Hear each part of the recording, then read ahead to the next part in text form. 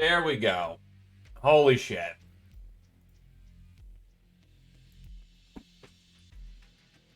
That was particularly annoying.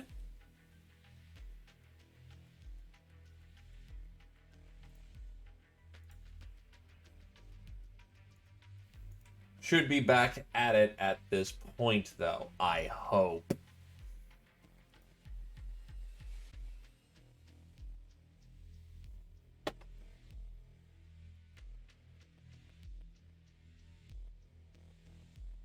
Hey, okay, I'm being heard.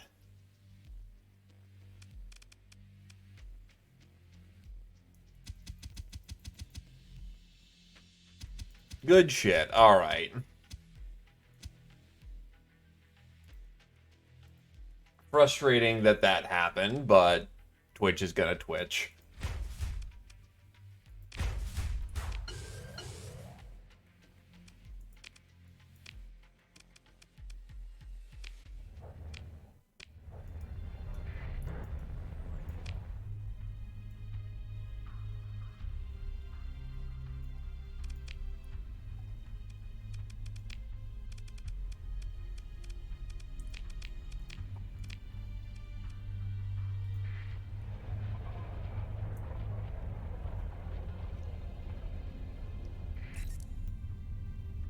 Okay, so I stole some volatiles, I stole some organics.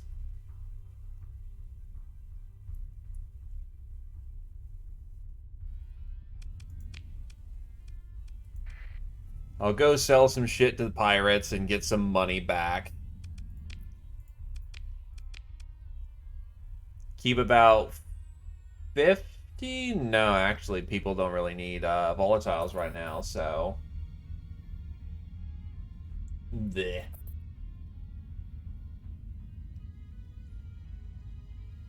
But just getting even a pinch of cash would be good.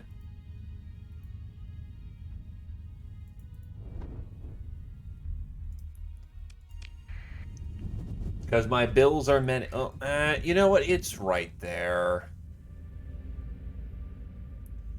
Still, imagine just immediately shooting for this small little gas patch. That would be a hell of a thing to rush.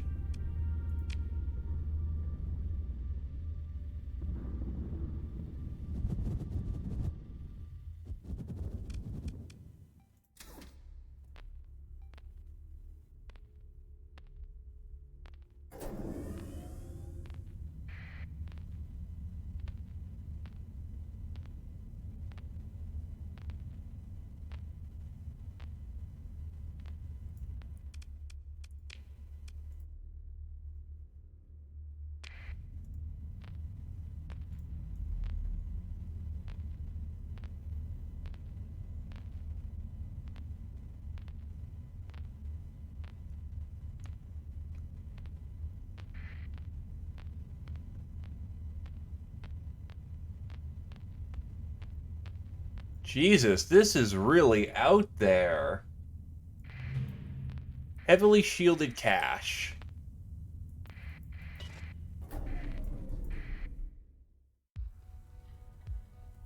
Your fleet approaches the lonely clutch of shielded cargo containers drifting through space. They bear no ID badge, no insignia, no reactive transponders. Hello there, Alexander, and welcome, Almond Roll. A steady stream of high-energy neutrinos from one particular container spinning outward from the main cluster washes over your sensors in time with its rotation. Some sleep chamber of exotic matter must have given out over the cycles. Decades since it's been here. Oh, there's automated defenses. Also takes 65. Yeesh. It's probably worth its weight in gold, though.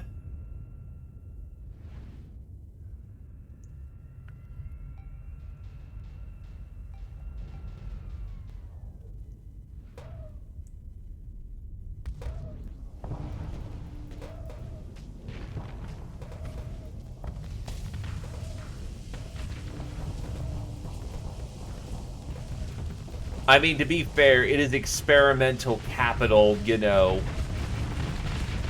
A-Tech. from what it looks like. But it is a flagship.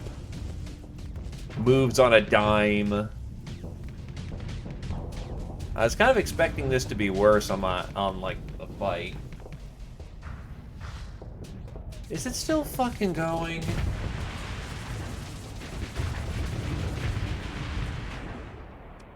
Jesus. Ion Beam, Typhoon.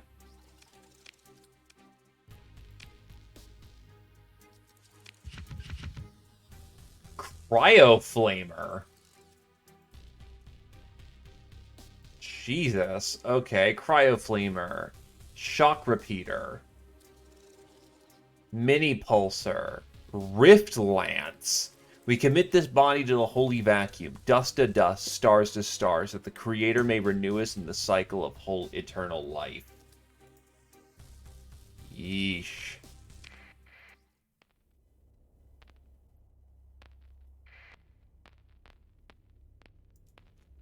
Actually, I'm getting an energy signal over here, too, so I may as well continue to follow it.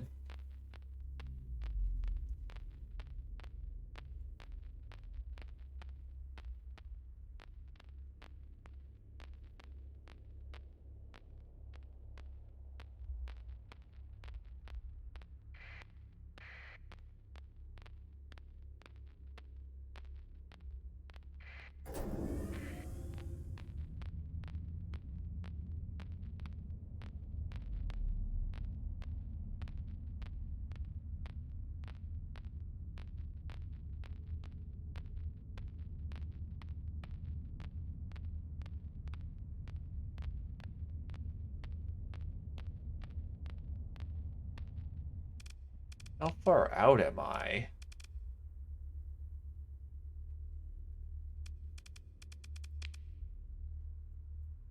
I'm off the damn map. Yeah, it's probably false reading.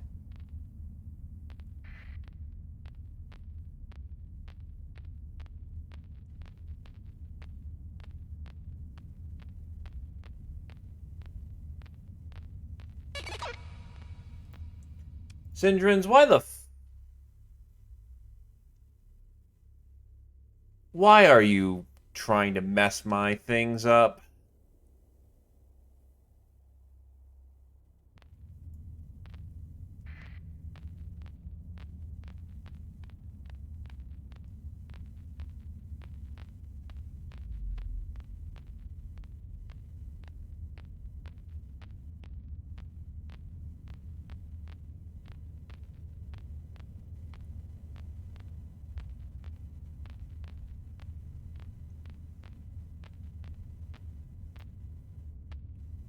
Yeah, those are false, aren't they? I'm not the best with the neutrino detector, so...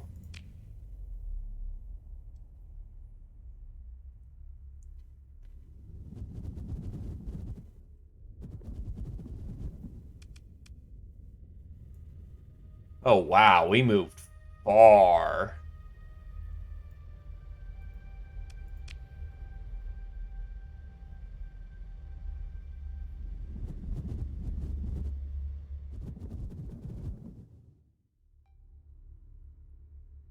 See if there's any more energy signatures.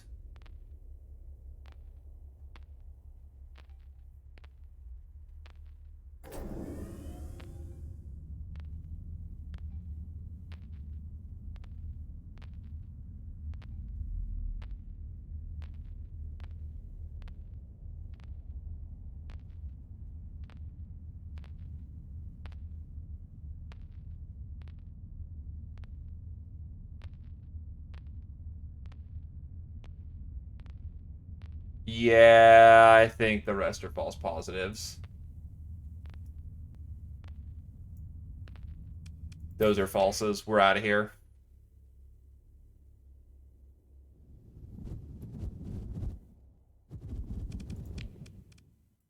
Unfortunate on the fuel cost I just ripped open there, but eh.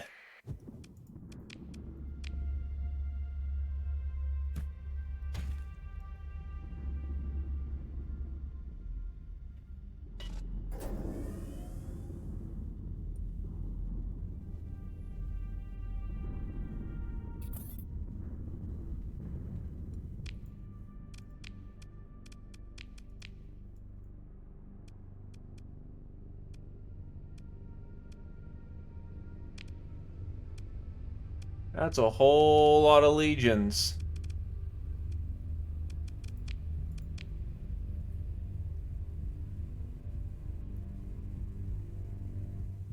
And the Corvus system needs a whole lot of organics.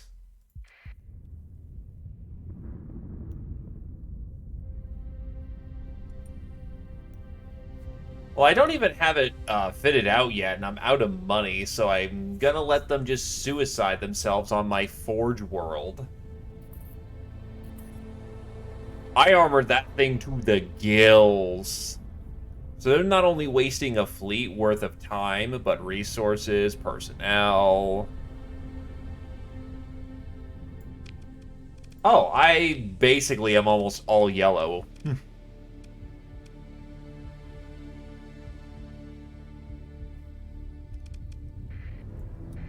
Just logistic costs are extensive.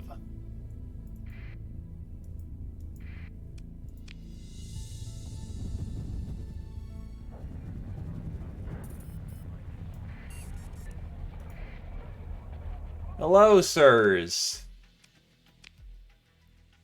You say you are in need of stuff.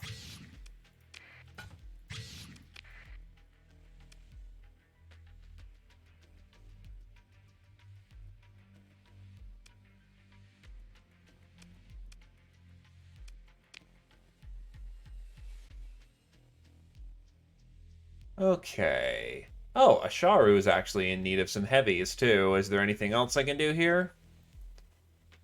Anything I can just flip? Nope, nothing I can just flip.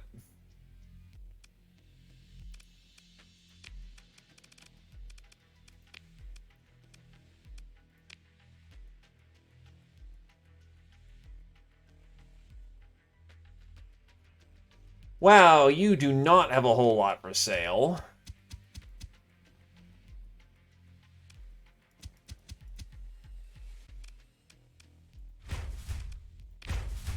I just take what I want. Thanks for the resupply, friends.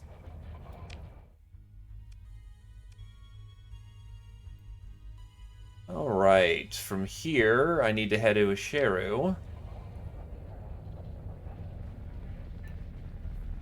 Nah, I don't want to scale back my fleet. God! I spent too long building this thing, and now I'm going to enjoy wasting a whole bunch of space gas showing off like I'm the queen.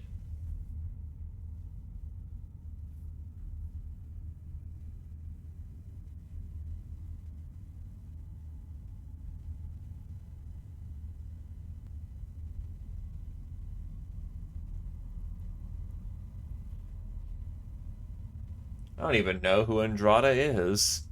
I guess we'll find out by the time all's said and done.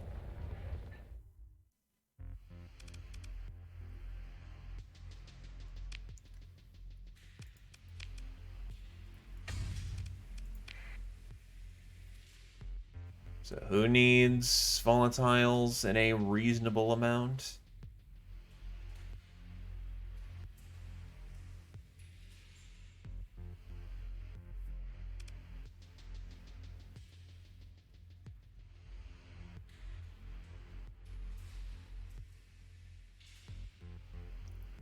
This is quite true.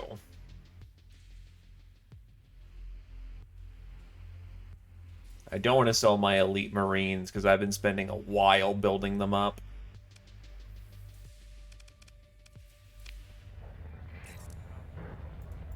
Transponder on, I'm not breaking the law.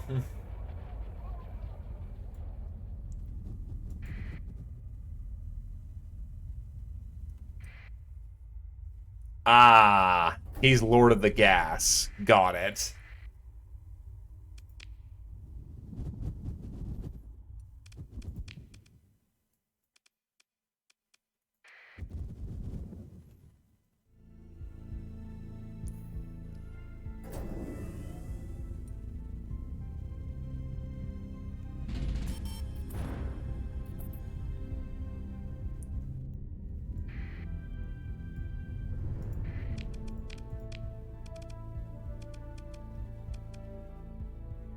Oh yeah, shit, the Hamatsu needs to be.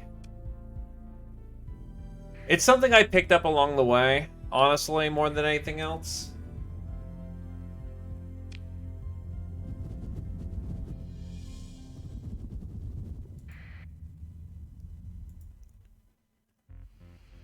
Alright, get a hold of Bard. Establishing connection. Captain, I am very pleased that you've returned with this valuable data, and... She pulls up the schematic of the Ziggurat-class prototype. This fascinating prototype. The manta ray design spins slowly between you and the Provost. She seems to be rubbing two fingers together, contemplating the thing before her. The starship itself is irrelevant. You may keep it. That's unexpected. Bard continues. It is an anomalous device within that interests. It's the anomalous device within that interests me, and of course these motes that it appears to create. We've taken thorough scans and will be able to create experimental variations before long. Caruso has been reviewing sensor data. Let me have her explain. The Provost taps at her desk console, and the comm display splits to display Silica Caruso. Provost, yes? Oh, Captain, of course, you just arrived. Caruso seems flustered. I was discussing the scientific value of the find with the captain here, says Provost Bard. We had just arrived at the topic of these anomalous motes. A certain subsystem of the ziggurat display is highlighted, and an approximation of the strange dancing lights appears surrounding the display.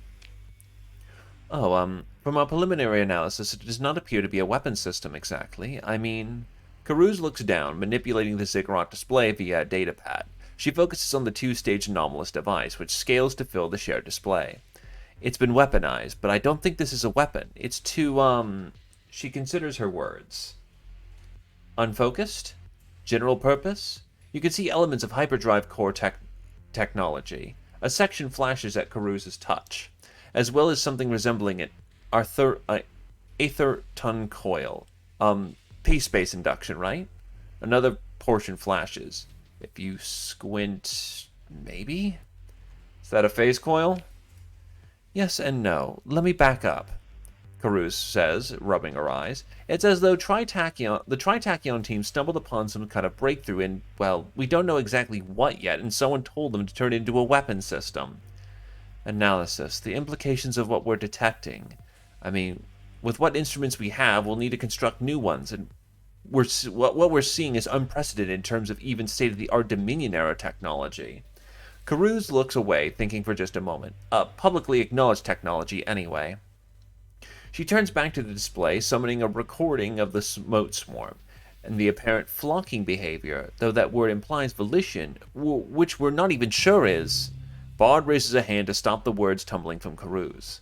That's enough. I understand, Silica. Your team has a lot of work to do. We shall ask Gargoyle to trace what information exchange Thomas Kilichor made with Tritachyon, specific to applications within this Project Ziggurat.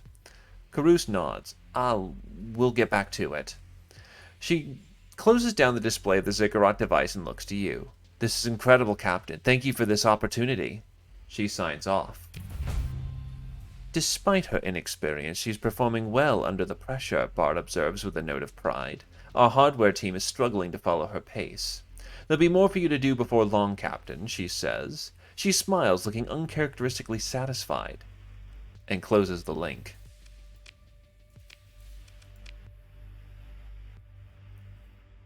Your connection is accepted immediately. An assistant appears, and they seem to recognize you without the need for introduction. Just a moment, sir. The Provost will be with you shortly. After a short wait, the comms open to Provost Bard in her office. She takes just a moment to finish some work on another holoscreen, then turns to you. Ah, Captain, what brings you to me at this hour? Tell Bard about finding the clear Tritach base site. You upload your salvage team's report and tell Bard about finding the Tritachyon base site, which was cleared and intentionally hidden. The Provost nods, glancing through your data. This fits with what we know of Tritachyon operations. My predecessor, Thomas Kilichor, assisted the company with... She looks at you carefully. At least one instance of such a black site. The Galatea Academy puts its name on the resupply missions, presenting them as deep space survey expeditions. The Hegemony never acknowledged this in their prosecution of the Galatea Academy, though they obviously knew of it. Or know now with the records from Kilichor's archive. Bard squeezes her eyes shut and adjusts her spectacles, looking vexed by the missteps of the former provost, perhaps. She turns back to you and says, and clearly someone in Tritachyon is up to the same trick. Perhaps they moved their base after the hegemony investigation of this institution. Perhaps they anticipated a hegemony response. Enough speculation, Bard says after a moment's thought.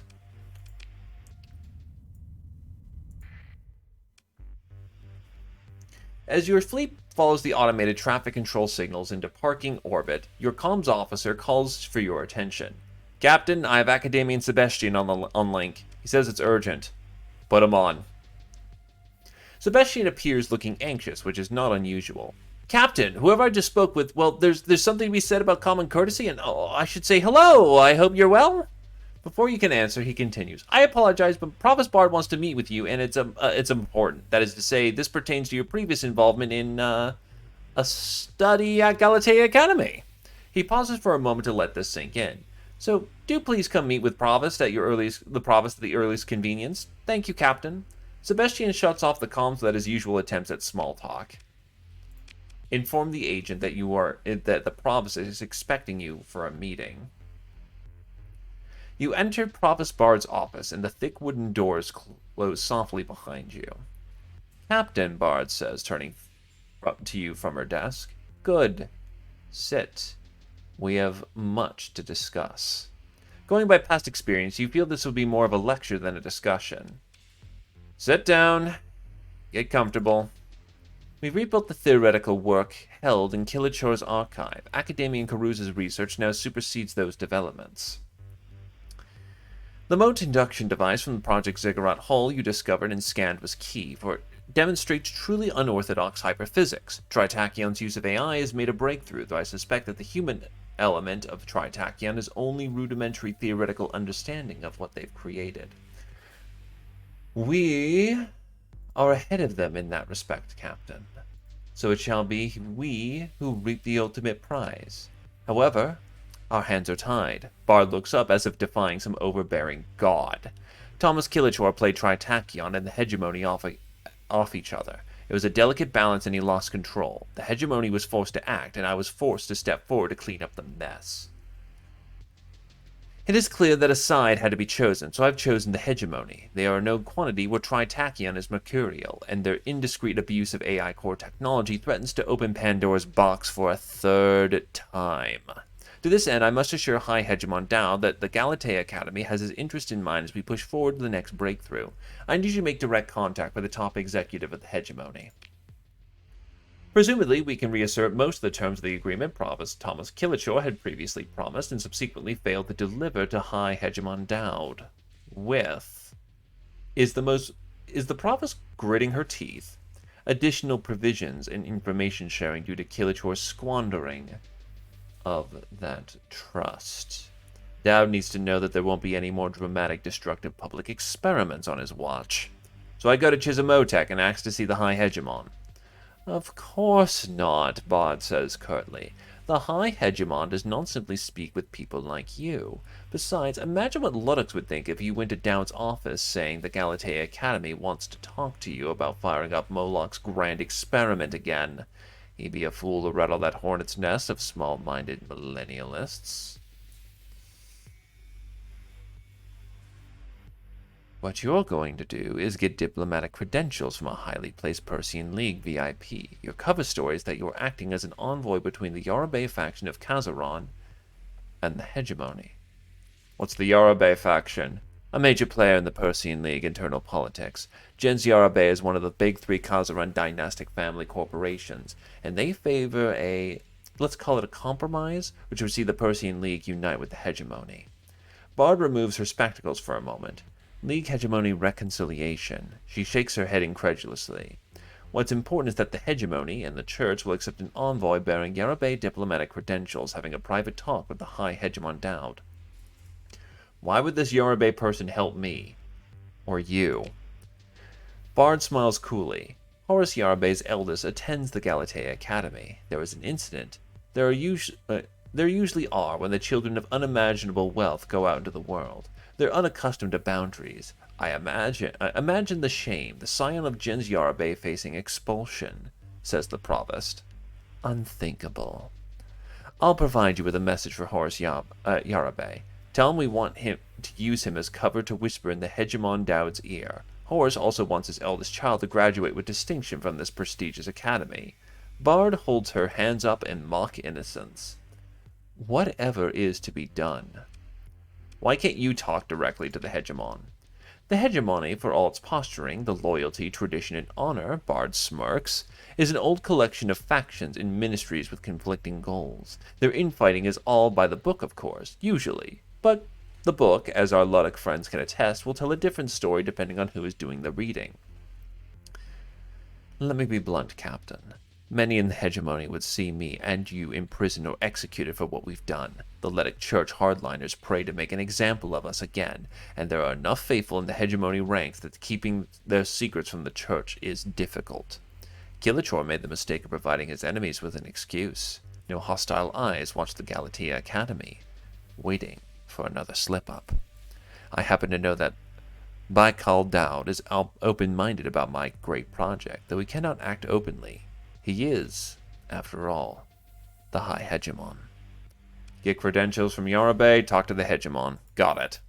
Go to Kazaran in the Thule system, Bard says. Remind Horace Yarabe how we stand. When you meet High Hegemon Dowd, tell him the rewards of the Galatea Academy's research will be exclusive this time. I'll provide you the documents to give to him. At the gates. Get the gate scanning device from Silica Carouse. Contact Horace Yarabe on Kazaron. The provost turns to you to look out the diamond matrix windows of her office. Once the High Hegemon's cooperation is settled, we can proceed to active experimentation stage. You can tell she's smiling now as if she can't help herself. Carouse's team is putting the finishing touches on a gate scanner. We need more data and we need you to collect it. Go and speak to her about this.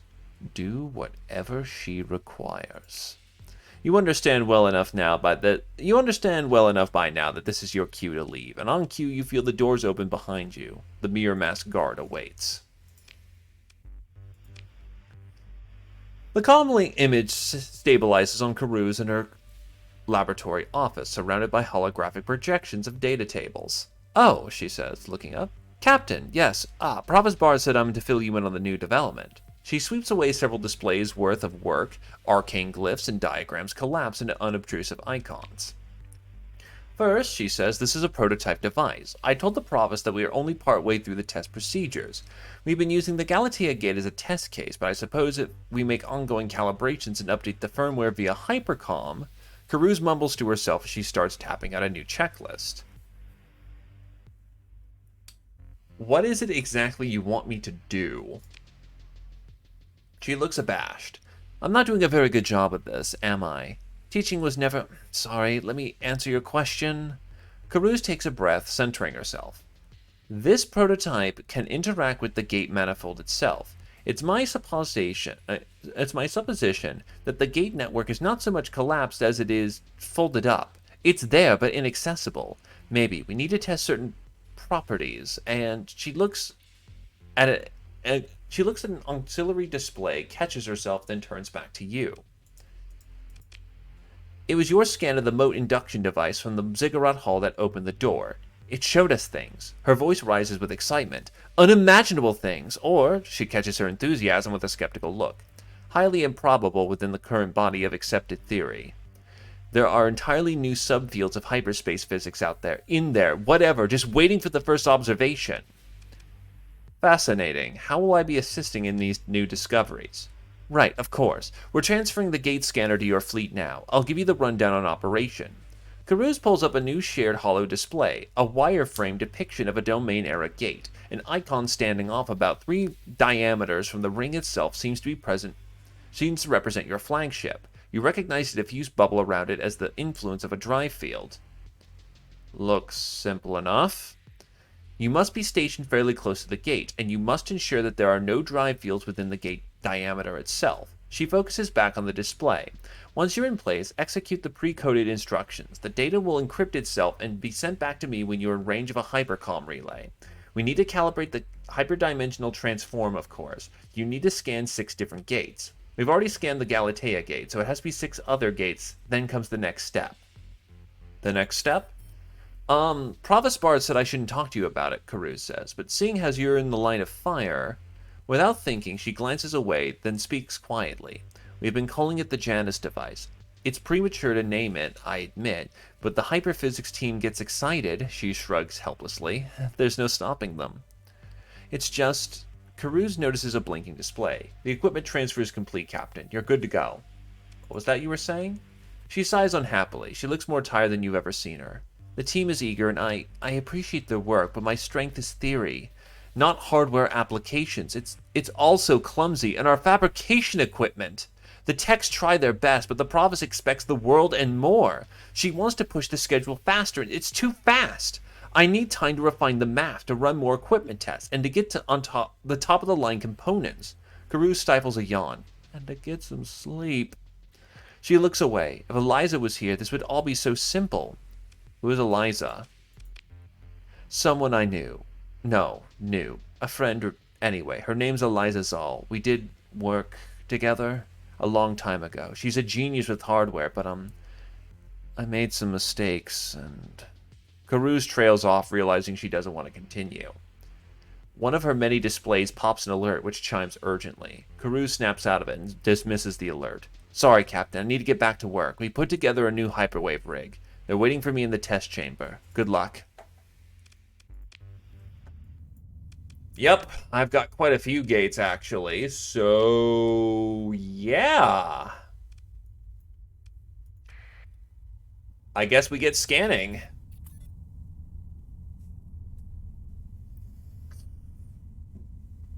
Finally, though, a use for these gates.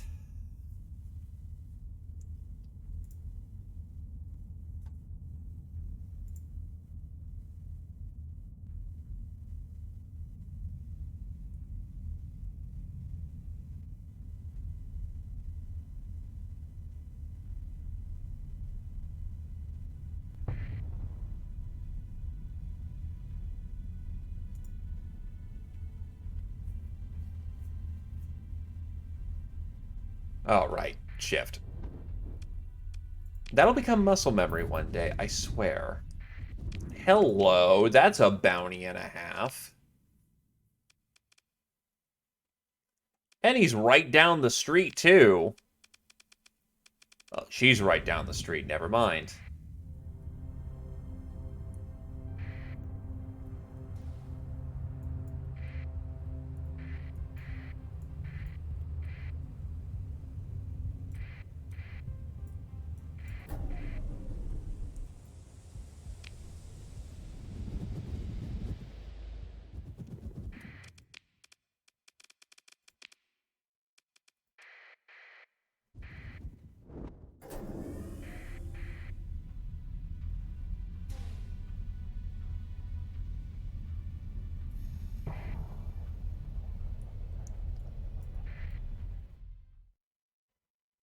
A silent ring of adamantine material, derelict of a former age. You query the status of the gate scanning package, and your sensors officer gives you a quick headshake. Their station interface is spotted with amber warning messages.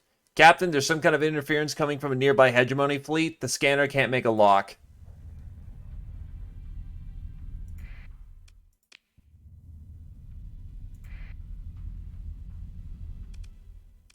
You're being hailed by the hegemony fleet.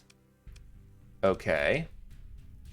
Citizen, she barks. This is a special naval operation zone. Stay clear or you'll be fired upon. What's the special operation for?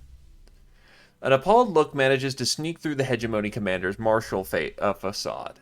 Hegemony Navy operations are strictly confidential, she says. Citizen.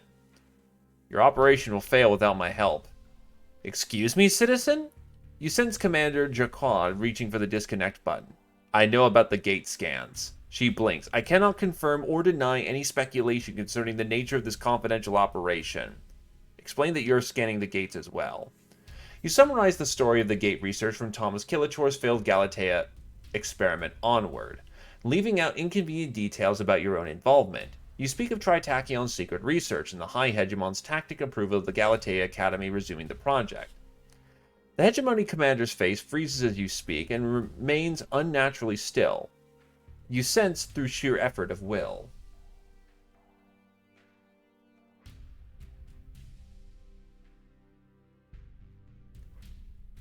Yeah, it is a little funny. It's sorry to not read up on chat and whatnot. Just a whole lot of story beats. But they do kind of intend for you to do it early to get that gate travel up and running. Interesting story, Captain, she blinks rapidly. What's your point in telling it? Your scan won't work. Mine will. I'll do the scan and give you my data. There's a very long pause. There exist provisions to integrate non-naval forces into a hegemony operation on an ad hoc basis, if conditions deem it absolutely necessary to achieve strategic goals. Another pause. High Hegemon Bakal Daud opened the armories of citizen fleets during the siege of Chisimotech, and more quietly. And then there's Rao's antics at Ratatosk. The Hegemony Commander winks and nails you with a stern look. Captain, I am officially activating you as an auxiliary asset to this operation. An auxiliary? Sure, yes. Regular forces will withdraw to a safe distance, then I am ordering you to perform your scan of this gate. Upon completion, you will transmit your data to my flagship. She stands up a little straighter. Are my orders understood, Captain? I'll carry them out immediately.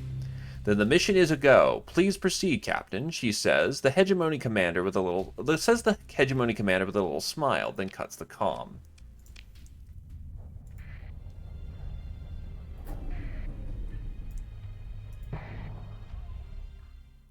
Scan the gate. Your sensors officer nods to your cue. Your command interface lights up. Execute scan blinks expectantly. The gate awaits, as cold as a tomb. Your command display is overlaid with a representation of the hyperspace manifold surrounding the gate. It is calm and cool, devoid of drive-wakes. As the scan begins, you watch a line of disruption flare between the icon representing your flagship and the icon representing the gate. Spirals and ripples spill out into non-Newtonian waves, surging from a point at the center of the gate. No, it's not a point, a circle, a sphere, a torus, an inverted funnel, then some other form that makes you squeeze your eyes shut. You hear faint music from far away. Captain, your sensors officer is looking at you. The scan is complete. You realize it's the second time they said this, and you gesture as though you were simply lost in thought. After the scan is completed, you order your comms officer to transmit a copy of the data to the nearby Hegemon fleet using the operational frequency provided. With only one good dataset, it's not like they'll have a major leg up on gate research compared to the Galatea Academy, or Tritachyon for that matter.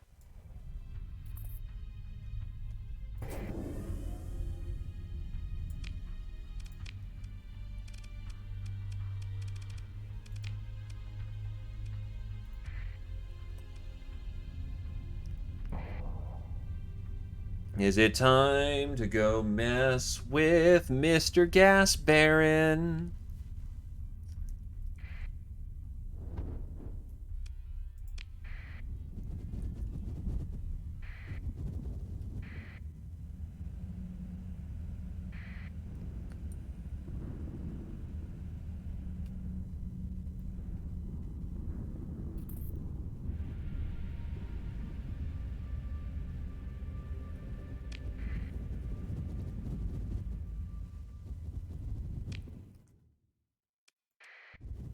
It is a lovely song.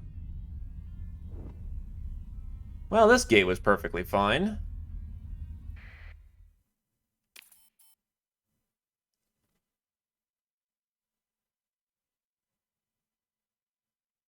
Well, once again, we hear faint music, but this time we snap out of it much quicker.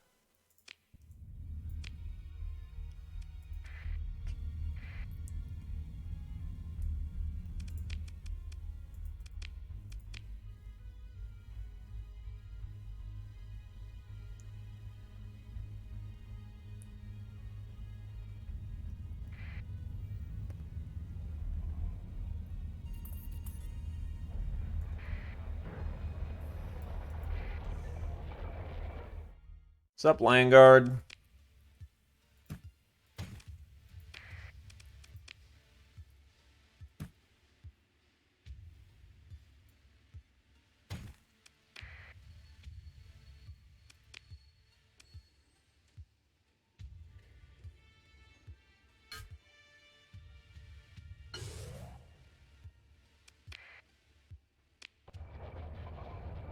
Probably being tracked. Yup. Sure, scan me up.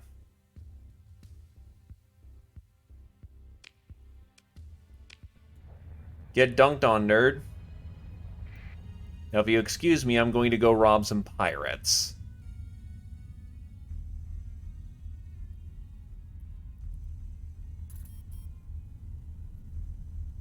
Hey, look, they arrived. Are they about to get their ass whooped?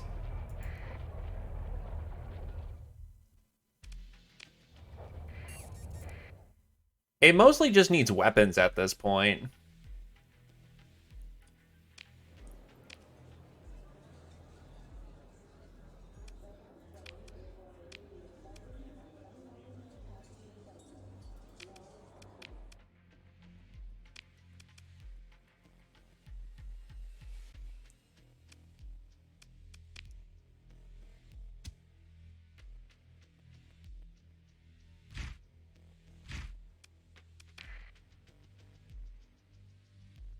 A lot more crew to make sure that I'm not in a bad spot at a bad time.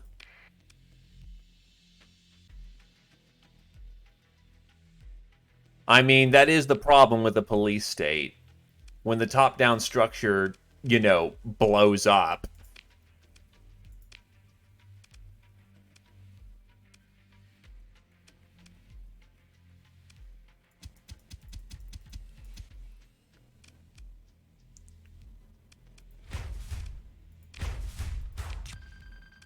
Oof, I actually lost a pretty handful of Marines right there.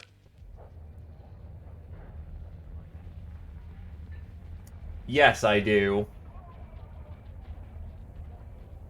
Because it's basically one of the best cost skills, one of the best value skills in the game.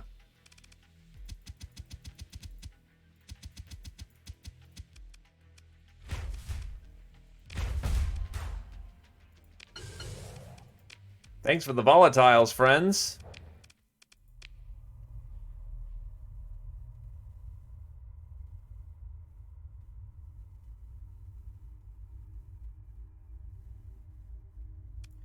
Need to head to Kazaran anyway, so let's get going to Kazaran.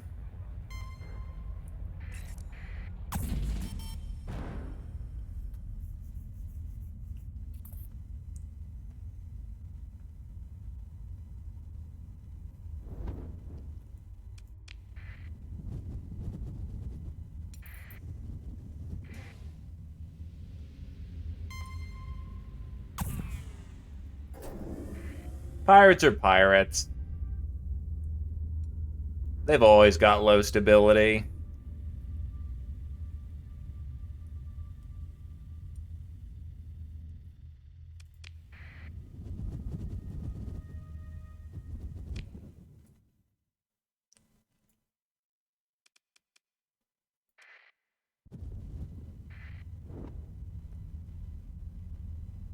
Oof, 6 days to get there.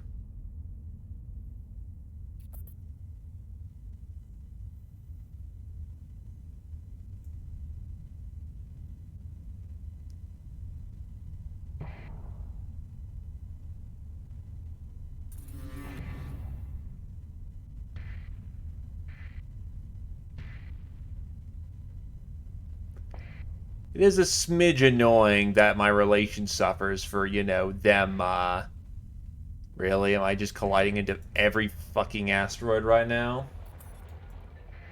Yeesh.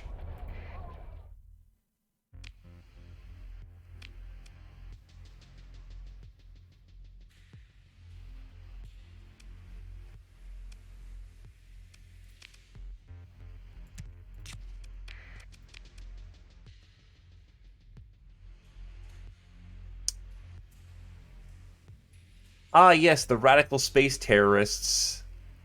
They need things.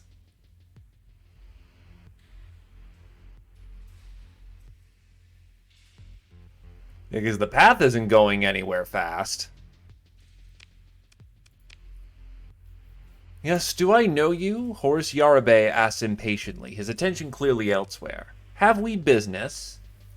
Explain that you are acting as Provost Bard's representative. Provost... Oh. His face falls. This must be about, I mean... Tell me, whatever this is about. You've got his attention now. The province is a message if you're ready to hear it. He thinks about it. That look of resignation you've come to know from those being blackmailed by the province comes across his face, and you know it's already worked. Send it, he says, softly, defeated. The comm line clicks to a holding pattern displaying the ornate crest of the Gens Yarabe. You watch Kazaron commodity futures scroll through the bottom of the display. As a couple of minutes of catching up on bulk non-ferrous projections, the comm display chimes. Horus reappears looking somewhat more collected. Captain, was it? Ah, yes, of course. Prophet's Bard explained her proposal. I do believe we may arrive at a mutually beneficial arrangement. I shall see that you receive Yarabe diplomatic credentials. Mind yourself well with these, Captain. If you were to commit some untoward scheme using the good name of Gens Yarabe, we declare the crypto key stolen, and then, well, it need not be said any decent authority would treat with you appropriately. Of course, you have nothing to worry about. Naturally, Horus glances about uncomfortably. I trust Bard's good judgment. Of course. Now, I know not what ruse the good province is prosecuting, but indeed you establish a line of communication directly and privately to the High Hegemon. A smile appears on Yarabe's face. That would be splendid. For my half of this arrangement requires the delivery of common encryption codes to our friend Baikal Dowd. One mustn't have Commonit snooping on important negotiations, yes? So do see that done. I don't imagine Yarabe Outlook is popular on Kazaron. Perhaps not. Not yet among the great gens of Kazaron, where it matters. Gens Hanan would have us head an empire, another Syndra. Meanwhile, Gens Kato builds bridges with other League worlds. While I respect their accomplishments, they take anti-hegemony sentiment down to the level of rabble-rousing fanaticism. Besides, what other world in the League can match the might of Kazaron? Our stable of allies is anemic. Were it come to total war, stars forbid, I think the hegemony would prevail. He looks troubled. And then the jackals would tear our vulnerable worlds apart. I fear the sector could not recover from a second collapse. This is the only way. I hope you agree, Captain. Certainly, it's a noble goal. I'm glad to hear that, Captain, he says. Maybe you can do some good, starting with the High Hegemon Dowd. How can you be sure that the High Hegemon wants to talk to you? He'd be a fool not to, Horus says disdainfully.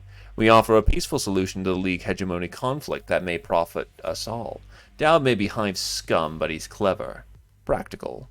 To pull himself out of the hole in Chismotech, he must be a man who understands the compromises one must make to survive. In fact, I admire the man, says Horus Yarabe, seeming to surprise himself. Despite his beginnings, I believe he will accept a compromise that allows us to keep what makes our League great. What does it matter the flag we live under?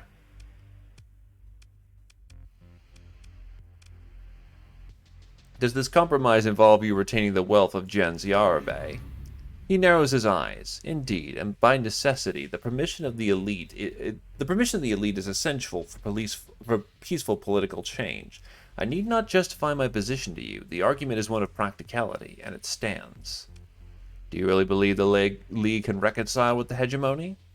An assimilation of League worlds is hegemony policy and an obvious condition of their reconstruction of the domain. To say nothing of their legitimacy, Horus looks to the side, and you get the sense that he is repeating an argument that he has made many times before. Publicly, the hegemony's demand is unconditional. How can they ask that after Mayasura? They must compromise. But I understand their position. They maintain a hard face to buoy support from the masses and lower officers, and... He shakes his head once. The Luddic Church, in its own way. The top leaders of the hegemony, practically in High Hegemony Baikal Dowd, must see things more clearly than they let on. They understand that they must hold the banner high and speak of an iron resolve to the bloody end, right until the moment they can present their people with a great victory. Peaceful reconciliation. Victory without war. Imagine. He looks suddenly self-conscious. I apologize, Captain. My eldest does tell me I have a way with carrying on, and it is not untrue. I'm off to see the High Hegemon.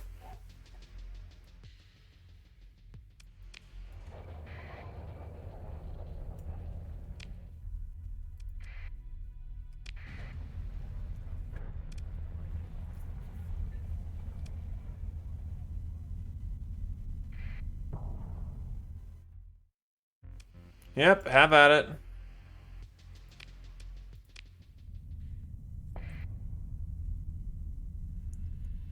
So to catch up with chat, if you're on a week on a ship just to get to your destination, you typically just live your life. Most ships are big enough to support a small infrastructure on there. So you just do your job. What the fuck, Tritac? Captain, there's a nearby kind of hyperwave interference coming from the nearby Tritachyon fleet. Our scanner can't make a lock while they're doing whatever they're doing. Oh god, there's a Paragon. Okay.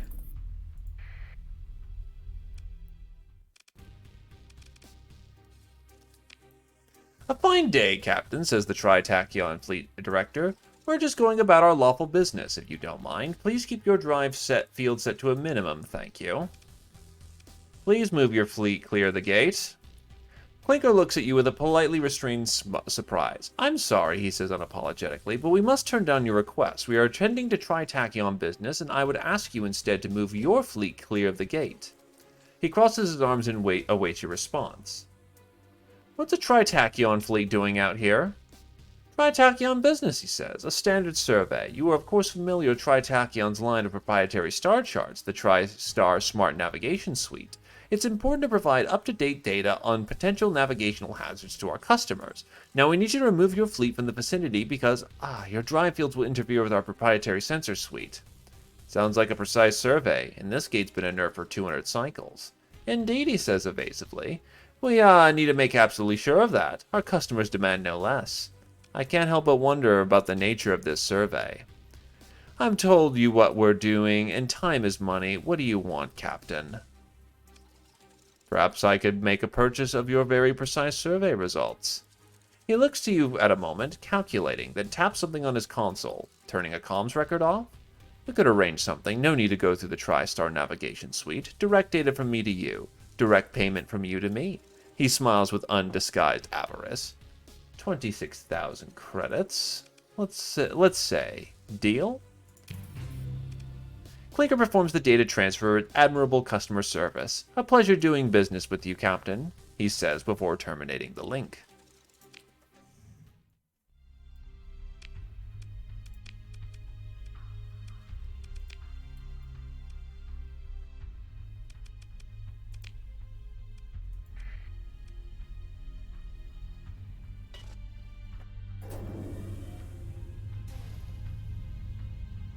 It's Tritech. What else do you expect?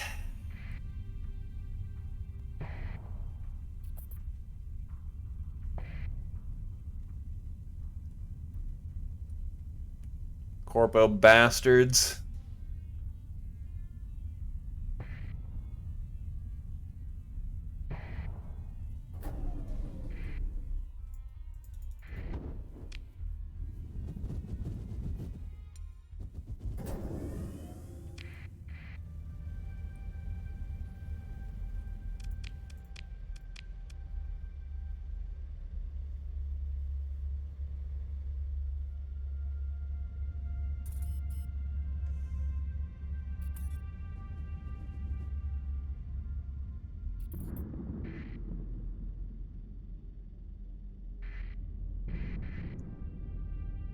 Yeah, they don't really have a way of simulating a fortress kind of situation where you know they would just bunker down.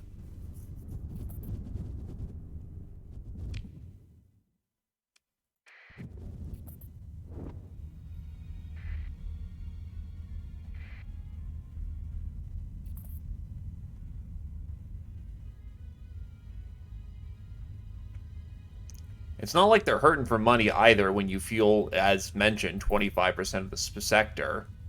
That is ridiculous how much fuel that produces. What the hell is the Luddites doing?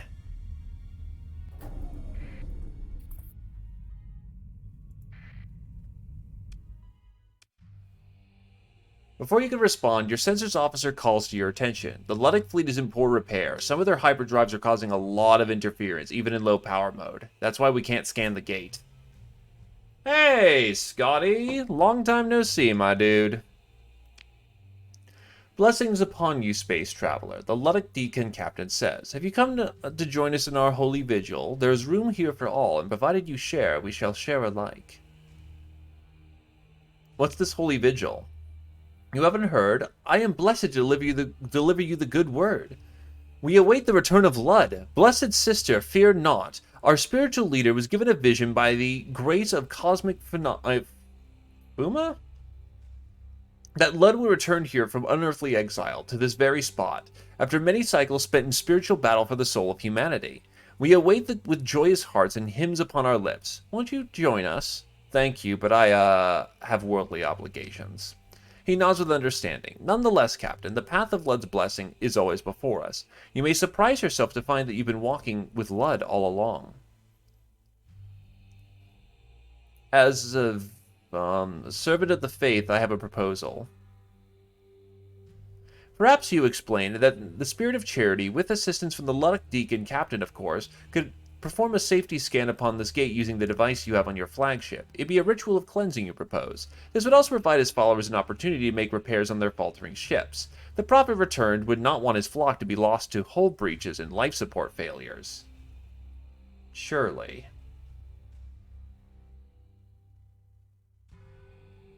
Hold vigil for my flagship while your flock makes repairs nearby. He nods as you speak, and says hesitantly, I admit, our ships are old and of poor repair. It would alleviate much suffering if you could provide 50 supplies, in the spirit of charity, of course, and as if you say a vigil could be maintained for the short period required for your, cleansing? You nod piously. This is not your own self-glory. Not at all. Supplies for the weary, and a scan to ensure the safety of all. It is not unreasonable. It is not unfaithful. You just need to ensure everything appears absolutely above board for the Ludic Deacon Captain.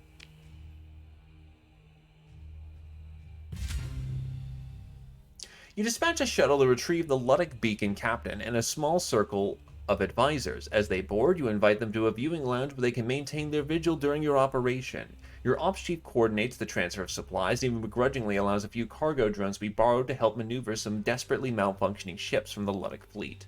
One by one, their ships ignite, drive manifolds sending ripples through the local hyperspace medium. The ships of the faithful crawl slowly away from the vicinity of the gate.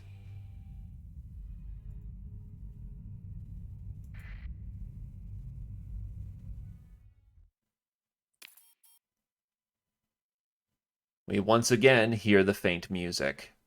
The scan is complete. You personally see off the party of the Ludic faithful who maintain vigil from your flagship. Their fleet is returning, their collective devotion uninterrupted. Blessings of Lud upon you, Captain, says their leader. I shall speak well of you to the prophet returned. You know to nod in acceptance without raising any theological questions, and give a polite wave as their shuttle leaves the bay.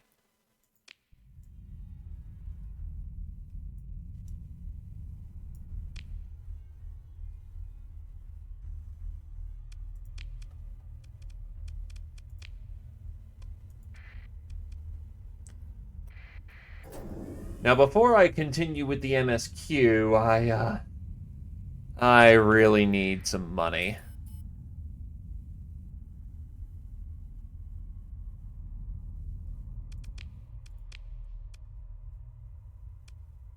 Yeah, unsurprisingly, I'm a little, on the less money side right now.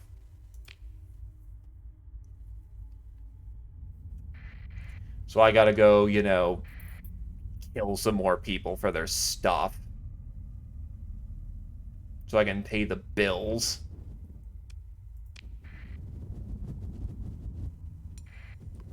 Also, you can't build them in? I think you could build in any mod.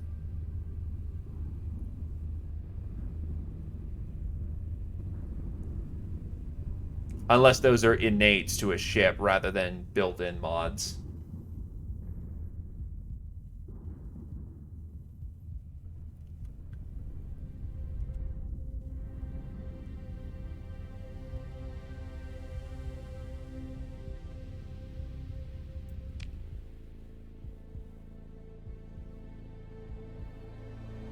Oof.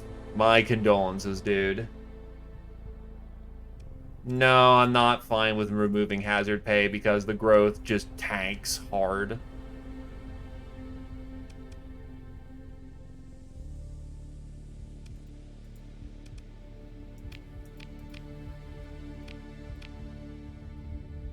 I have to wait until they grow one more time.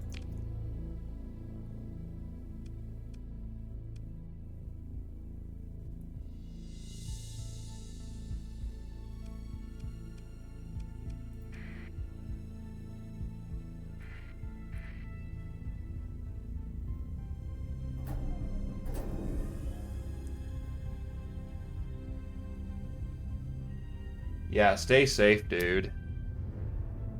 That's, I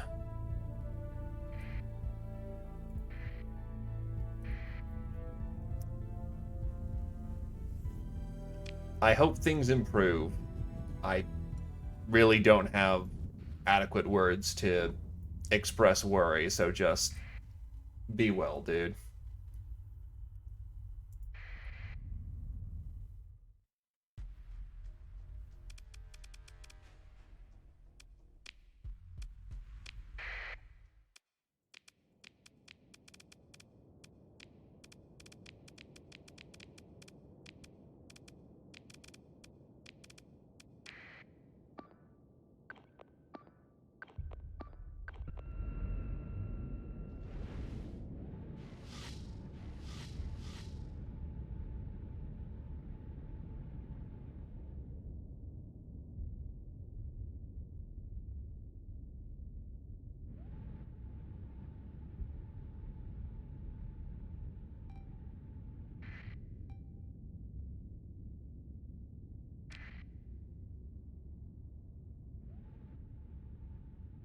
Okay, good to hear that things are doing much better.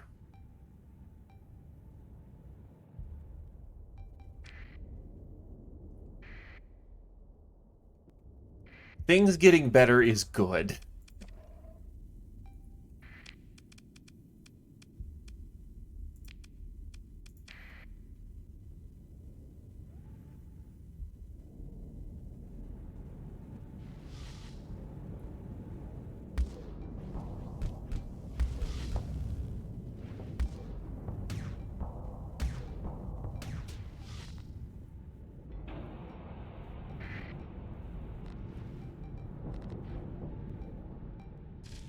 That is a whole lot of missile.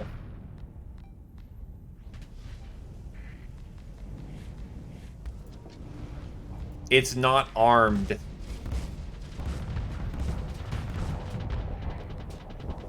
All of my equipment is currently over in Leinster, and that's a galaxy and a half away right now.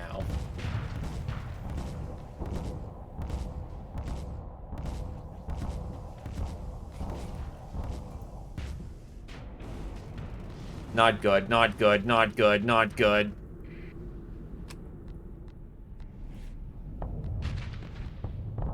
Those were definitely torpedoes.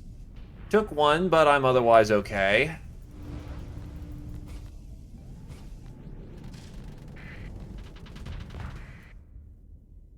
Oh, fuck.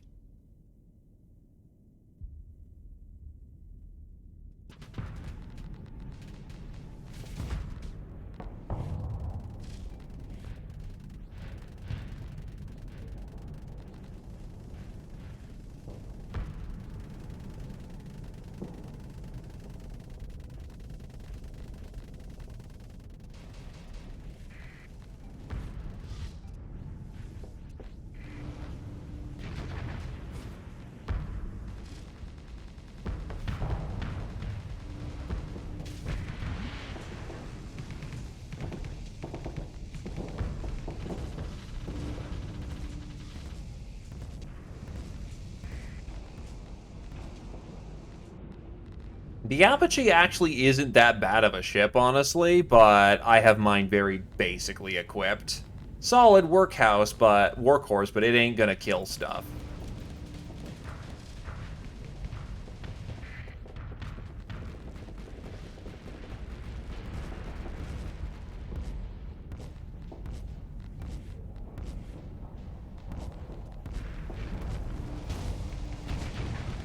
Oh yeah, I just spiked that wolf hard.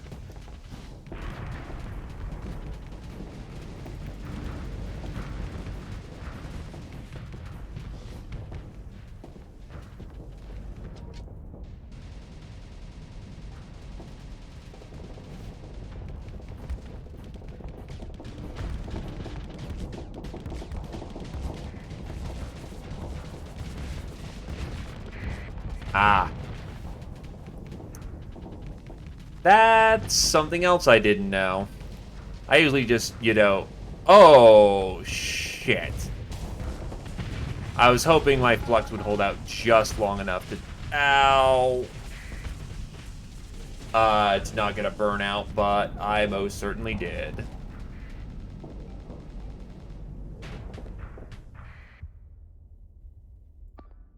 Where's Rain of Spears?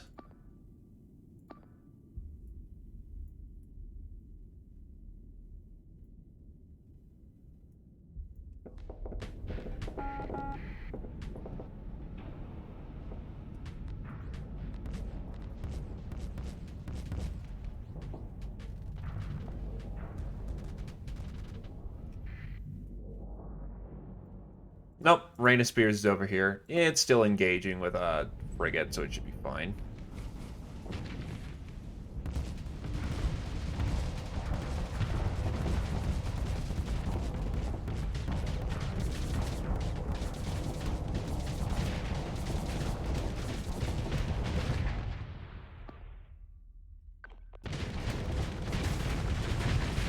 Aggressive officers, gotta love the idea. The only idea they have is precision ramming maneuver. This is a bounty. I need the money.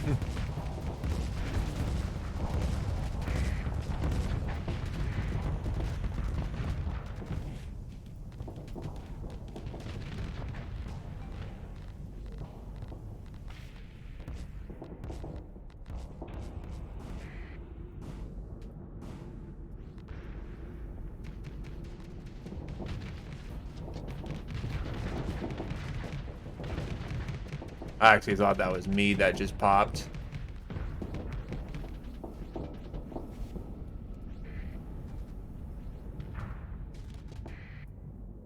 Alright, we're starting to encircle them, so this should be over fairly quickly, as now my capitals are finally getting in on the action.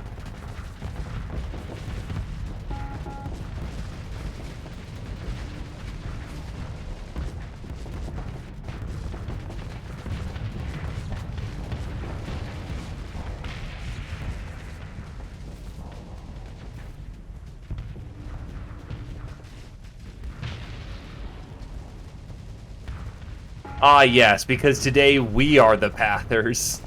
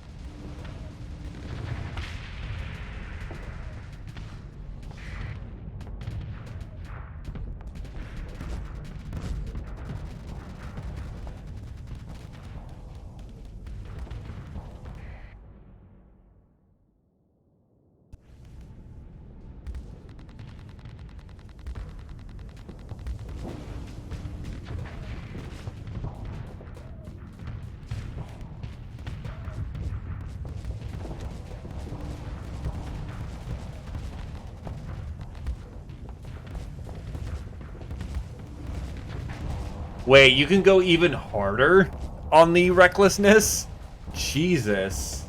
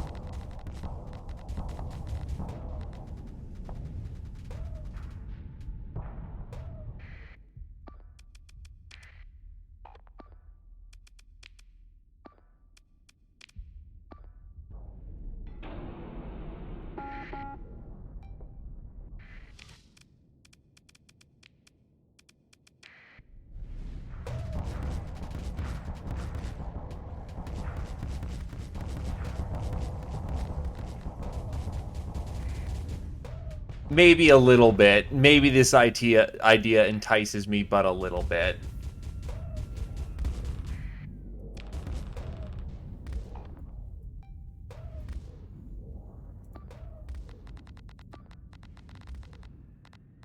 Yeah, it's about to go pop.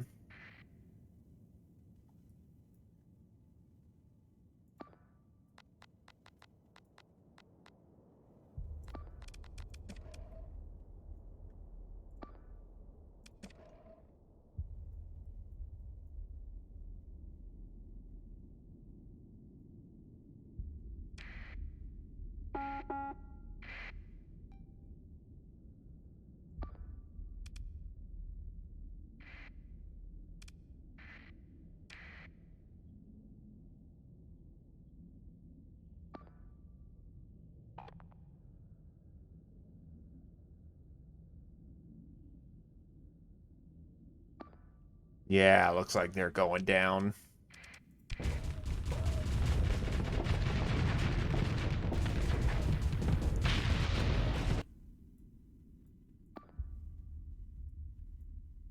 Think we'll claim the win for right now.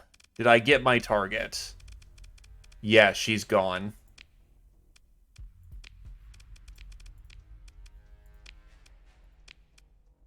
Yoink.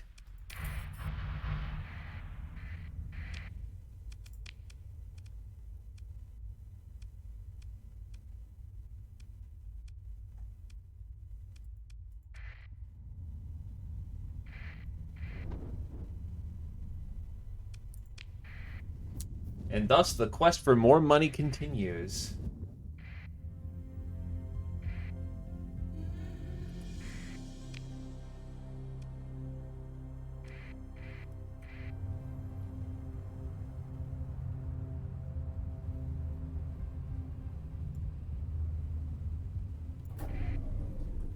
You know what? Sure. Is it idiots? No, it's actually a prospector. We need 10 fuel and we'll gladly pay you 1,500 credits for it. A handsome markup, might I add. Sure. Thank you. I owe you one.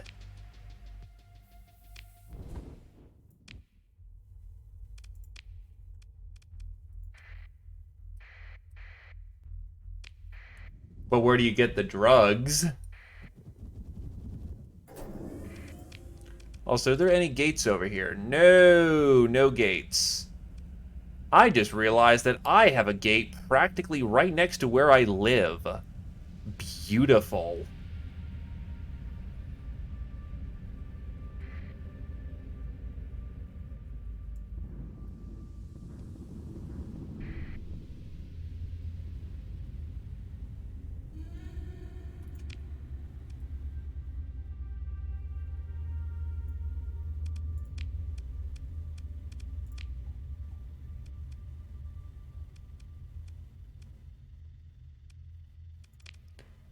She's in a cryovolcanic world in a nebula.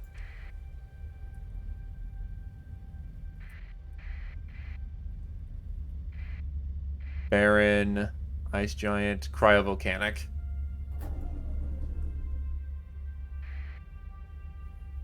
Yeah, I used to not take payments, but I kind of need the money right now, so we're doing that.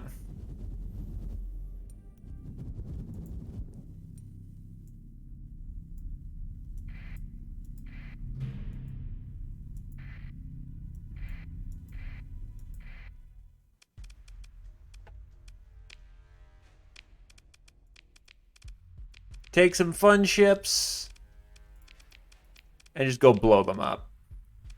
Nice.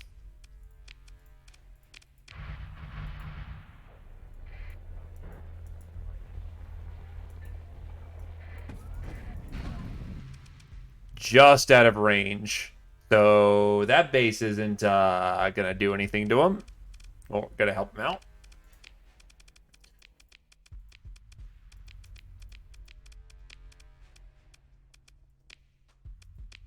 They're pretty hard screwed. Some of them make a profit. The main thing is that I pay a lot of hazard pay for this colony to grow, unfortunately. Because if I don't pay it, I'm gonna sink down. But in theory, yes, I do get paid.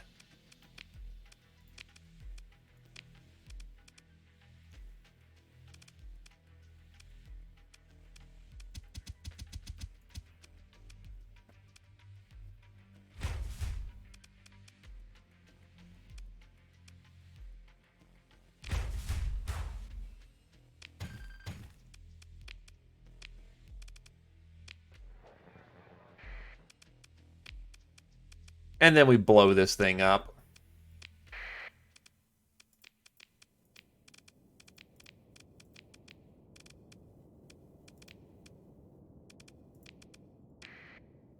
So my combat readiness isn't, you know, fully up to snuff, but eh.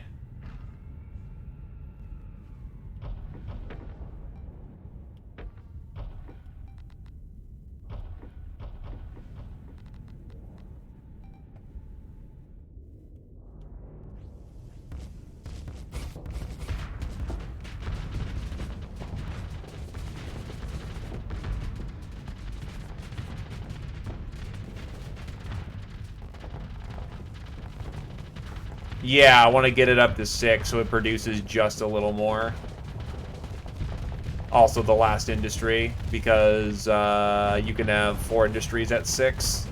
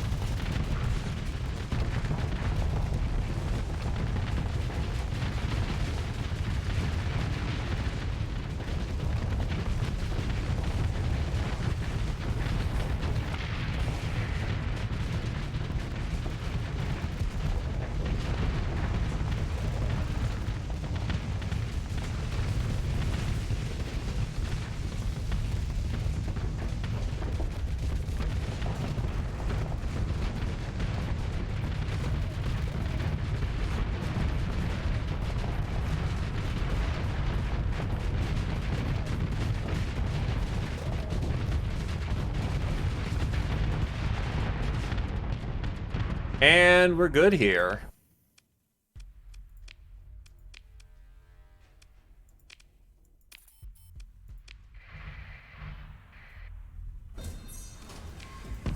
The League is now quite happy with our endeavors.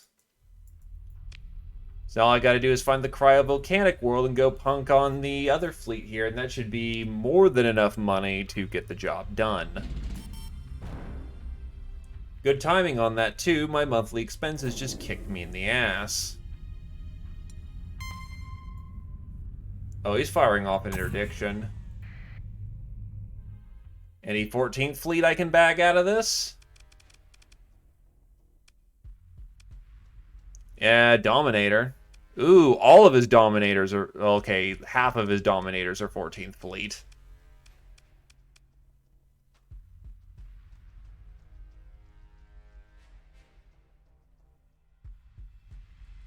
That's a fair point. Yeah, there just isn't a whole lot of population out here. And yet we're blowing each other up to shit.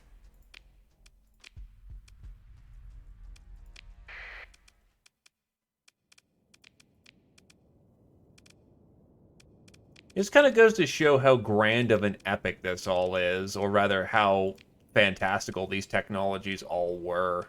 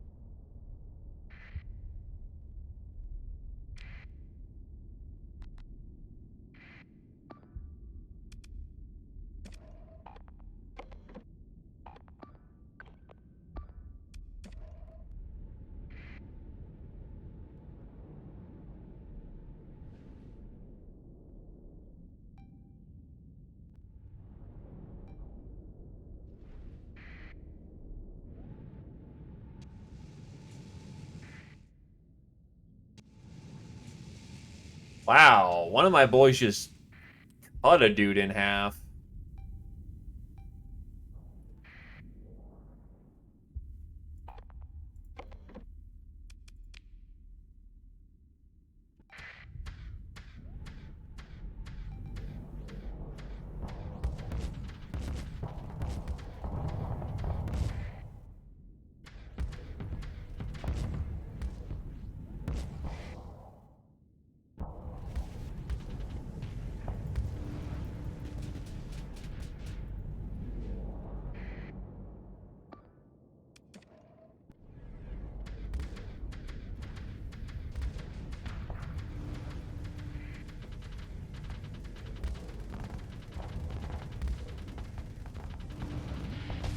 If we had domain air attack on Earth, we'd be in a post-scarcity economy.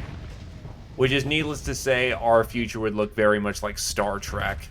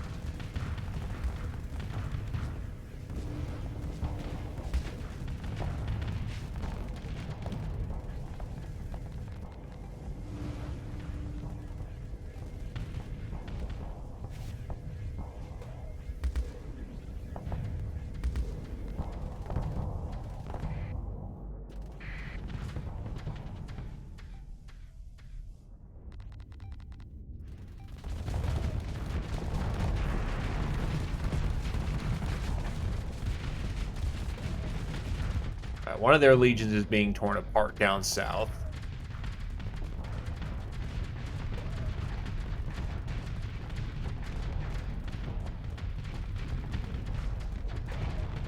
Just devour it all. Devour it all. Just designate certain parts of the country to just be, you know, where, well, not the country, the planet to just be organ harvested. Or just vat grow them, you know. Just throw some ethos out the window. It's fine. Oh, God, I hit the wrong button. I am going to explode now.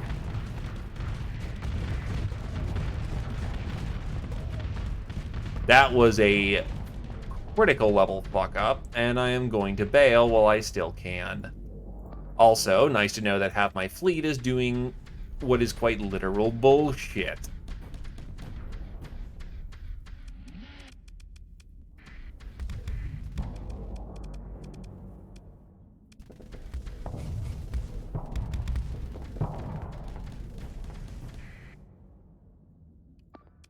Okay, bail out, bail out, bail out.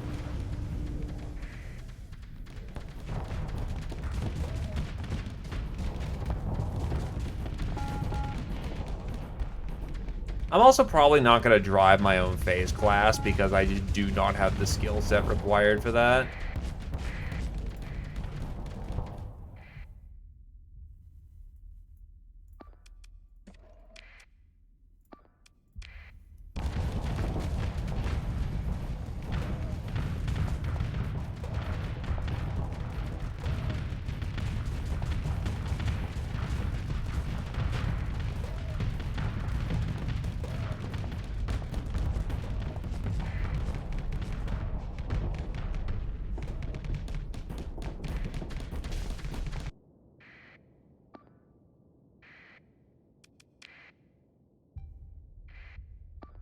Bat finger. Oh, that boy's screwed. But I do hope with, like, the next year update or something, they were trying to focus on getting unique breeds of ships for the different peoples, and it'd be nice to have something that isn't just 14th Fleet is objectively the ship. It'd be nice to see, like, some Lion Guard variants or something.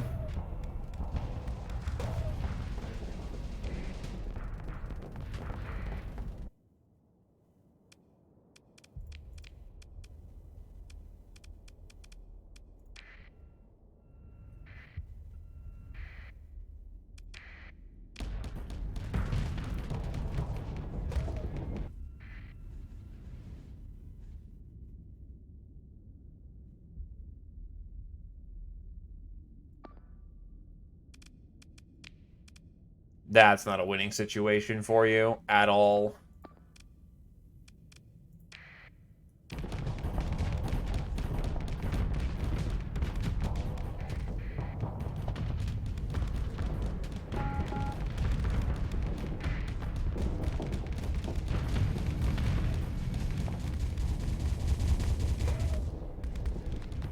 Ah, my Falcon's down.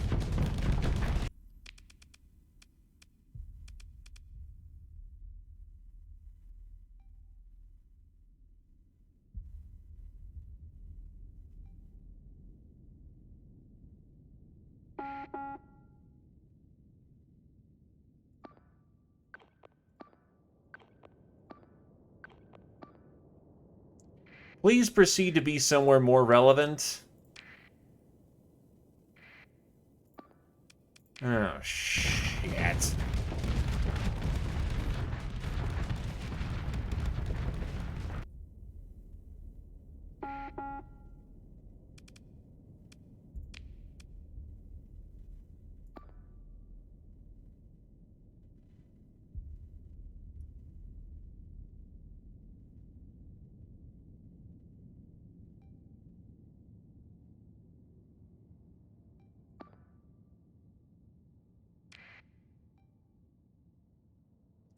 That's kind of bad.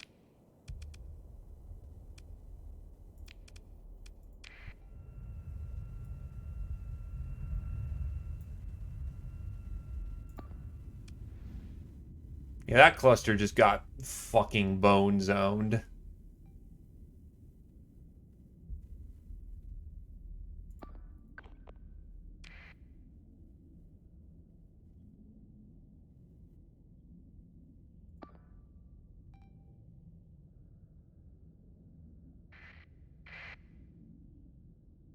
I need that to be capped as soon as possible so I can get another frickin' capital out here. This is probably going to take all the money I just got out of this to fix up everything. Oh, that's not a... Oh, I hit my limit. Shit.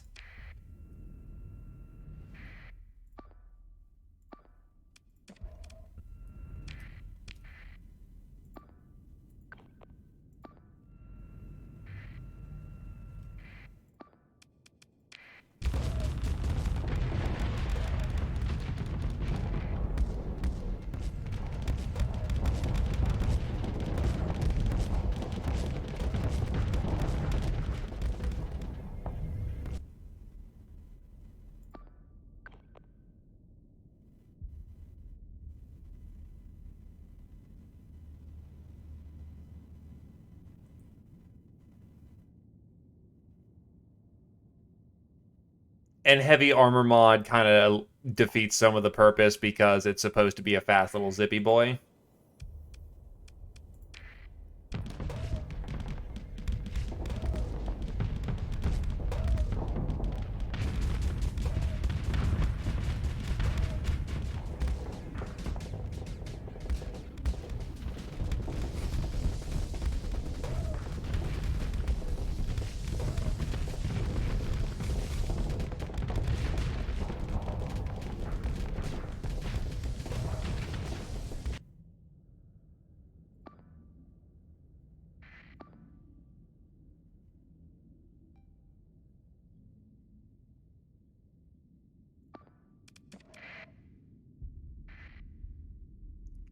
There we go. We're starting to get some of their numbers reduced. This was not a clean victory, though.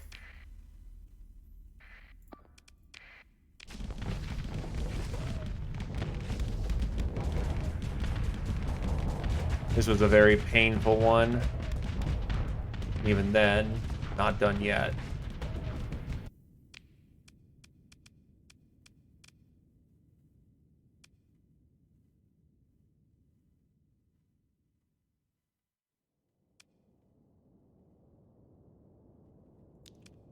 Oh, the Doom is actually... Nope, can't deploy it yet. Gotta wait till something else goes pop.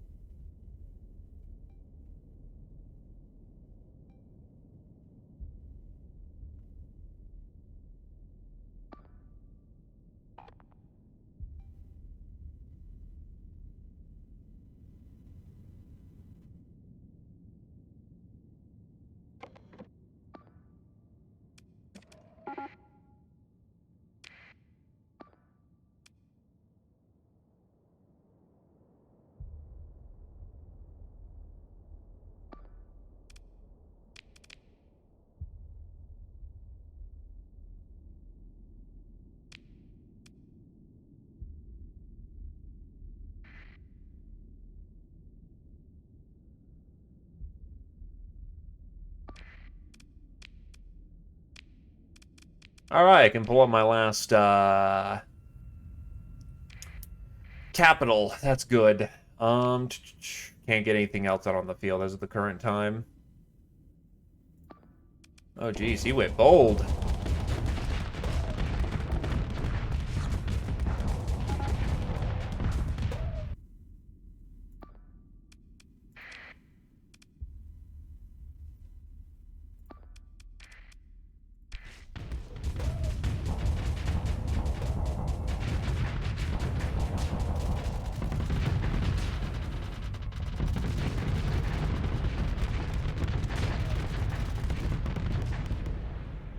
I'm surprised he took that much punishment. Yeesh. Okay. Yeah, no, we're pulling it back. That hammerhead is not going to make it.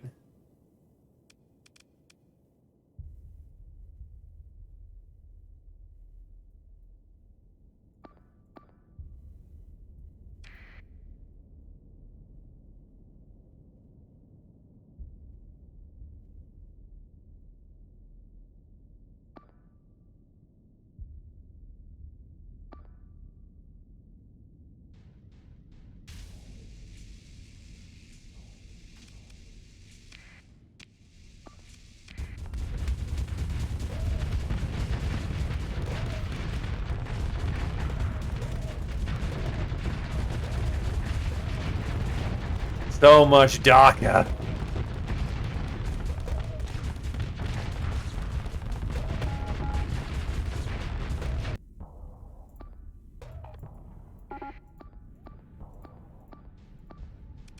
Oh, shit. Yeah, pull that back.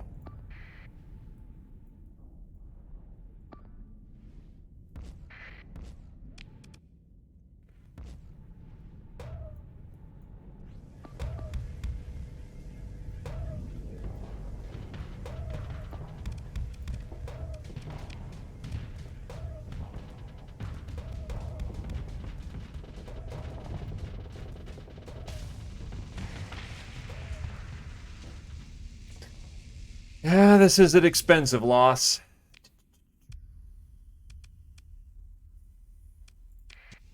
That's the last reinforcement unit I've got.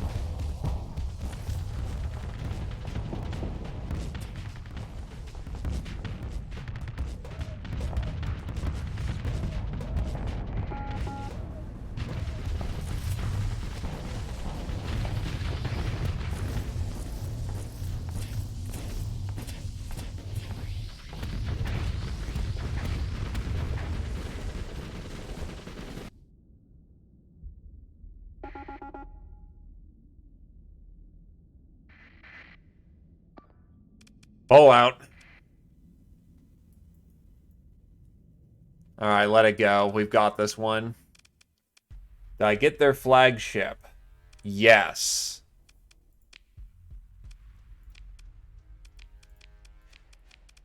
This is going to suck.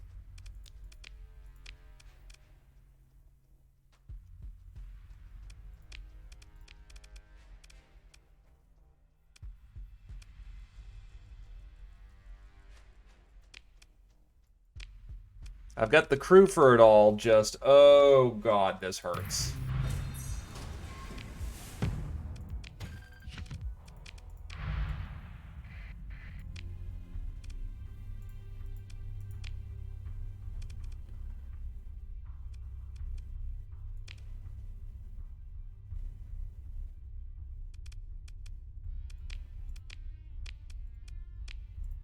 I need to get to Chisimotech anyway, so... Fuck it, let's just get going.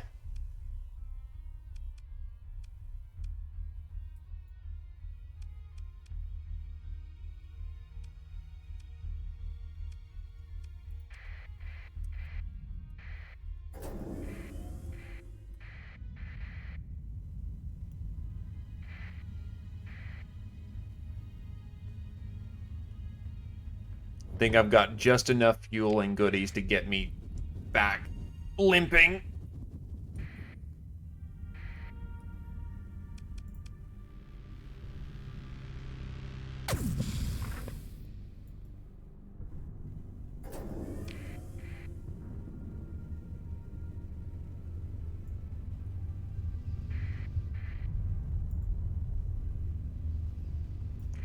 That's what happens when you do the thing called losing.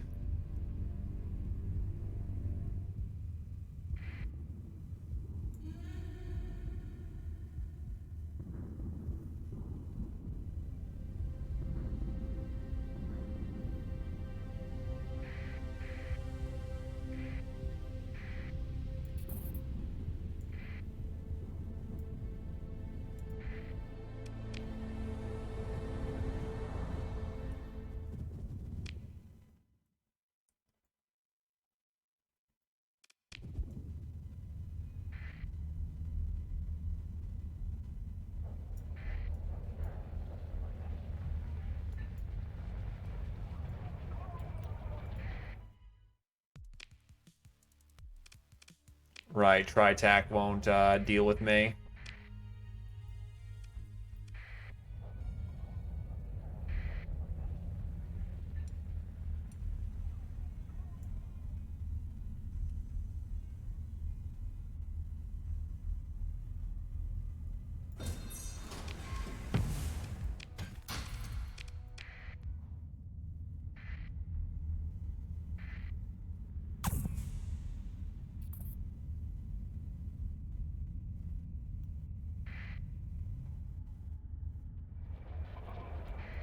Hello, pirates.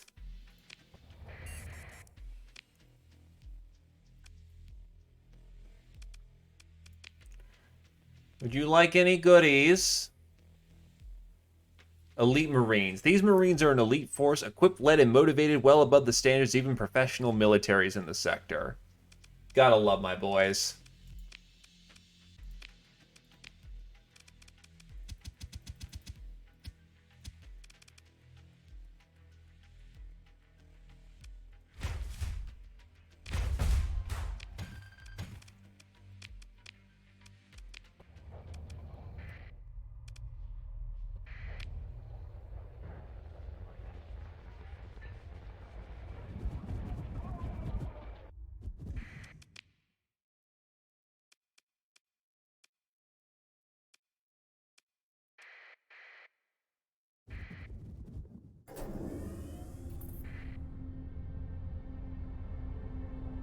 That barely gets me get back going to Chisholm Motek.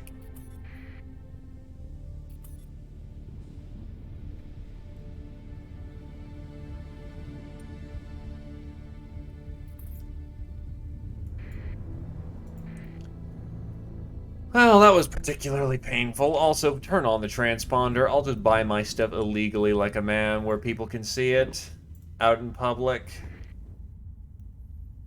I ain't afraid. The authorities can bite my ass.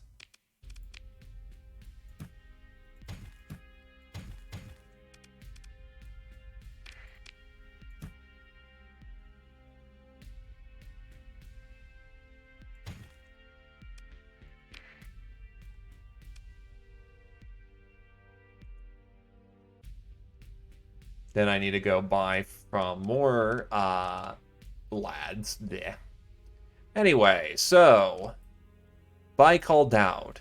After an intermediate time watching a hegemony logo, the comm link connects you to what appears to be a junior cadet. You suspect they haven't even graduated from the Naval Academy. Hello, citizen, the cadet chirps at you brightly. You've reached the office of the High Hegemon. Tour bookings of the Hegemony Council campus are currently unavailable. It really does. If you'd like to know more about how you can assist the restoration of the domain, please accept the informational packet upload now. Download the Holo experience. I hope you enjoy this tasteful celebration of the hegemony's history, the cadet says. From heroic flight of Admiral Molina to save the Persian sector from collapse to the victory of the High Hegemon Dowd over the Tritachyon and AI invaders. I'd like to meet the High Hegemon. I'm sorry, but the High Hegemon is unavailable, the cadet smiles blandly. I am an envoy from Gens Yarbe of Kazaron, transmitting credentials now. The state change across the cadet's face, they realize you aren't some tourist, is instantaneous. Affirmative, sir. Their tone is military crisp now. Received and thank you, sir. I will confirm with OPSCOM. An officer will speak with you shortly. Please maintain link. This comms out. The display flickers back to the crest of the hegemony. In moments, the crest disappears and you speak with a real officer, some kind of secretary to the High Hegemon, who verifies your credentials and schedules you for a brief face-to-face meeting with Baikal Dowd. Captain. Captain Ian, I see. Yes, we can fit you in. The High Hegemon is a very busy man, but he has expressed an interest in your matter. Please forgive the ad hoc arrangement. I assure you it is necessary. Before you know it, you have a time, place, and a visitor passkey to present. A public map database search confirms that you have been asked to arrive at some kind of naval shipyard in the orbit of Chisholm Motek. The officer's secretary did not take the time to explain the purpose of the meeting of this odd venue.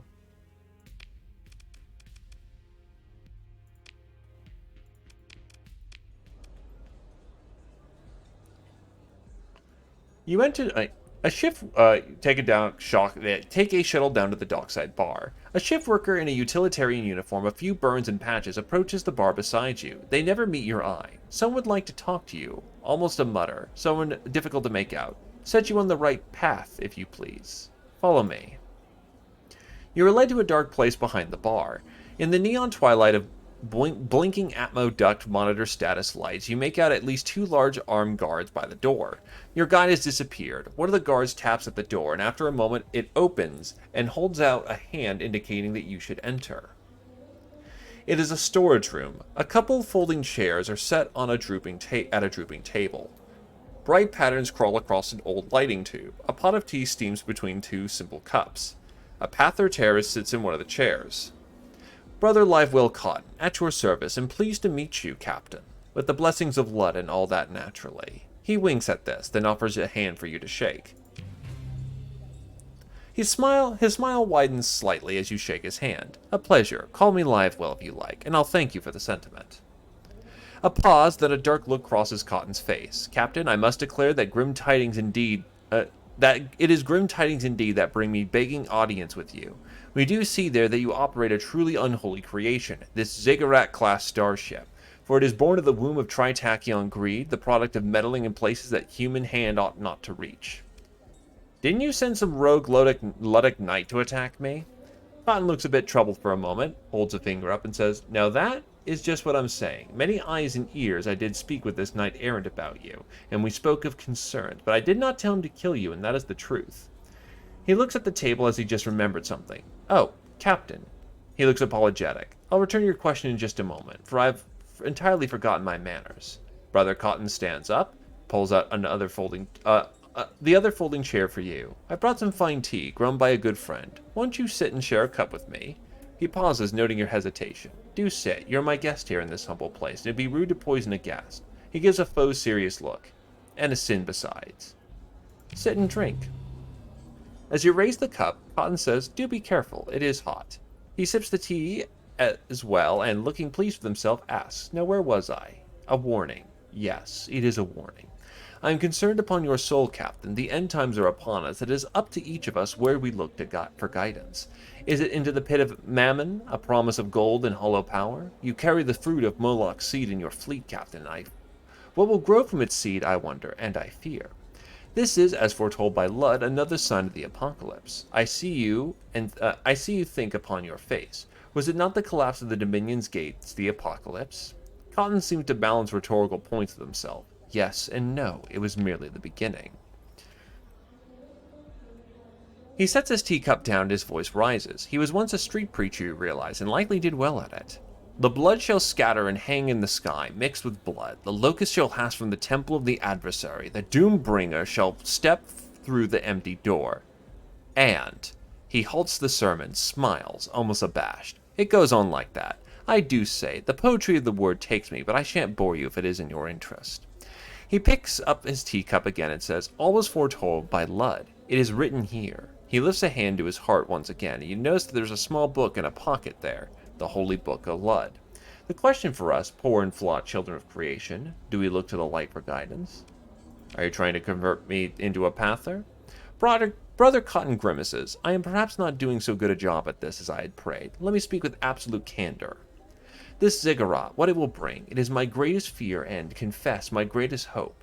It is clear to me that you hold the tool of the adversary that will bring the end.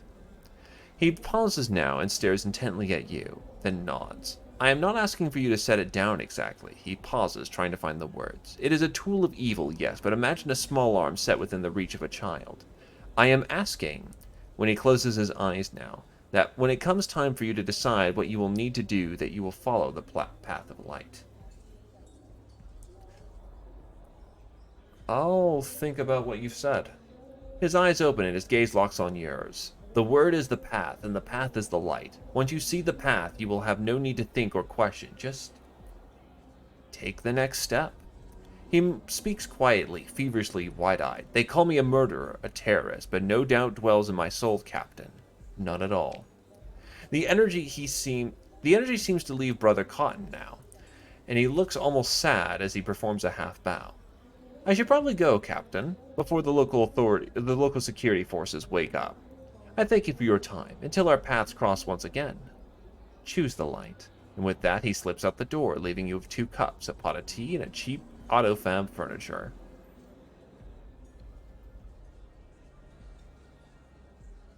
He's a good lad.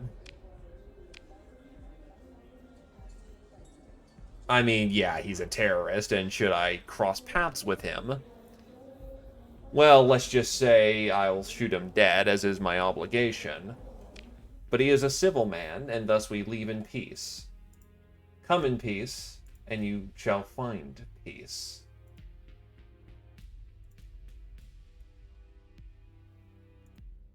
Such is the grander nature of the galaxy as a whole.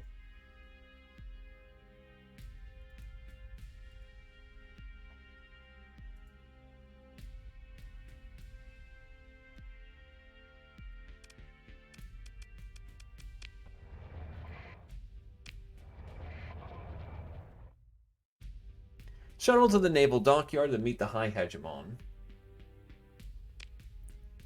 Ah, yes, Joshua Graham. For killing is a chore, but when it needs to be done, it is done righteously.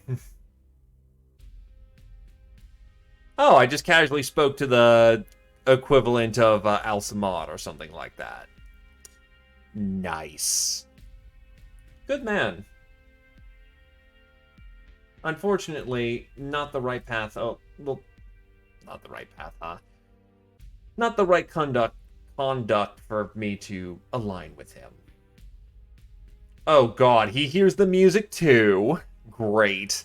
Now I'm starting to wonder if there's like a greater psionic destiny going on with everyone hearing the music. Your shuttle approaches the naval dockyard in Chisimotech orbit. The planet splends below you like a murky brown ocean. A hegemony patrol pings your shuttle as the superstructure of the naval dockyard grows like the ribs of some gene model of Leviathan. The visitor passkey satisfies the patrol's inquiry, and they maneuver towards the next transport on approach. The landing bay still bears the faded logo of Bilal Astral Group, a domain-era manufacturer of heavy weapons and key supplier to the 200th Legion.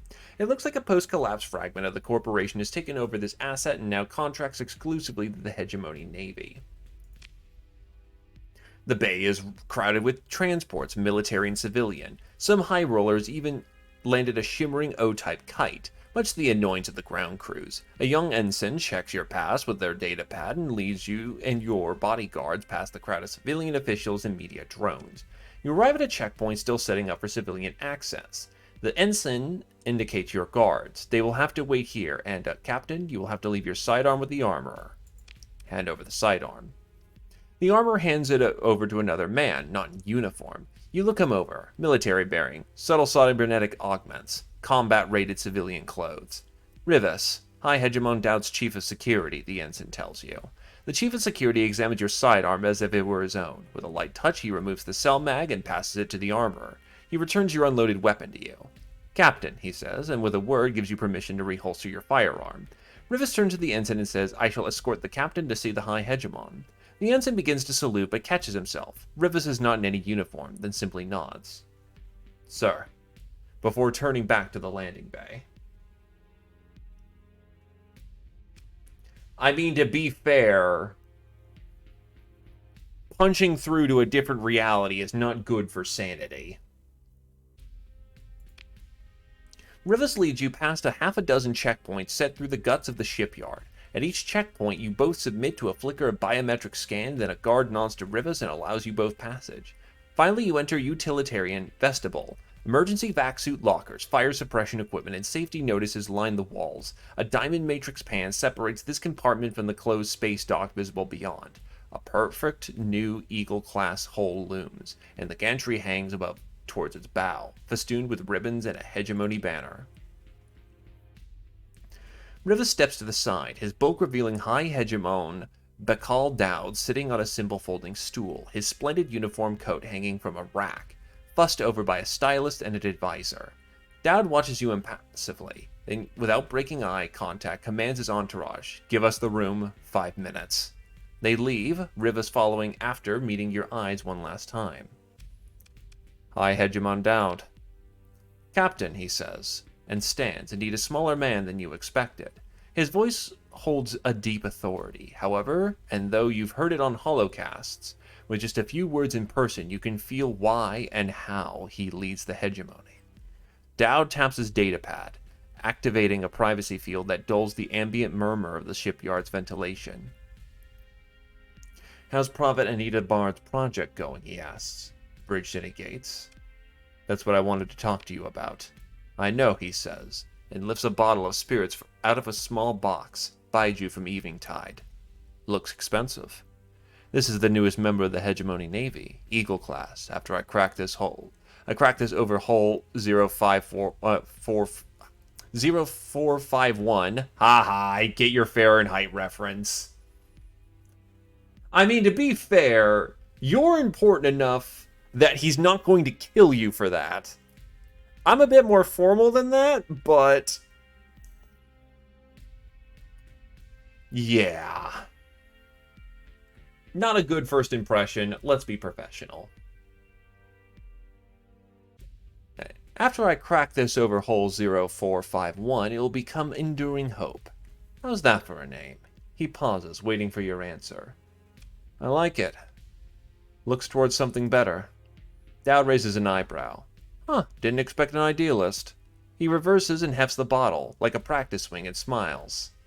Here's to hope, then. Dowd sets the bottle down. You're here to tell me our newest provost wants to renew the old deal. She'll have to make additional concessions, isn't that right? I suppose you want to provide me with the details. He taps his datapad, opening a channel for your own to upload the relevant materials Bard provided. As you complete the connection with your datapad, Dowd speaks. What we did to Killachor was justice. He risked the entire Galatea system. Hundreds of thousands of citizens. That might just be one subsector of one metroplex down there. He waves vaguely in the direction of Chisimotech. But, his voice hardens, I will not allow any grand experiments that endangers these people. I expect Bard realizes that any misstep will be met with the overwhelming force of the Hegemon Navy. She's not stupid, he says thoughtfully, looking at the cruiser as though through the diamond matrix pane. But ambition can make a fool of anyone. He fully turns to you. Do you trust Bard? I'm reserving judgment. Don't wait too long. The captain must make the judgment and give the order whether or not they have all the information they need. It is scientists with the luxury of gathering data forever. Asking questions and never quite giving answers. Only theories. He nods at you, and you, Captain, are no scientist. Tell Bard I accept, he says. She'll be receiving additional demands. She won't like them. She will accept. He turns pacing. The gates of the question behind the entire hegemony, are they not? Is the domain out there waiting to reward those who kept faith, blindly loyal for generations? He stops. Or is there some grand catastrophe, and nothing awaits us but the ruins and the dead, where the monsters from Lud's own nightmares pour out to devour us all unless we are armed and steadfast, ready to meet their threat? Captain, I need to know if we are history's fools or heroes. Not few among my comrades would say it is disloyal, even cowardly, to ask the question. He faces you. I think it's cowardly not to. All my busy helpers will be back in a moment, so make it quick. Did Yarabe Blue Blood want anything important?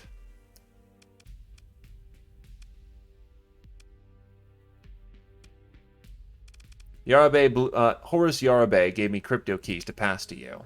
I'll listen to what he has to say, Dowd says, and offers his datapad. You upload the crypto keys. I trust the Yarabes to do what is best for the Yarabes, he says, tapping at the datapad to accept your upload. Maybe that'll be enough. He looks over at hole 0451. Or maybe it won't. I want to put in a good word for Horace Yarabe. He desires peaceful reconciliation. Of course he does. Jens Yarabe is only a minor stakeholder in the shipyards of Kazaron and holds major cross-faction investments. Dowd smiles coolly, but I'll take the good word of Bard's knee-breaker under advisement. Dowd glances at his datapad. We've got 20 seconds, Captain. Any last words? You seem to know a lot about what I do. You do a lot worth knowing about, Dowd shoots back. I speak from experience when I say it's not a life I can recommend without reservation. Baikal Dowd taps his datapad, dropping the privacy field. As if on cue, the High Hegemon's small entourage returns with a babble of worries over how he'll look on the holocast, the need to review talking points for the speech, and his uniform. Security Chief Rivas looms, corralling you from the gantry utility room and back to the security checkpoints to your shuttle.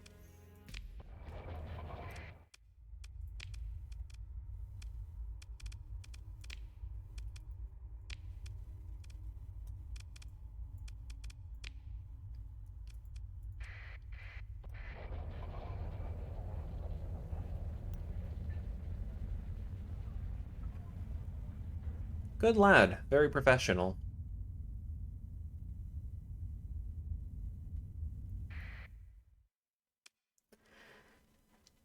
Wait, the hell? Captain, that pirate fleet it looks like they're pulsing their drive bubble. The gate scanner can't make a lock with all that interference. The fuck? What about a pirate fleet?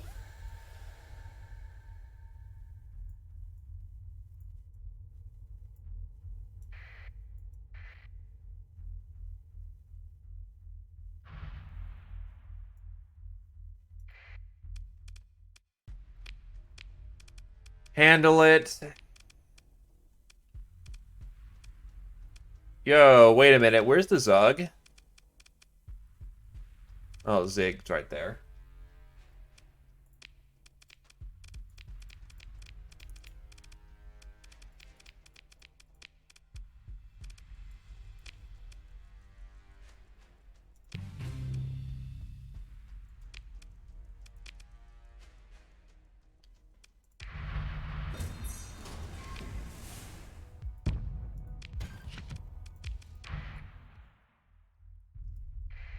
Well, whatever pirate fleet it was, I just blew it to Kingdom Come.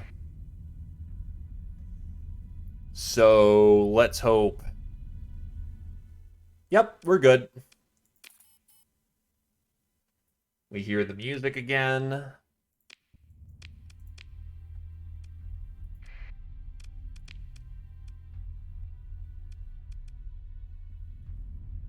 I need to get gas, so we're gonna go grab some gas.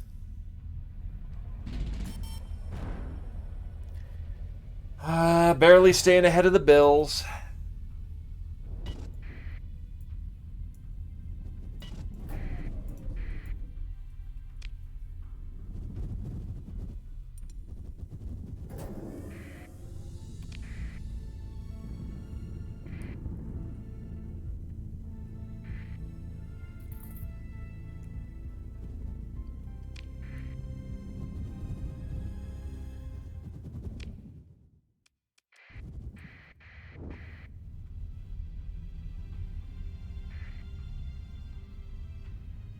Barely staying ahead of the Bills.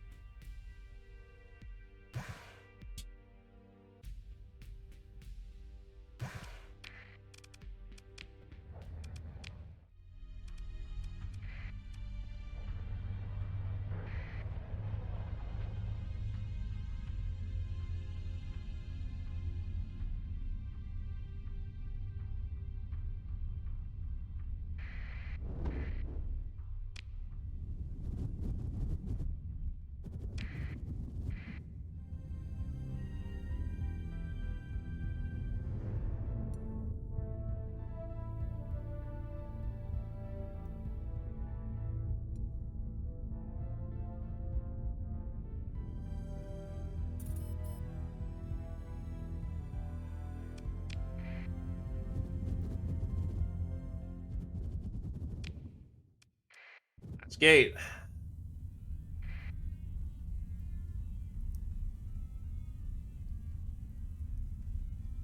And we... the hell? There's a chime. Wait, your sensor officer says there's a hyperpulse comm source near the gate, some kind of microsat. Your bridge crew quickly identifies the bogey hidden on the opposite side of the gate and center it in the primary display. Before you can give a follow-up order, there's a small flash of light, leaving only a rapidly expanding cloud of debris. Your comm officer retorts, "That was a coded pulse, very short, probably a tactical scan of this fleet." Then it self-destructed. Whoever left that microsat knows exactly who we are.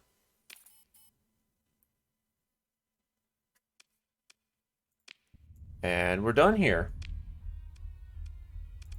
Get back to Galatea.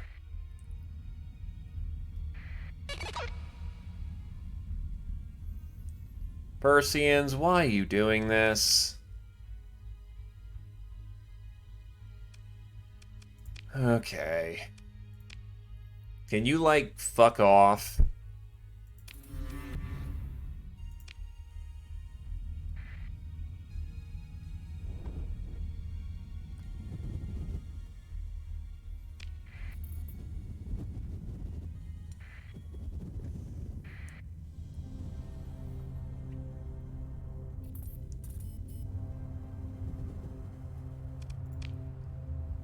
Actually, I need to head over to Pontus, so that works.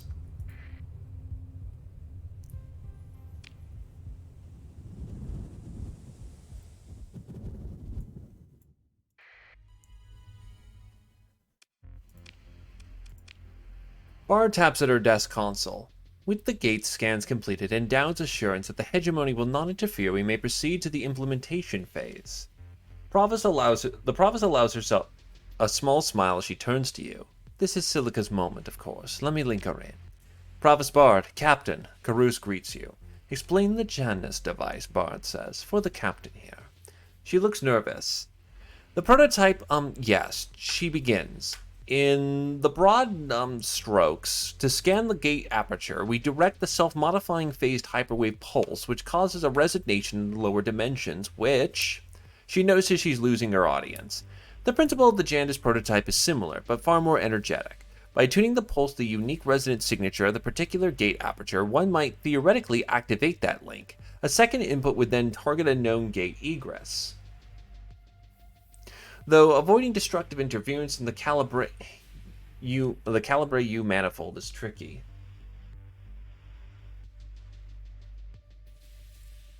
Ah, yes, absolutely. Nothing will clearly go wrong.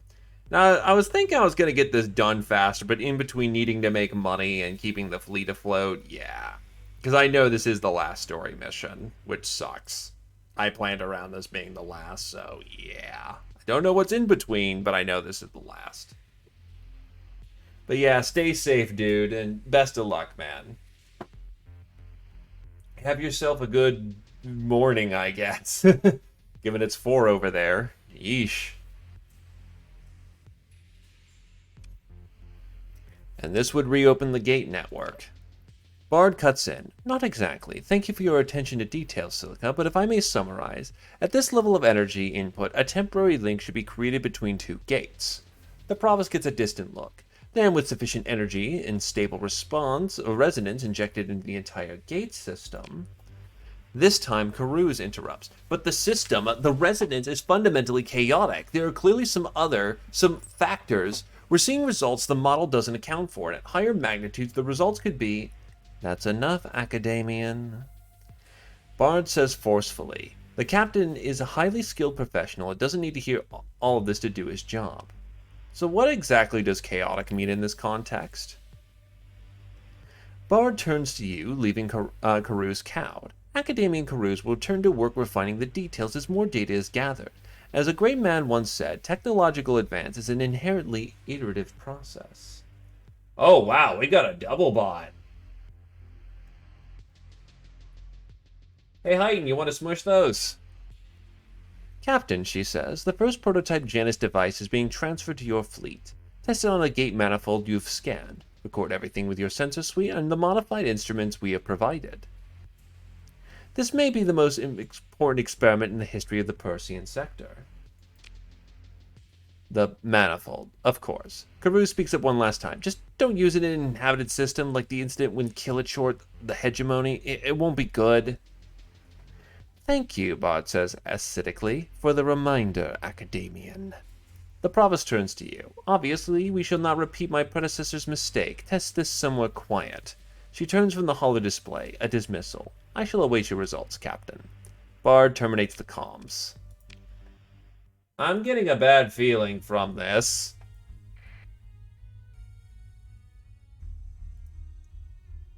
Oh, shit! Alatavio's the one who did this one. Very nice, Sue.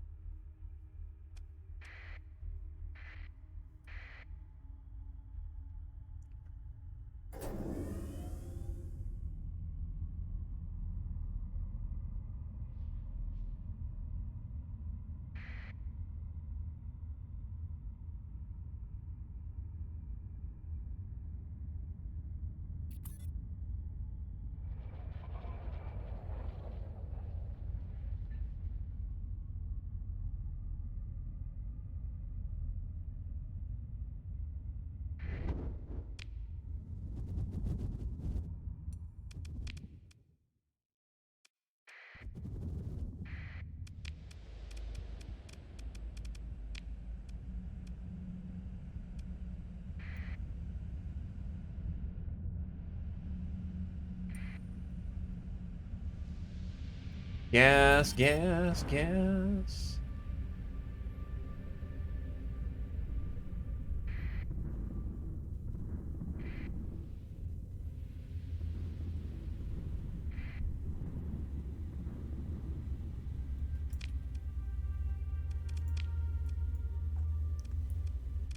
Actually, where's the gate? Okay, right up there.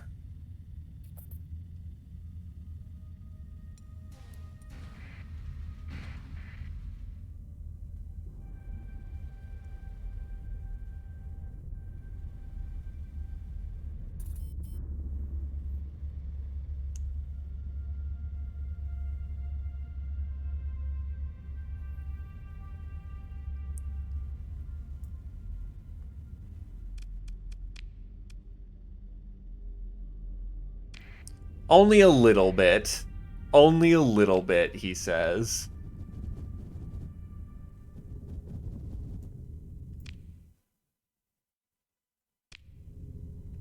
I don't think it'll even allow me to do that. Something tells me I'm about to pay the cost for this, but on the other hand, it'll be funny to watch, clearly.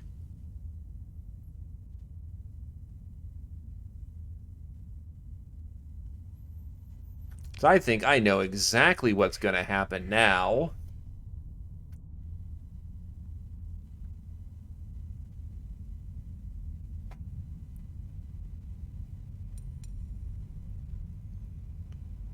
With no money.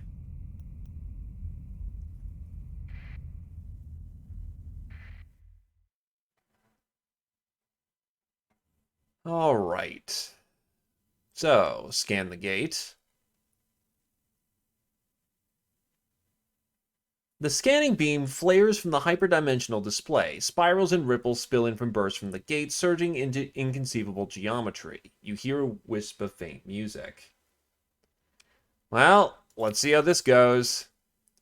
You know immediately that something is wrong. The hyperspace manifold display lights up with garish colors in violent whirls and jags. The representation color keys glitch out on parameters beyond any anticipated scale. You hear a discordant tune, the hyperspace storm alarm, weirdly sounded here in normal space, and something else, echoing somewhere which only exists in your mind like a wail of pain.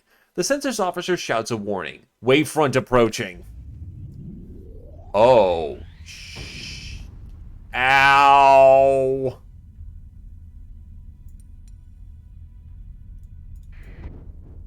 Yeah, that did. This jump point is unstable and cannot be used until it restabilizes. Hyperspace is only the fuck?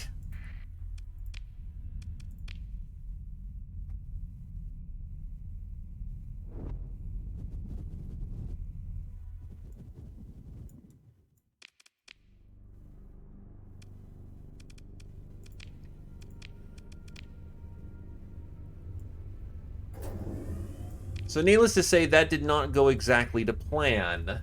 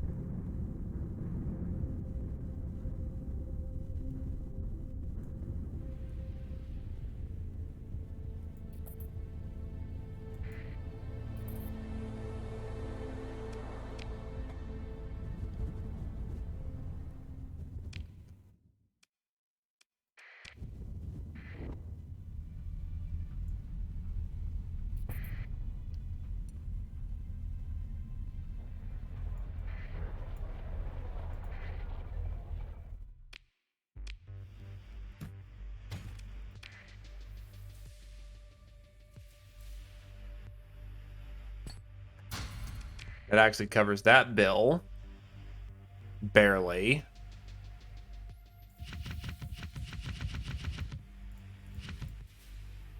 Oh, wait. Oh, wow. I just nearly sold off some... I'm like, why did my price suddenly spike up?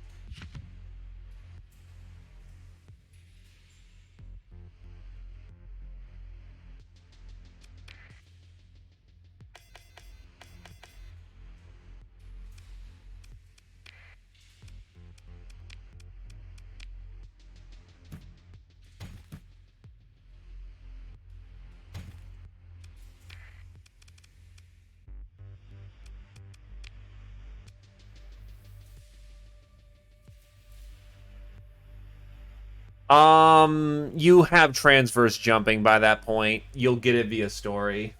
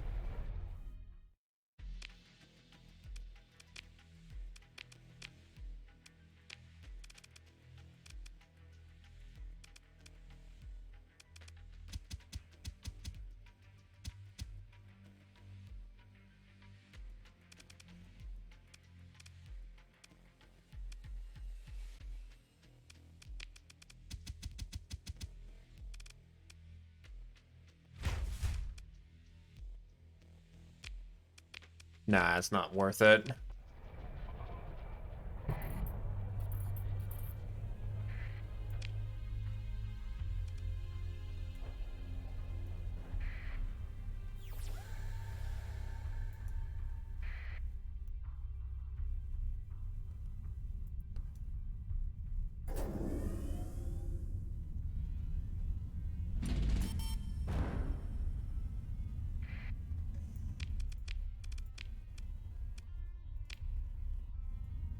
I am now officially in what one would call debt.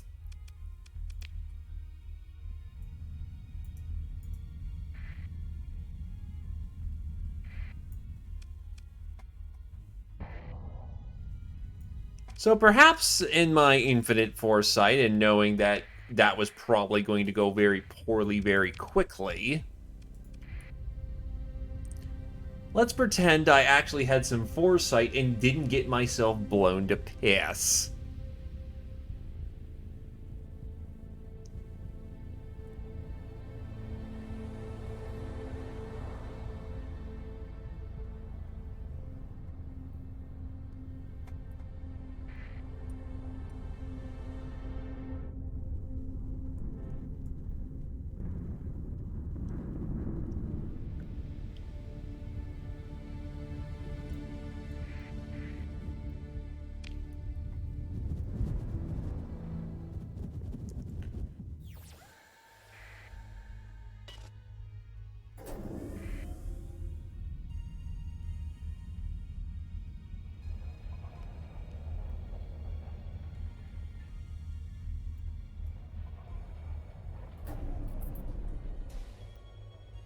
So it looks like they blew up most of the things here, so I'll just drop some stuff into storage.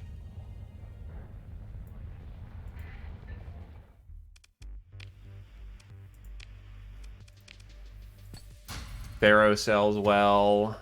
Buy their supplies.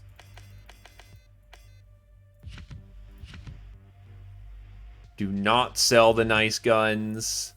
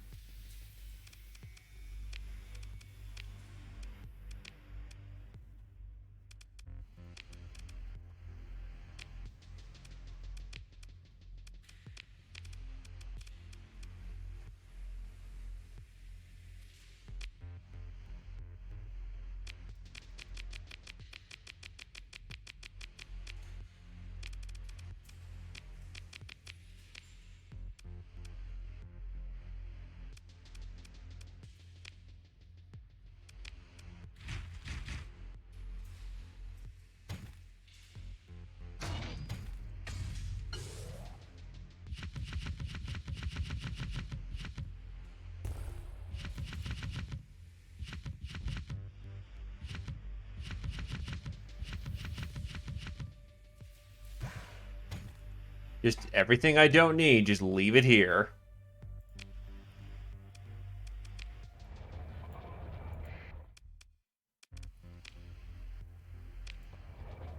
Took a minute for that to update.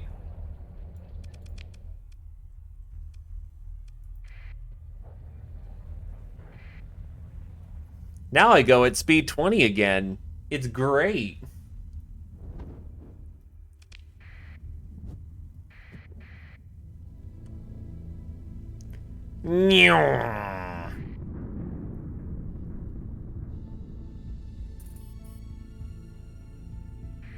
Well, all I had to pay was 5,000. Sucks to be them. They should have charged me more.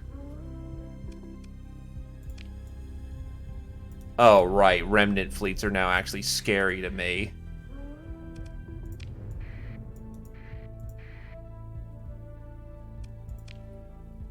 I didn't know that they existed, so, you know, the more you learn.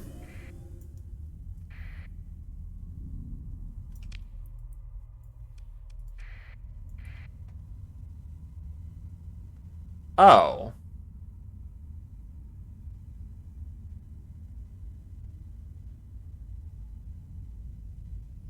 Oh, fuck.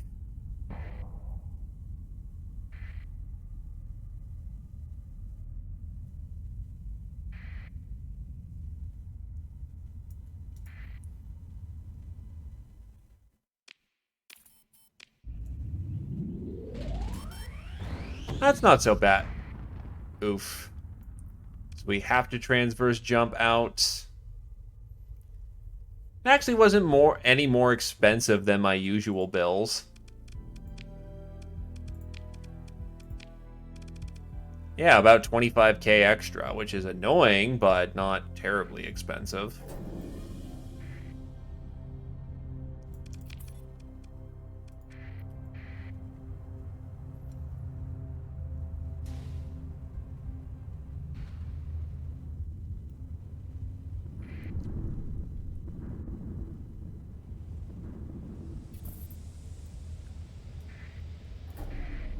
I have blown up the one.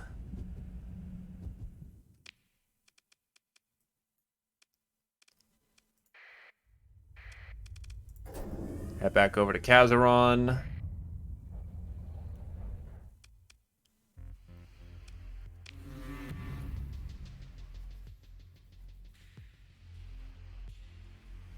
Suspicious cargo found. The fuck?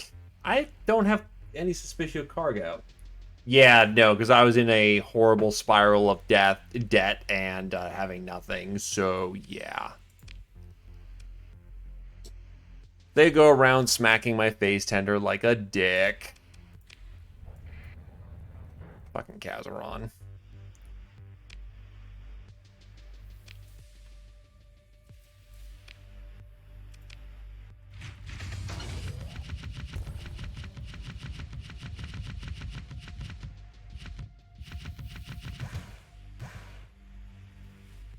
Oh, shit.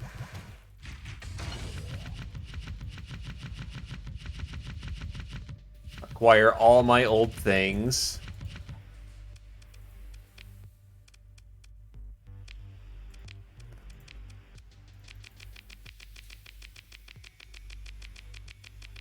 Acquire ships.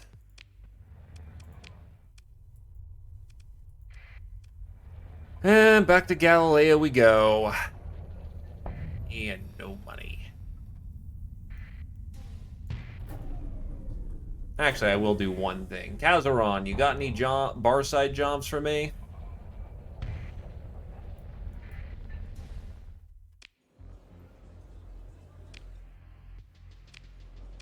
You want a SATCOM.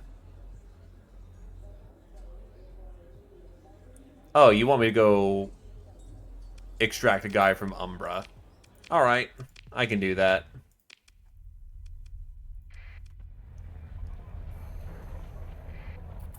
As it turns out, I really could use some money, and money from a raid too.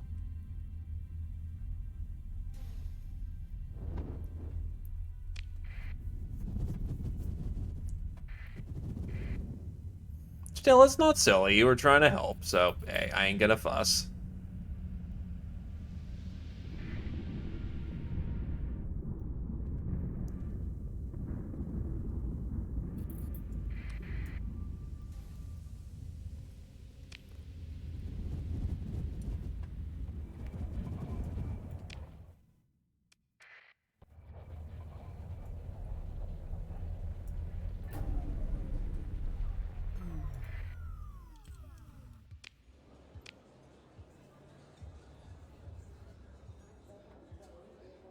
Another Marine op and doing some terrible things to people who probably don't deserve it, but I'm going to do it anyway.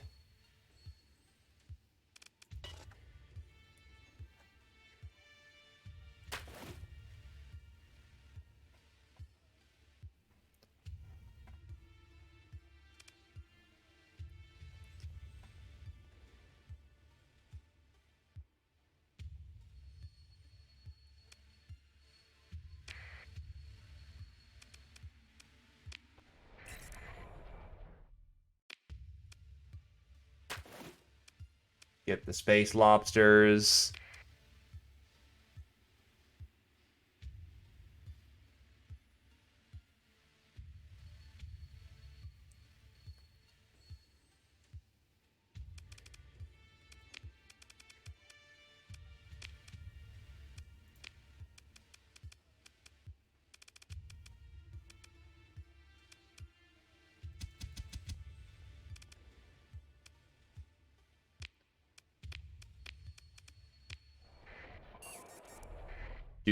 Do I walk the path of corruption?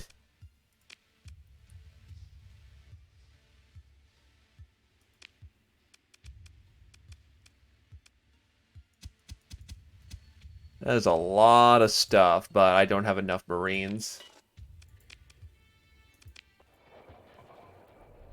I just flat up do not have the Marines needed to get that job done.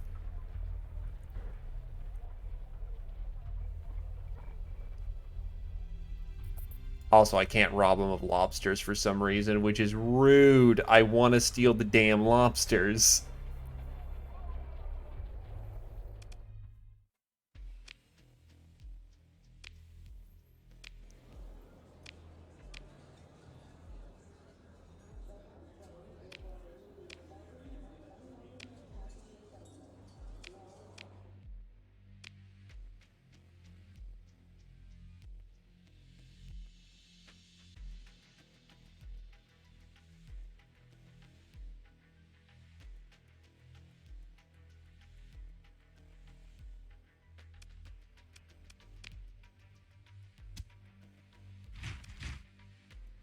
I need to make money, not lose money.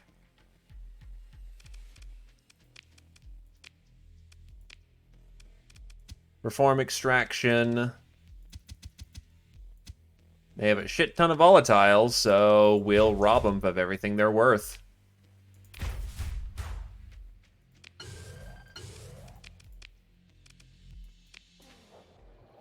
Chill about, wait for a day.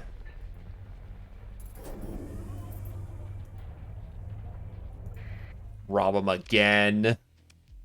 Oh, not yet, not yet. Now we can rob them again.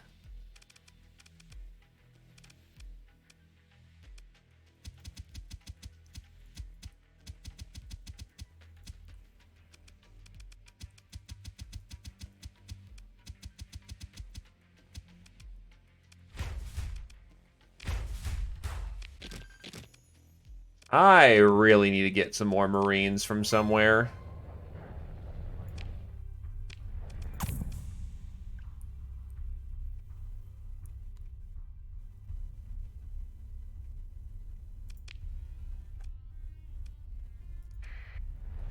Well, the Persian League wants some goodies, and I need the money, so away we go.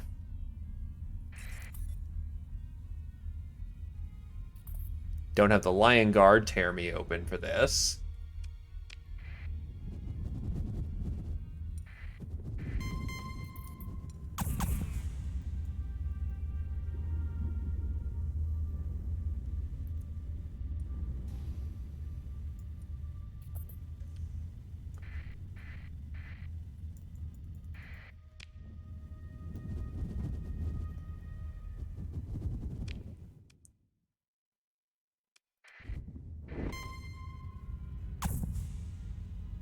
Hi, Pather. Get screwed, Pather.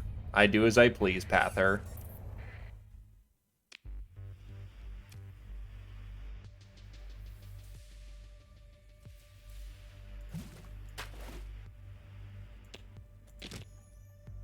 Anything else you're in particular need of?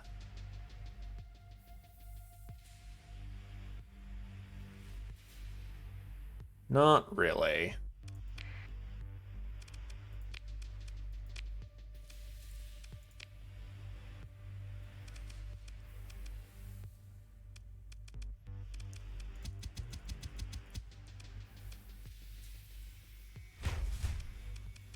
That would be a lot of guns. Nah.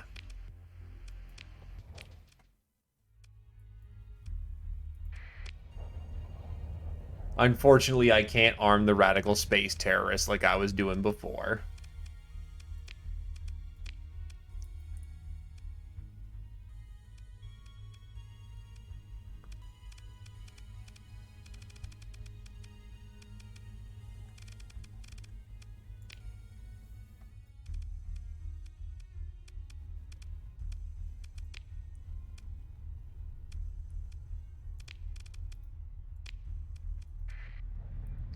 Should probably actually go and do my job.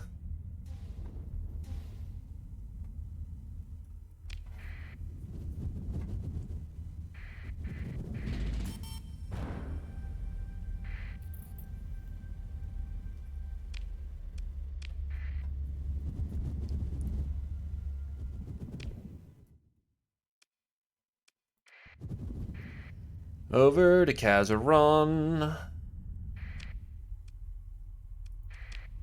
Actually, first, over to raid you.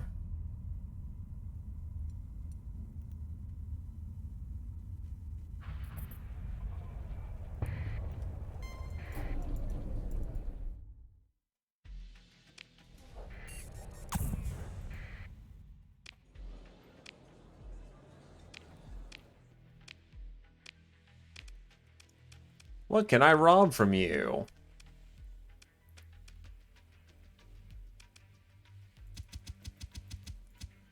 Probably a cargo space full of food, because that's just good.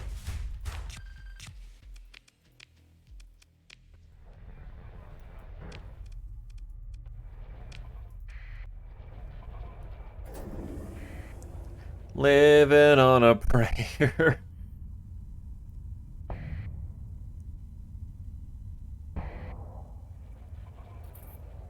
I can see why people turn to alpha cores, though.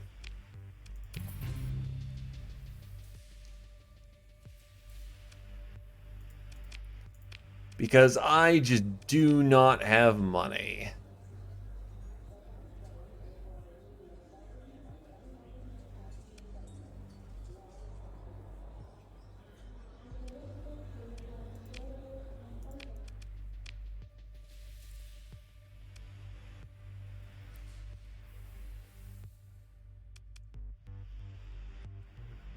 Yeah, I can see why no one likes the hegemony now.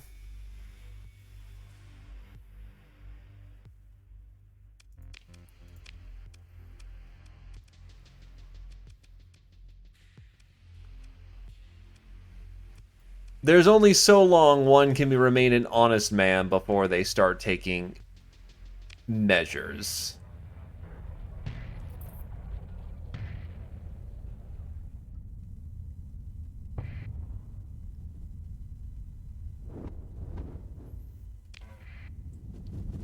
I'm simply not getting enough money.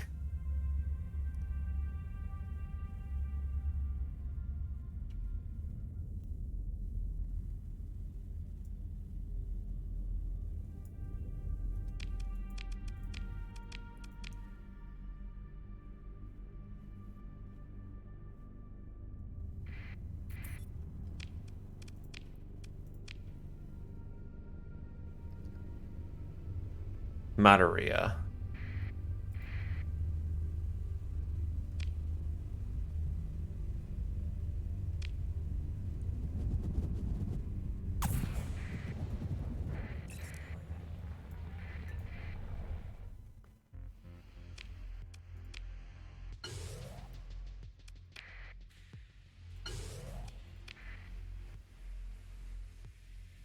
Kubota will want the heavy machinery.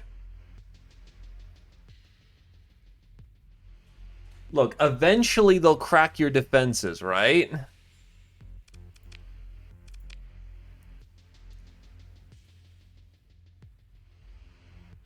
That's what they're hoping for.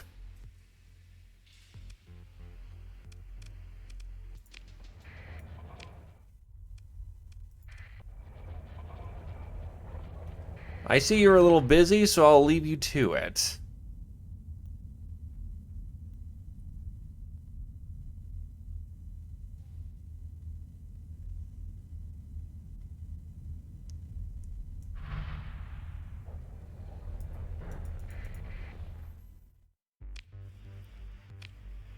So you want heavy machinery. Here's 300 of the stuff.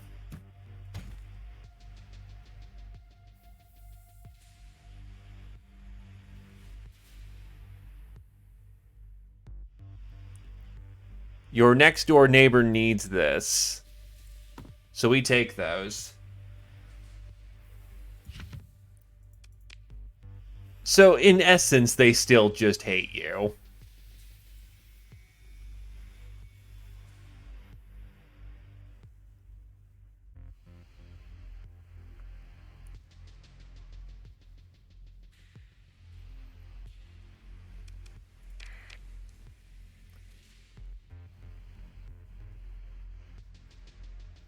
Alright, back to Thule. Well, actually, Kumari Kingdom.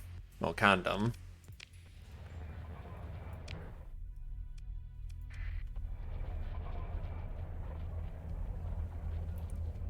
I mean, that is kind of a nice thing about being a cartel, yeah. They can't really say no to you when you have the right to when you defend yourself with such vigorous force that they just, waste more money trying to get to you rather than, actually stopping you.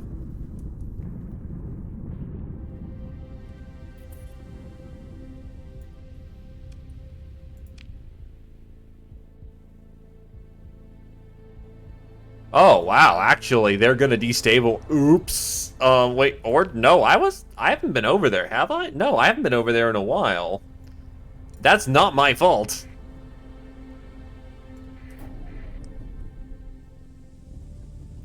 Chorus might actually destabilize. Oh shit. That's funny.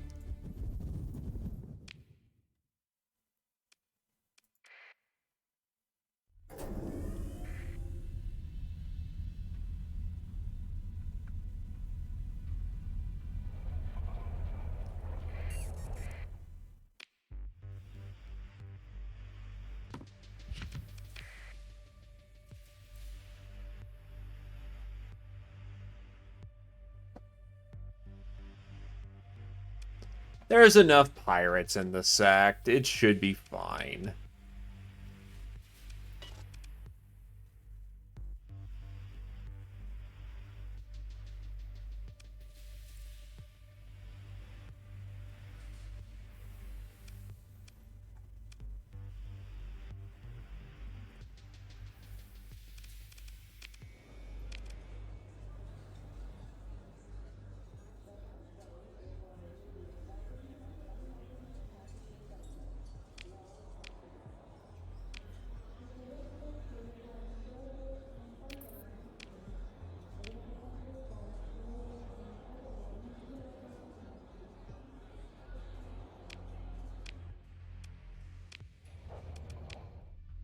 Problem is now I need to buy supplies and gas again.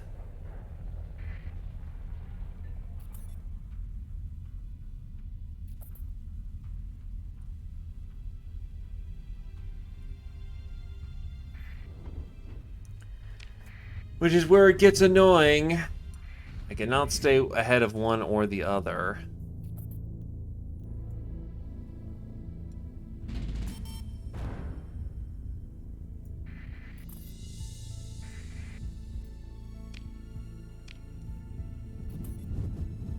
Oh shit, they destabilized. A colony belonging to the pirates has become decivilized. Central authorities collapse completely and irreversibly, with the remaining population scrambling to survive.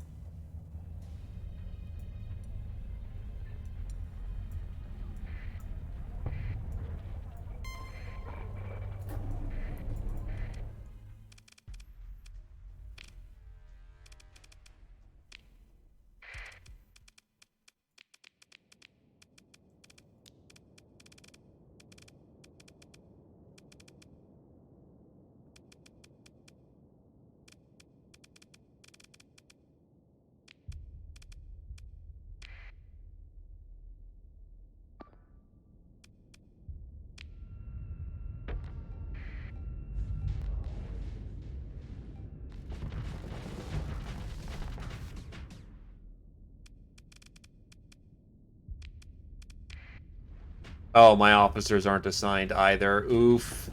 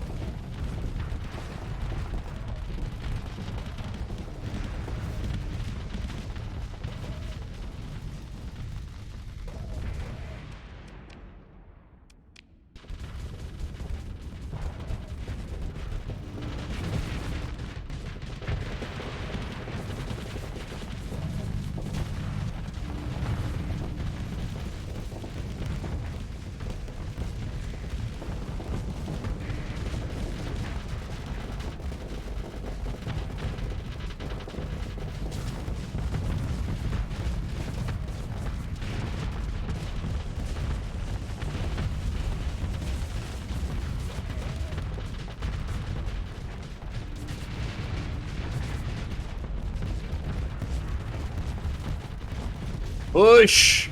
Push!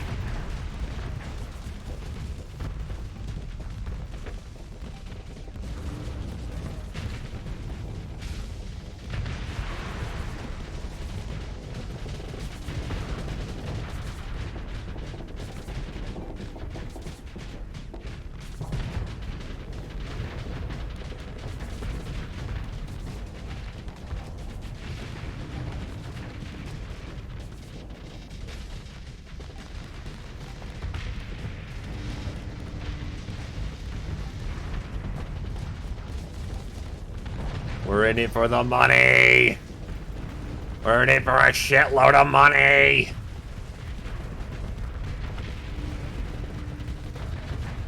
Flash is bright. Light bright.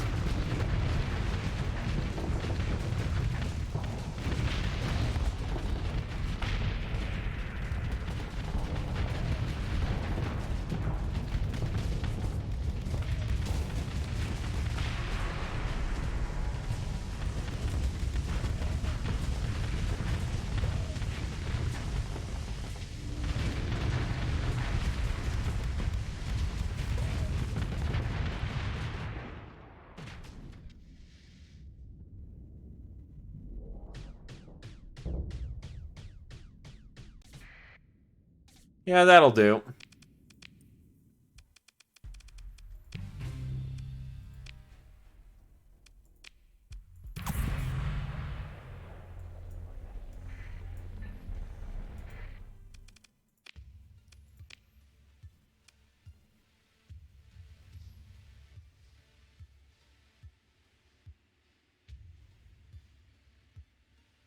Russell Velg.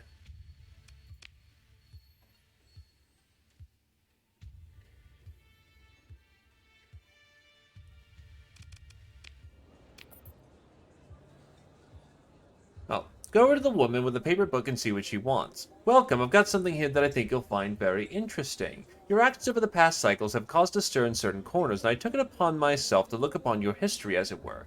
Here, let me transfer the synopsis. Your tripad chimes safely. A new program is ready to be installed. Thank you, this is fascinating and not at all alarming. Now, what do you have for me? I don't have.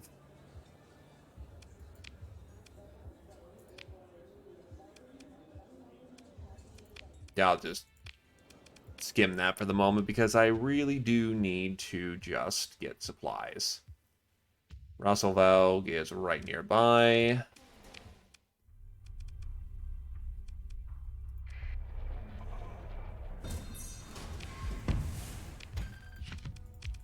That gets me just enough supply to go.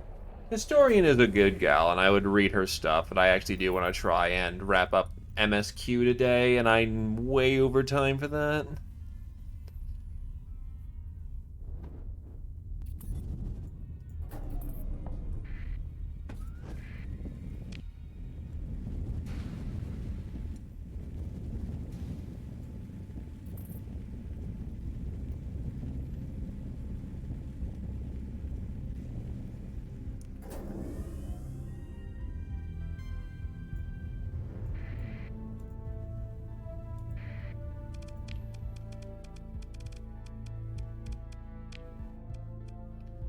Oh, Valhalla's also got pirate bounties.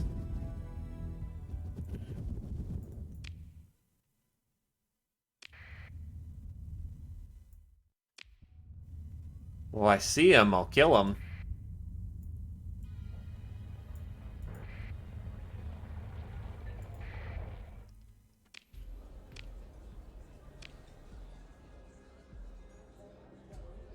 Spy sat sucks.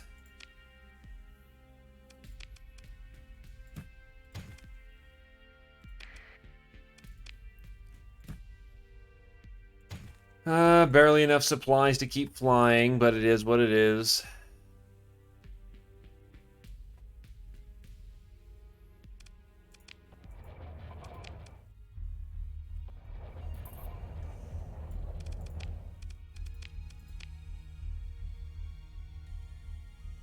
Now I need to head into Cheetah.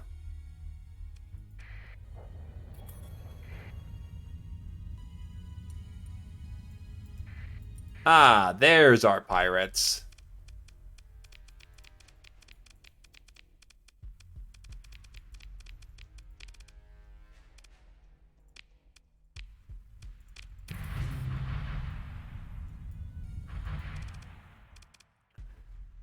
As much as I want to let them die,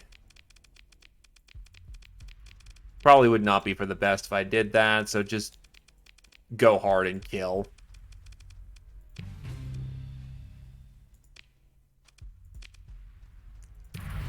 Tritax still hates my guts hard, but who cares?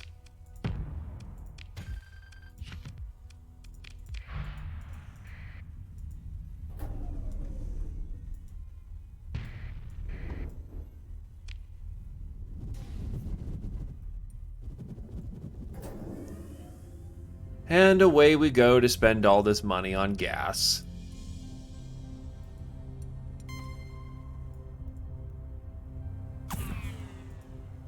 Do not appreciate your interdiction pulse.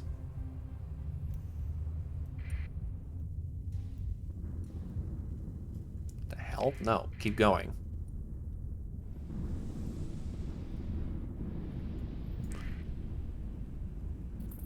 One of these days, the colonies will be profitable.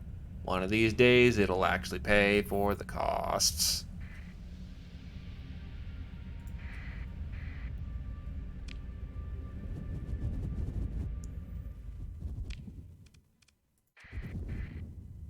And away we go. At least the supply cost should be managed, so it's mostly just managing the gas.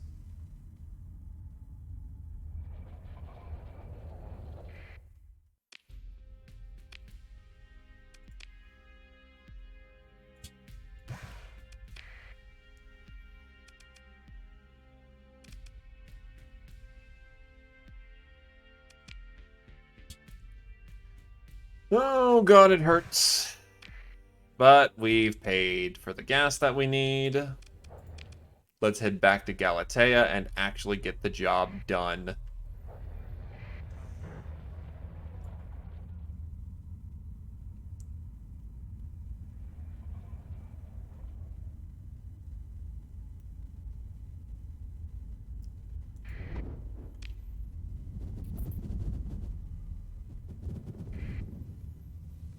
Yeah, that's true.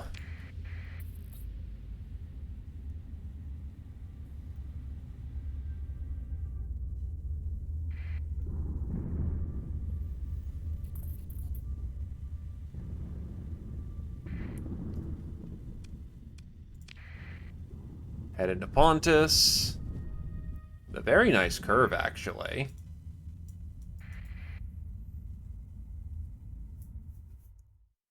The station's comm connect to the office of the province with no delay, and your navigation officer forwards the link to your command interface. She was waiting.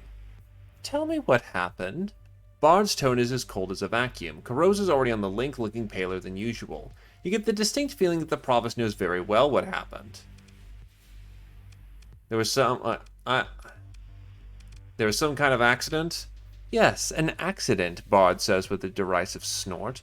The prototype failed, nearly catastrophically. A negative result, however dramatic, is still a useful data point. which can be used to correct our errors. Bard turns to Karos. Academian, when will the next iteration of the prototype be completed?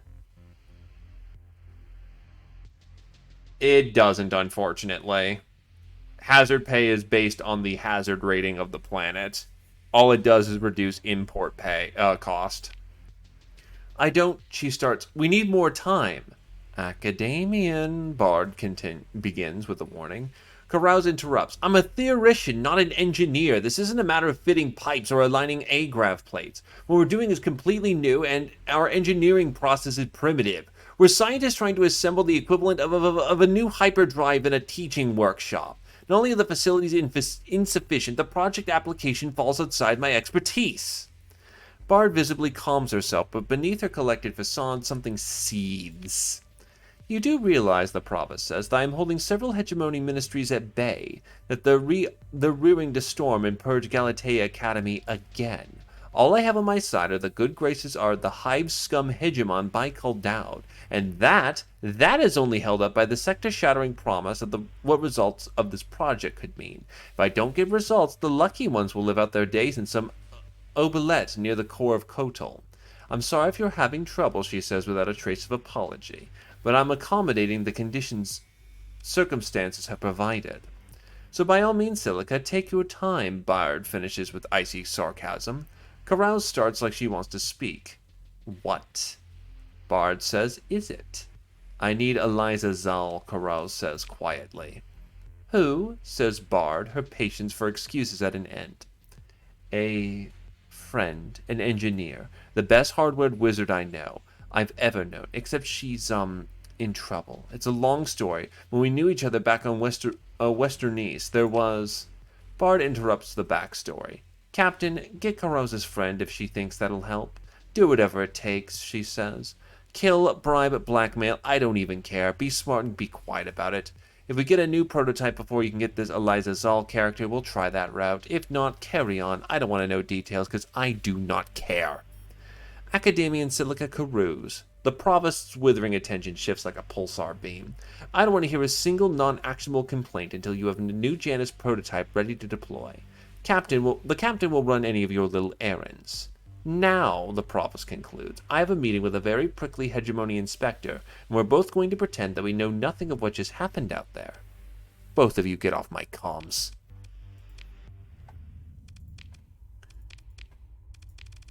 But specifically, what it is that... Yeah, hazard pay...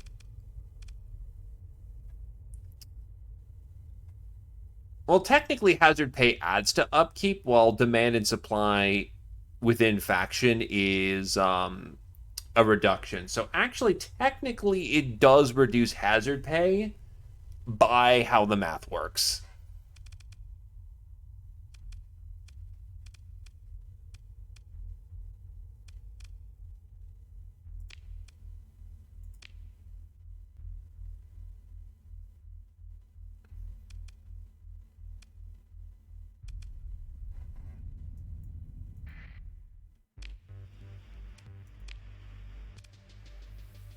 Fancy new ship you got there. Very mysterious. Gargoyle wiggles the fingers of both hands at the comms feed. Spooky Tritac Ultratech from beyond the veil. Ooh. The hacker drops the act and says deadpan. Sure was nice of Bard to let you keep it. What's that supposed to mean? Gargoyle shrugs. Bard doesn't really do nice, does she? Have you figured it out yet? You're a shiny distraction. The shiniest. Every militant officer's eyes are popping out of their heads, staring at your wake, drooling. Meanwhile, the real show can proceed right here. Sure, they'll come sniffing around Galatea Academy just about instantly, but that'll be their B teams. Gargoyle's arms cross with a satisfied look. Neat, huh? Super neat.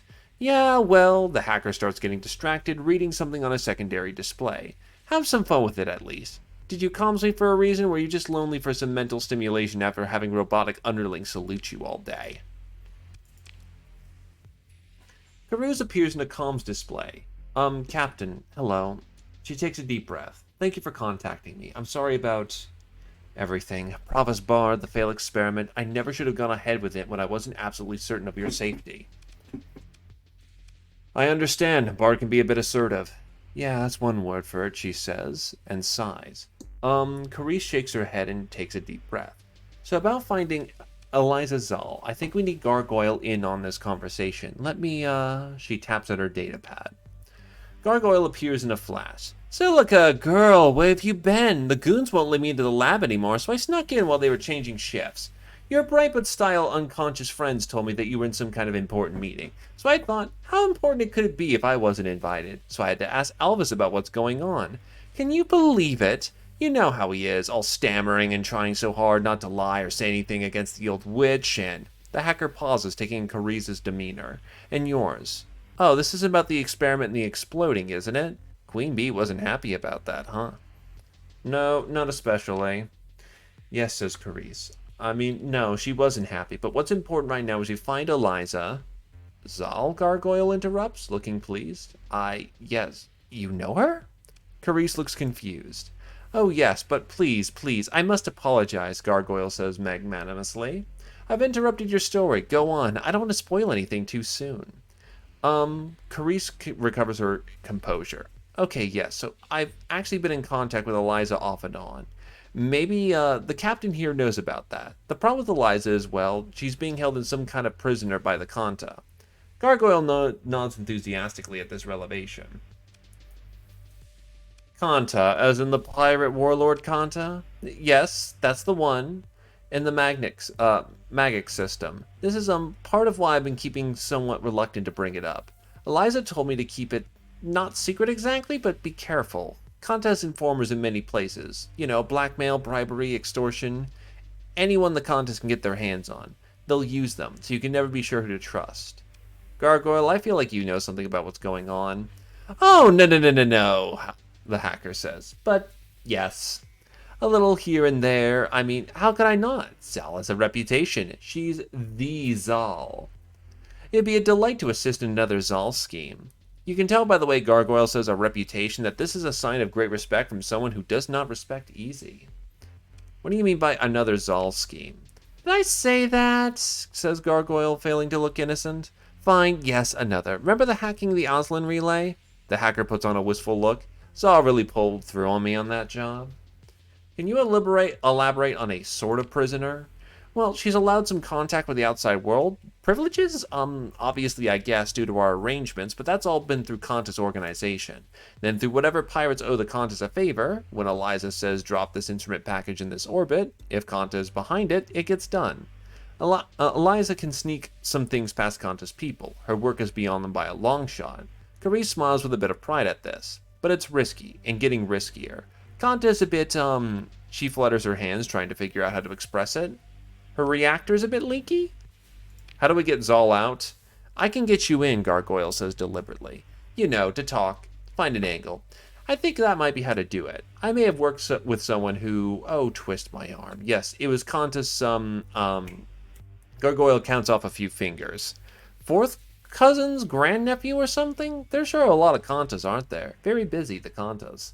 Point being, I may have acquired a digital token that'll get you an audience without getting shot on sight. From there, well, you also have a reputation. Tell Kanta you'll work for her. You've been a hot item in the dark hypernet, what with everything you've been up to lately. Is hot good? Up to a point. Gargoyle begins transferring the digital token. Up to a point, there's hot, then there's radioactive. Right now, you're definitely hot, but you want to be careful about reaching critical mass. Yes, we certainly wouldn't want that, Carice adds. But this is wonderful. If Gargoyle can find you a way in, then maybe you can somehow get Eliza out? Maybe make a deal? I'll do whatever it takes. I don't have a lot of credits, but if it would help. We're gonna need a better plan. Oh, credits could help. How much are we talking about? I have savings of just under 11,000 credits, Carice asked shyly. You can see Gargoyle's head shake just slightly, saying that won't do it. Keep your credits, we'll come up with something else. We're gonna need a better plan than ask nicely. I've been keeping an ear out, says Gargoyle. You know, keeping a finger on the pulse of the sector. Basic responsibility is my role as top-of-the-line security consultant. Standard stuff, really. Keeping the hegemon out of the networks here only takes a few minutes a day.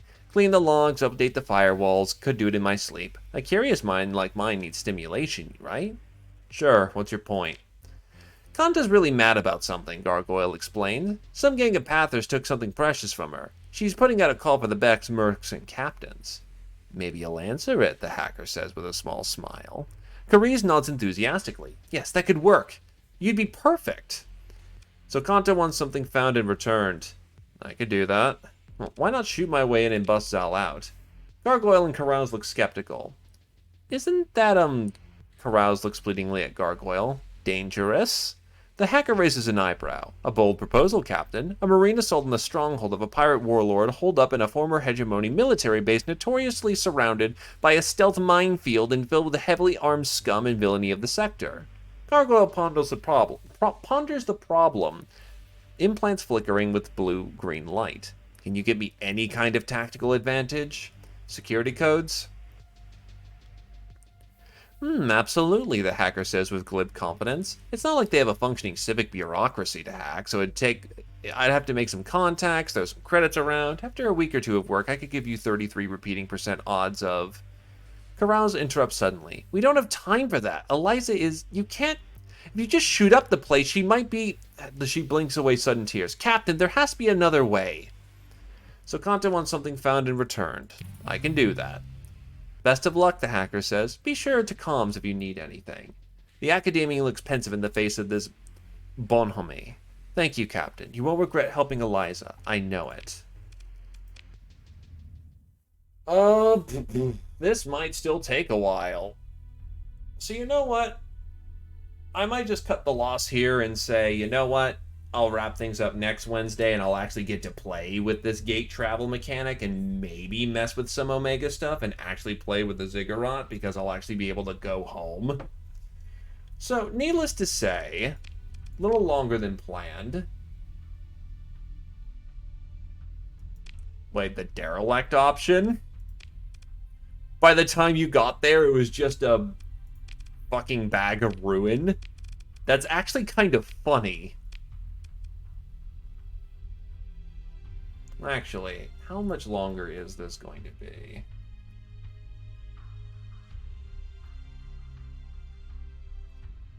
Hold on.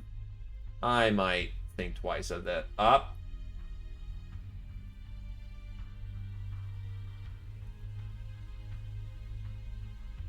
Okay, it's the literal last step. Okay, I will renege on what I said. Let's do this thing.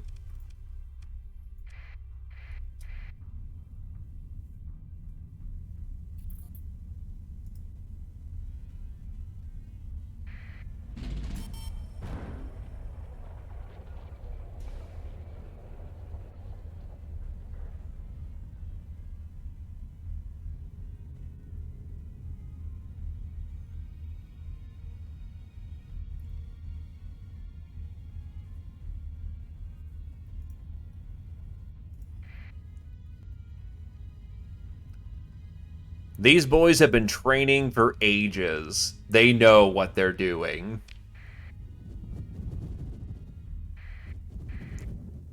I have about a sixth of that, but even then, that's still 600 boys who know how to...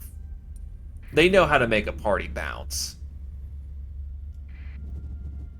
I don't think there'll be a problem on this one.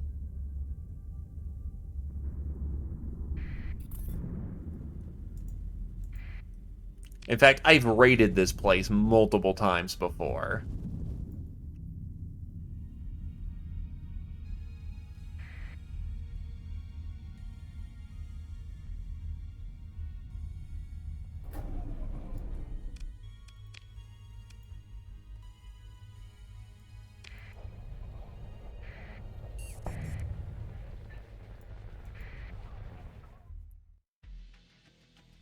Repair a raid to extract Eliza Zal.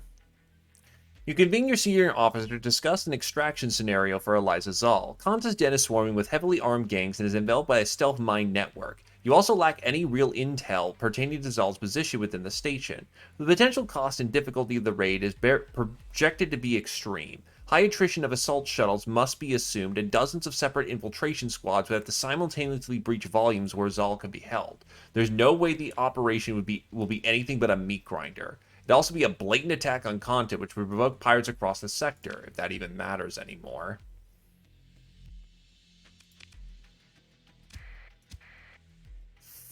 Fuck!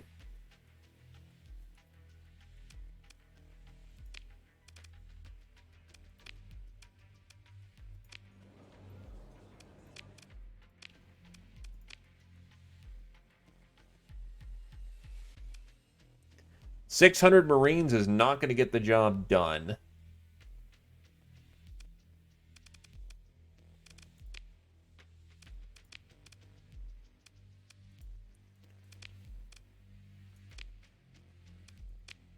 My request is denied. Here we go. The pilot goes through this routine chatter with what passes for traffic control. At that point, that control asks for a standard bribe of a good landing slot. You have the comms control forwarded to your datapad. Yeah, who's then Shutty? Oh, shuttle? Control crackles. Gonna buy me lunch, or what do you like waiting? Let's make it easy, friend. Do you like your fry red or green? You transfer fractional credit over to the thug running traffic control, enough to cover a generous meal or a round of cheap drinks. Here's one to brighten the day.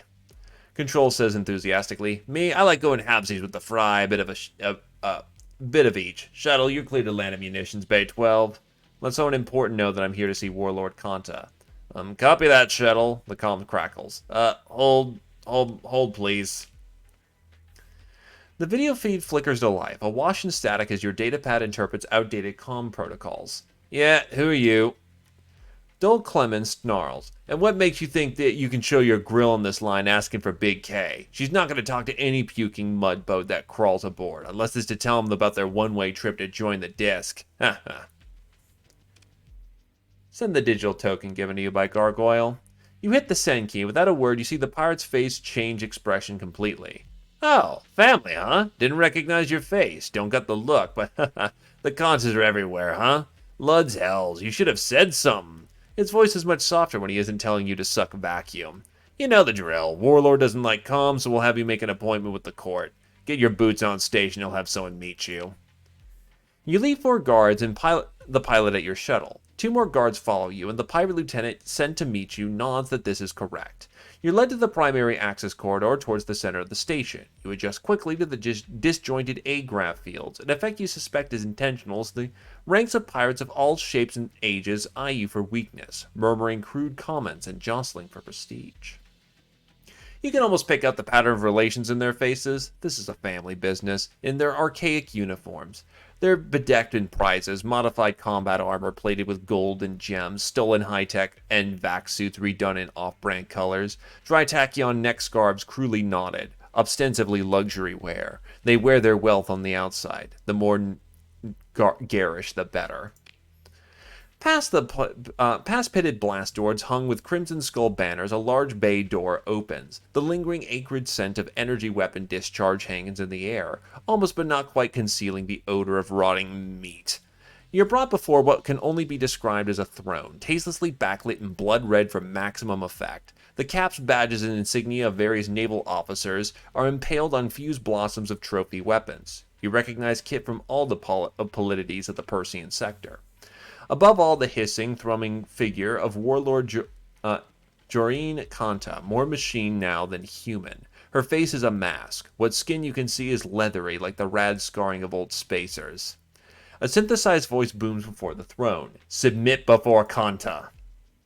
Before her, a strange small man hunches. He wears a parody of a doctor's surgical garb. You had best kneel. I choose to stand. If a broken Atmos scrubber could laugh, it might sound like a noise that comes from Kanta. A stander, she shouts. You note that her guards remain relaxed. We like you. A hedgie would kneel in the mud because all they know is following and groveling. You stand like a spacer. Her head tracks you. Kanta will hear you. A small doctor steps forward and clears his throat and says, I am Dr. Sidonia, personal assistant to the warlord. He nods stiff-necked, the tiniest hint of a bow, that addresses you before the entire court. You bear a token of Kanta's kin, Nashayan, who is of the outer family, but Nashayan never gave you this token. I checked. Now the guards react, lowering their weapons, not training on you yet. Kanta speaks again, raising a gauntleted arm for emphasis. We know the family is safe, so we will not take your blood. Not this day. Lucky you, the doctor whispers, smiling, then speaks louder. The great warlord is wondering, why would a thief dare show their face before mighty Kanta? The warlord makes an art of correcting those who hold the misguided belief that they may steal from her. His spindly arm extends to indicate something piled in the dark around Kanta's throne, round shapes in the shadows, a glint of ivory. I'll waste no time. I'm here for Eliza Zal. Dr. Sidonia pulls back, shocked at your directness, and glances at Kanta to gauge how he should react. He scurries up her throne to whisper in her ear and listen. Satisfied after a short conference, the doctor stands forward to address you. The great warlord is intrigued by your knowledge of her queendom, Sidonia intones, relishing the drama. When the outer family and the great Kanta's watchful subjugants from all across the sector whispered about the cleverness of the captain, their words were no mere neutrino ghosts. His voice darkens. But here's where your journey comes to an end, Captain. Such insolence. He motions to the guards who raise their weapons. Oh, fucking hell. Come on, Twitch. Hold together just a little longer.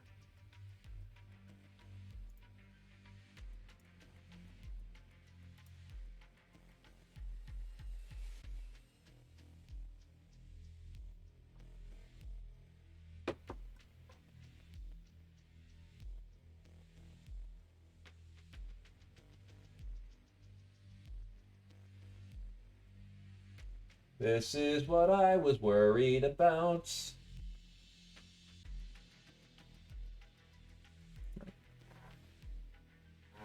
With a clank, Kanta herself stands, and her amplified voice drowns out Dr. Sidonia. We see a predator, a hunter, a trickster, a warrior. We see a weapon. We would wield you.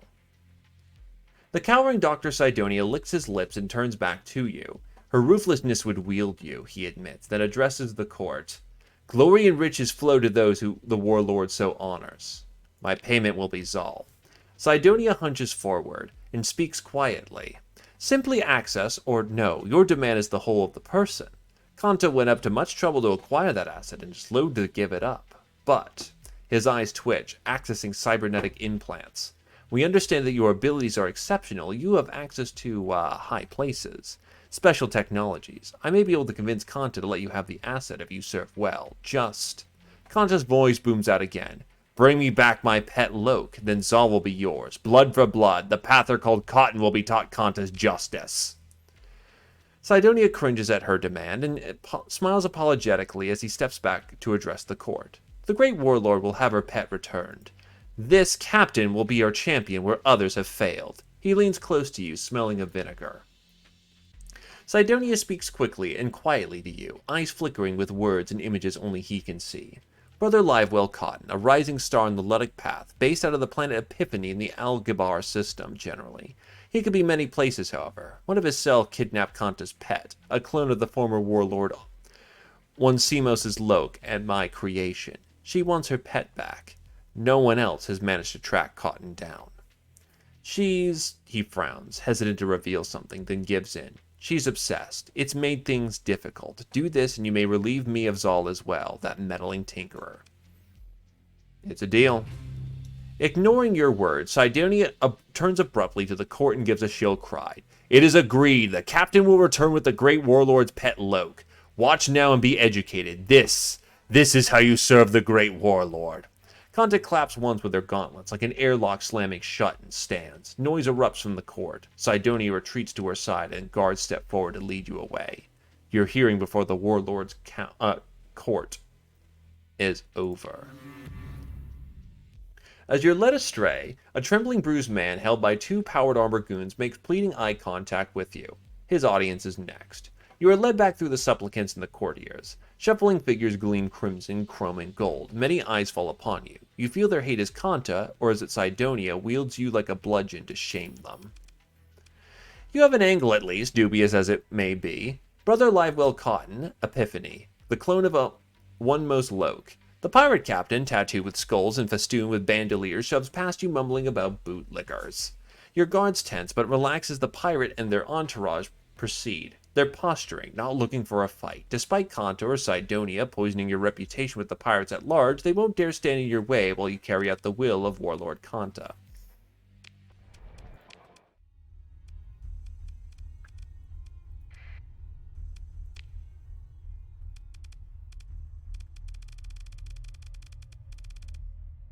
Wow, it actually has my full log.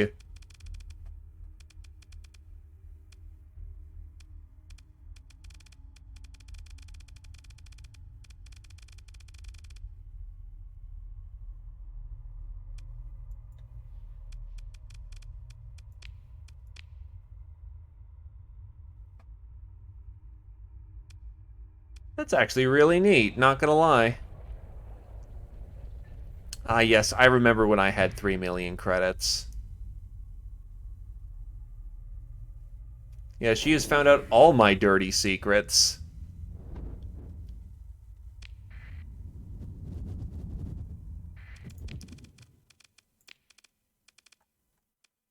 Now, before I go, and reduce my costs if I just get this ship back to her. It's been something that's been overhanging for a minute, so I should probably get that.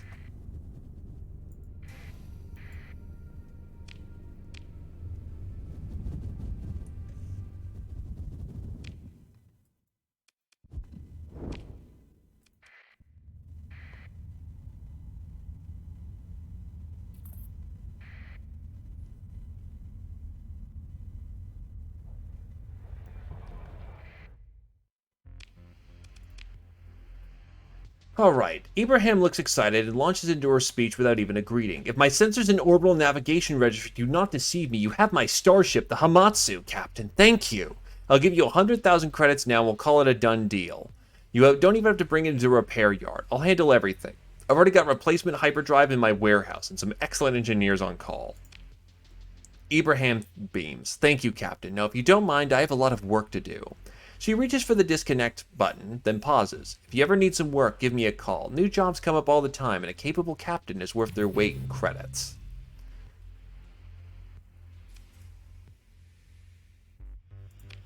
She is very happy with my work.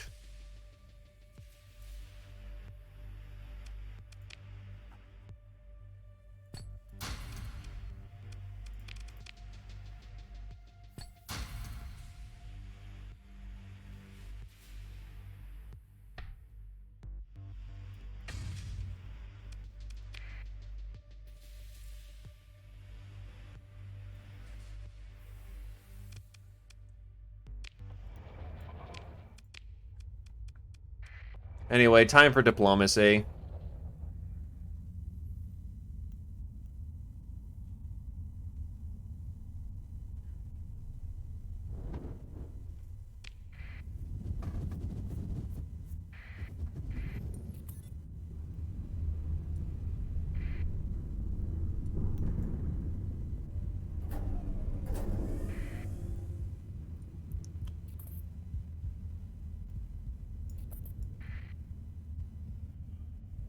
So, Epiphany then.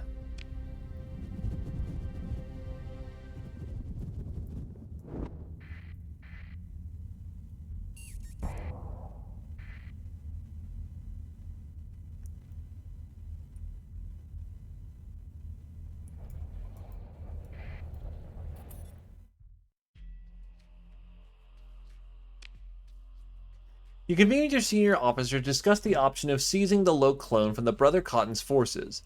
Sigand is spotty due to Pather's low-tech operations, and Hunment is nearly impossible due to their fanaticism. Nonetheless, your officers have identified several possible fortified compounds connected to Cotton's sect. Any attack on Cotton will be viewed by Pathers as an attack on all. Once the shooting starts, you anticipate security forces will activate planet-wide, so this has to be a quick operation. Hitting Cotton's strongholds all at once in a surprise raid will require many Marine squads, but will ensure the greatest odds of finding Luke's clone. Okay. You try ask if anything knows about. Wait, I know Cotton.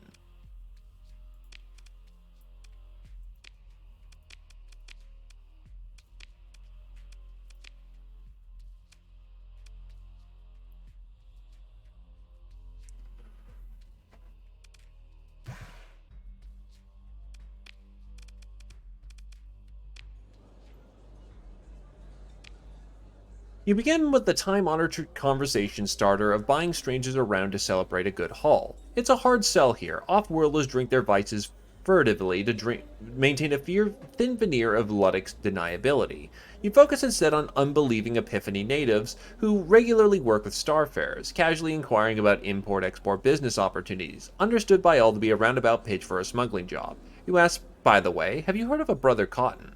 Invoking this name kills conversations like an EMP. One table mumbles excuses and leaves their untouched drinks, fearful that you're an informer, an enormous fool, or both.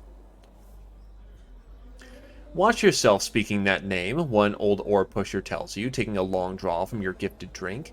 I know folks who crossed him and they ended up dead. He's got eyes and ears everywhere. Clever enough to bend the tech bans to his advantage, you know. Most true believers? Cowards pulling a con or got their brains adrift. Not him, though. No. He's made the path his own and he knows how to use it.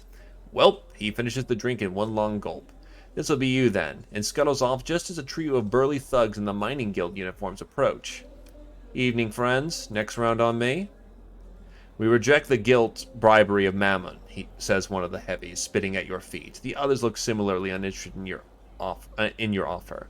What's our brother's good name doing in the mouth of this heretic? The first one says to the others, might we have to remove it ourselves? I'm here to talk. Cotton will know me. The lead heavy's resolve wavers, and he turns to his left. The backup pulls out a clunky device, a handmade comms unit, and mumbles a query. It emits a scratchy, distorted response. Whatever was said, it must have been good news. The heavies visibly relax, and their leader, now more suspicious than hostile, says, Brother Cotton would parlay. Be here to meet, after the next shift. I'll wait here. Oh, their leader nods warily, and the pack retreats into their own table. You can feel their eyes on your back. Server, a pot of tea, please. You station yourself in a nice solid corner, back to the wall. The good sight lines to exits. Your guards unobtrusively follow suit. The tea arrives shortly, and the server makes no small talk, eager to not give you the impression that they have any association with you. You note the change of shift of chronometers, and tastefully obsolete data pads notify the working regulars, miners and spacer crew mostly, to finish their drinks and stumble off their assignments. The proprietor sets down a bottle and approaches you. Hear me, I beg, she says. I have nothing to do with him or this. You can't refuse them here, Captain. She glances towards the table with the heavies. They're watching you both, very closely. I was told. The back room. He's waiting now. I saw nothing today. Back room it is. The private room is austere, dim, but for the spot of a paper lantern cast on the figure sitting facing you. He raises his face as you enter and holds a hand out to welcome you to sit. The sparse decor and furniture have solid handmade quality of true Luddic crafts, and you know the set could be sold for a good price on any number of core worlds. Brother Livewell Cotton stands and smiles as you enter. Captain, he says, it was my pleasure to hear that our paths would cross again. He gives you a knowing look. I pray you've meditated on our previous conversation.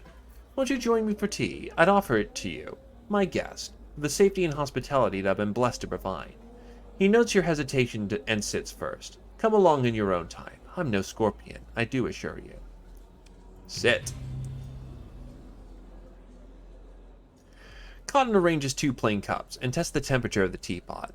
Now I do know why you're here. It's no great coup of the secret whispers and the listeners why Warlord Joran Kanta has been sending me a most diverse company of ne'er-do-wells to bring myself to an untimely end. Be it convenient, claim back her ungodly creation. He pauses, then adds, though I must offer my apologies. I most assuredly accept yourself from the company of those ne'er-do-wells. Despite hired killers coming for you, you meet me with tea. Why?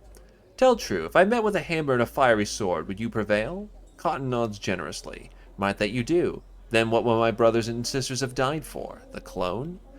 He takes a moment to sip his tea, and finding it hot, blows on the cup. It serves our holy war that Kant did not forget the path is all around her. Imperial and indomitable. Killing is not victory.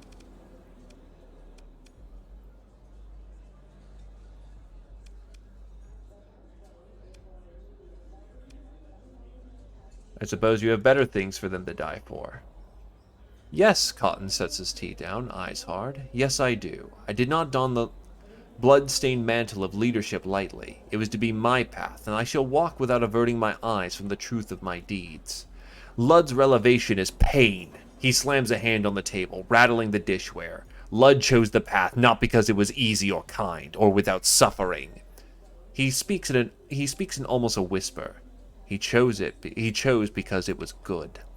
Hegemony tacticians and the thinking machines alike make the same mistake. They think we who walk the path can be defeated if we are measured, tracked, and numbered.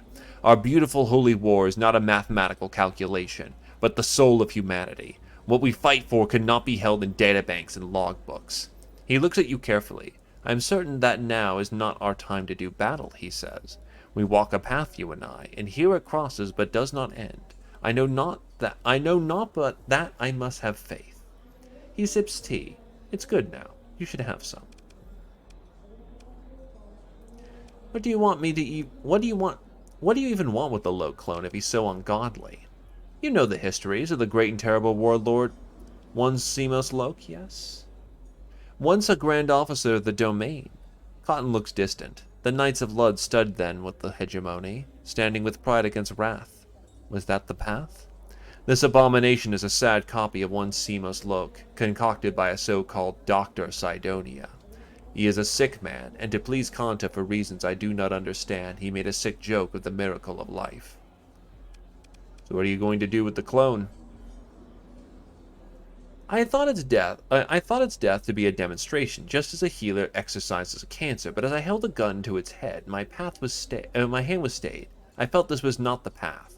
Did I pity the thing? It is rare indeed that I do not find mortal clarity in the execution of a heretic or an abomination. Cotton shakes his head, disturbed that he did not want to execute a man. I gave it to the care of some siblings of the faith. They taught it prayer from the book. It appears to think and to feel. I wonder if this is a lesson in humility. Imagine, to look upon the Creator's work and then this godless thing. Why is this clone so important to Kanta? What now sits on Kanta's throne of blood and gold is an abject to the teachings of blessed Ludd. He taps his fingers on his teacup. Though a warrior cannot be ignorant of his enemies, I confess that I'm not inclined to gaze too deeply into that monstrous abyss. Shall I debate an AI core? Shall I ponder its heart?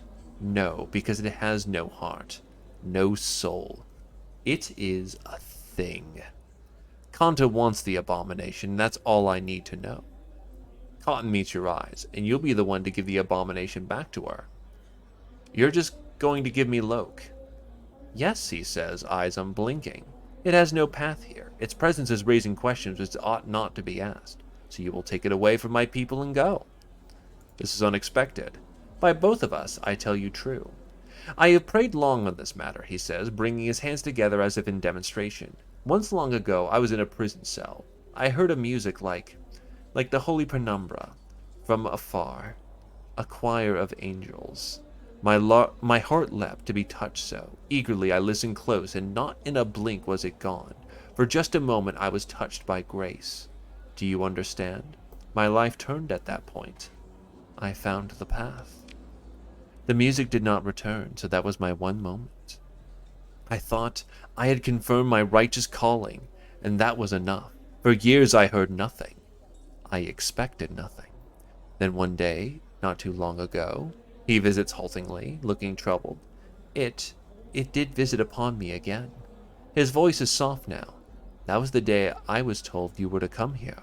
What am I to take of that? Brother Cotton stands. I cannot say whether it is the choir of angels or a host of demons, he says. I fear not pain, death, or judgment, but I do fear to stray from the path. He adjusts his coat, one of his minions opens the door, and the clink and murmur of the tea-house returns.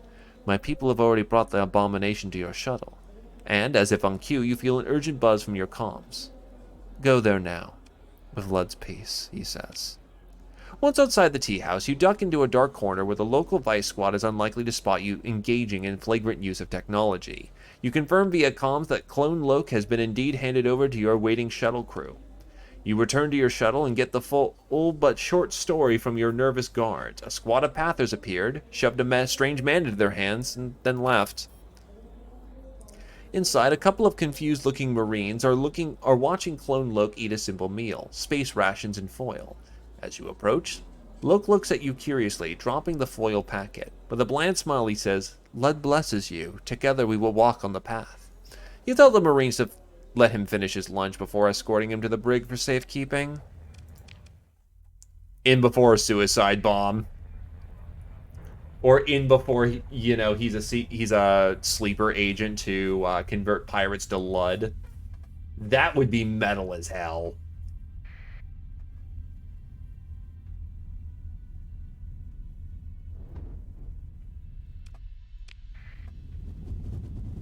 Because I could totally believe Cotton doing that.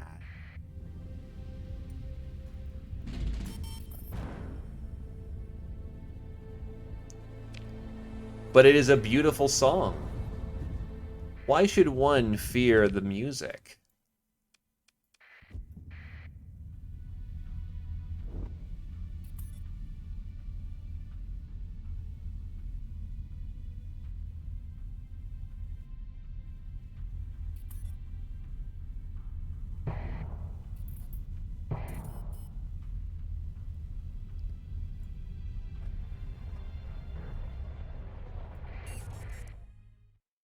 Your nav officer calls attention to the bridge display of the local volume. What passes for traffic control around Kanta's den appears to be non-operational. A comm request blinks suddenly.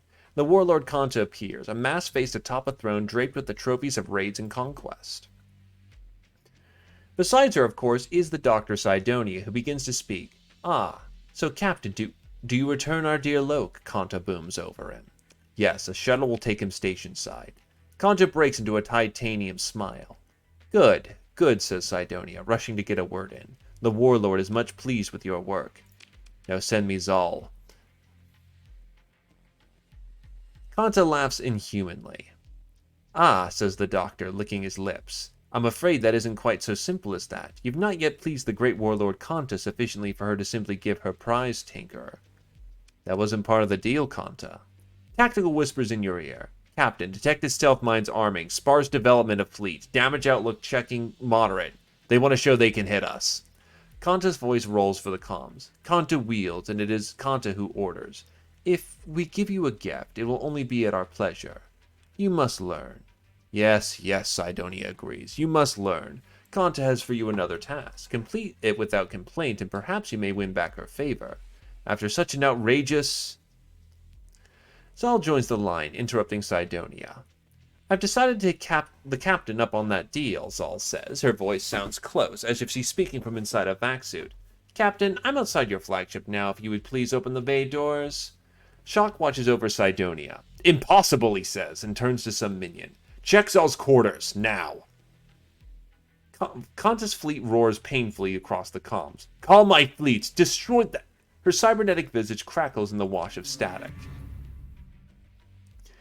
Zal's image flickers, then holds steady. "I took the liberty of injecting one of Gargoyle's tricks onto their network," she smiles. "Would you mind letting me on board? It won't take them long to get a signal out. This volume is going to be swarming with pirates very soon, to say nothing of the stealth mine network." "Open the pod bay doors, Ops." After a tense minute, security reports that they brought Zal aboard, along with a large equipment case. At your orders, your security chief provides her with the ship's comm unit.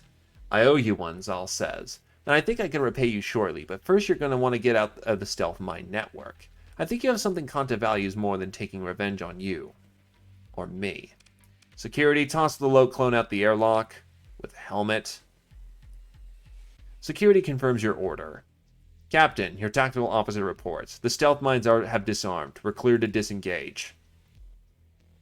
Zal speaks up. "Kanta will call our fleets. They usually loiter in nearby hyperspace. They'll come through the jump points, then straight for us. We've got a way to get out of Magnetic system without a fight."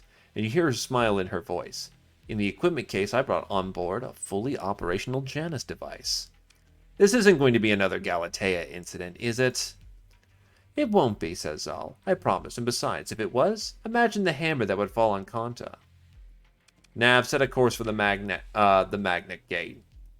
"Course locked in, Captain." Navigation responds, a little nervous. "Fleet ready at burn," says Navigation. "Make it so."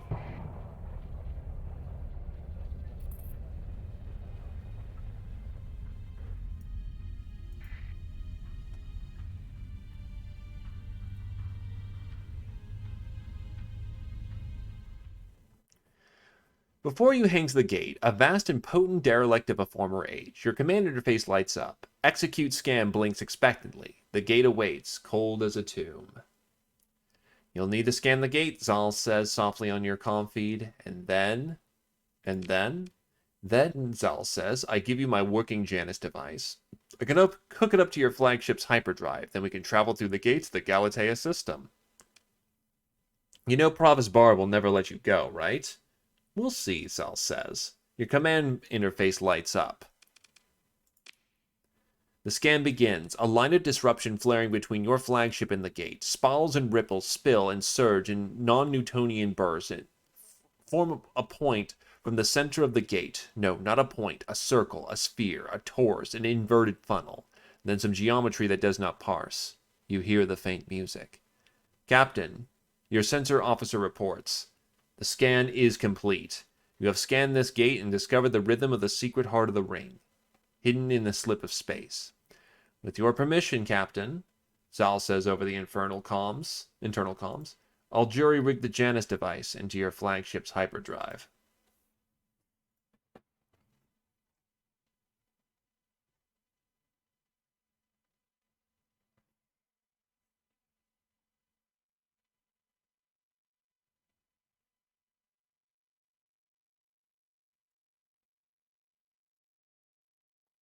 Wait for a minute for... Keep it together, asshole!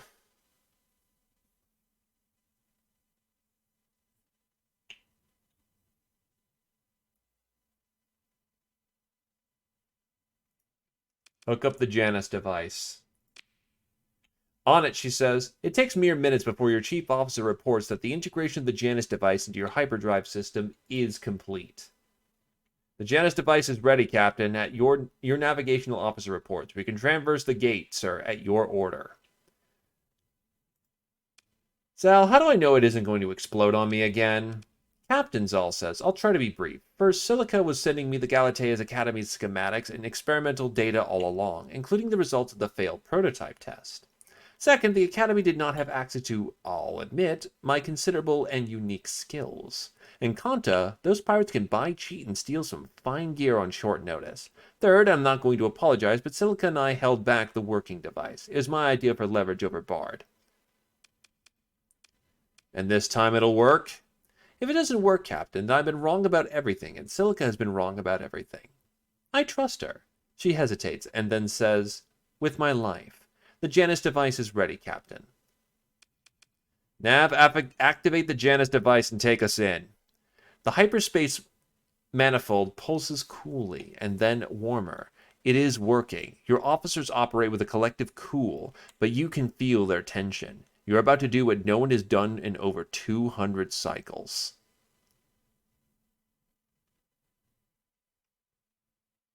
Yeah. A distant keening touches your mind. You instantly review your command status displays. No hyperspace alarm. No system alerts. Come on. No hyperspace alarm. No system alerts. No one else reacts as if anything is wrong. It's just in your head, an animal in pain. You try to concentrate on the sound, and it slips away. You hear the thrum of life support, the rumble of engines, the soft chorus of the bridge console's feedback, and your officer's humanity. Everyone is watching the pulsing of the gate. Access executive control. Oh, shit. Oh, shit. Really? The first thing when I do when I get here, they're gonna get me for fucking...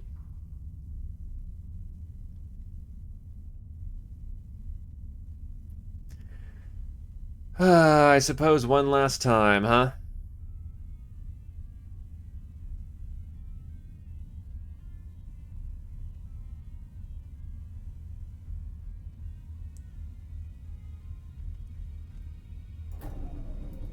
Fucking hegemony. Captain, Bard says, we observe your fleet come through the gate. It was magnificent. She took a deep breath, looking up and away for a moment, then back to you. History has leapt forward for the first time in 200 cycles. Silica, the provost says suddenly. She should hear this so she knows why I did all that I did. I'll link her in. Right? Just look. It's impressive you just gated. It's impressive that you just did the impossible. But motherfucker, your transponder's off. And I am going to see you prosecuted to the full extent of the law for having your codes off. I don't give a shit. Carouse joins the call, alert and expectant. Captain, she says, and Provost, we've all been watching the feeds and I've been in contact with Eliza. Thank you, Captain. The Provost raises an eyebrow. Prompted, Carouse explains. Eliza built a working Janus device and gave it to the captain. She's brought us the full schematics. I should like to meet this Eliza Zal, the Provost says, evenly. Hello, Provost, Zal says. Finally we speak. I've heard so much about you. It is a small thing, but you watch Bard suppress his first shock, then a flash of anger at her comms being joined without invitation.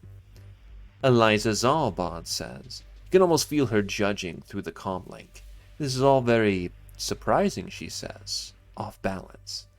Academian Carouse, Zal, we have much to discuss, but first get those schematics to the hyperspace labs. And Captain, the Provost addresses you now. If you would come directly to my office, we ought not to discuss details of the next stage on comms. You take your shuttle over to Galatea Academy. Eliza Zal sits across from you, smiling to herself. Planning something? Zal meets your eyes. Always, she says. You enter Provost Bard's office, and she greets you with uncharacteristic warmth. Come in, make yourself comfortable, she says. You note a bottle of something rare and 4 crystal glasses on her desk. She taps at her console interface. I wanted to show you this before the announcement went public. With, she adds with sarcastic reverence, approval from the High Hegemon.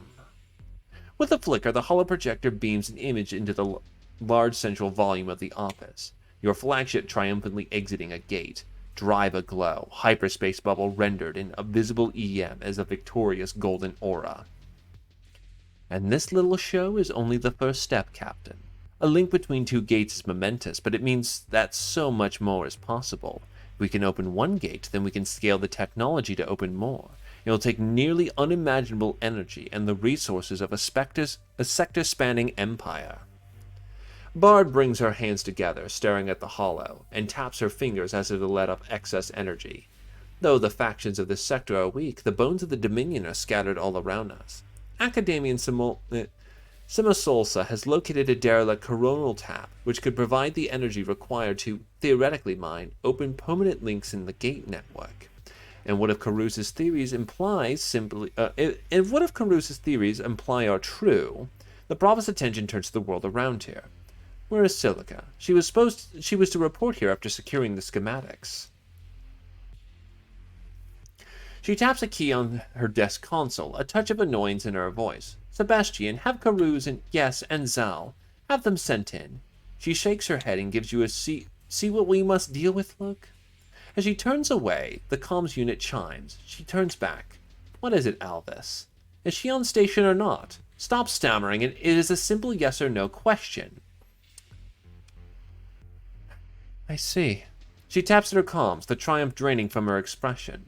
Security, find me Academian Silica Carouse. And Eliza Zal.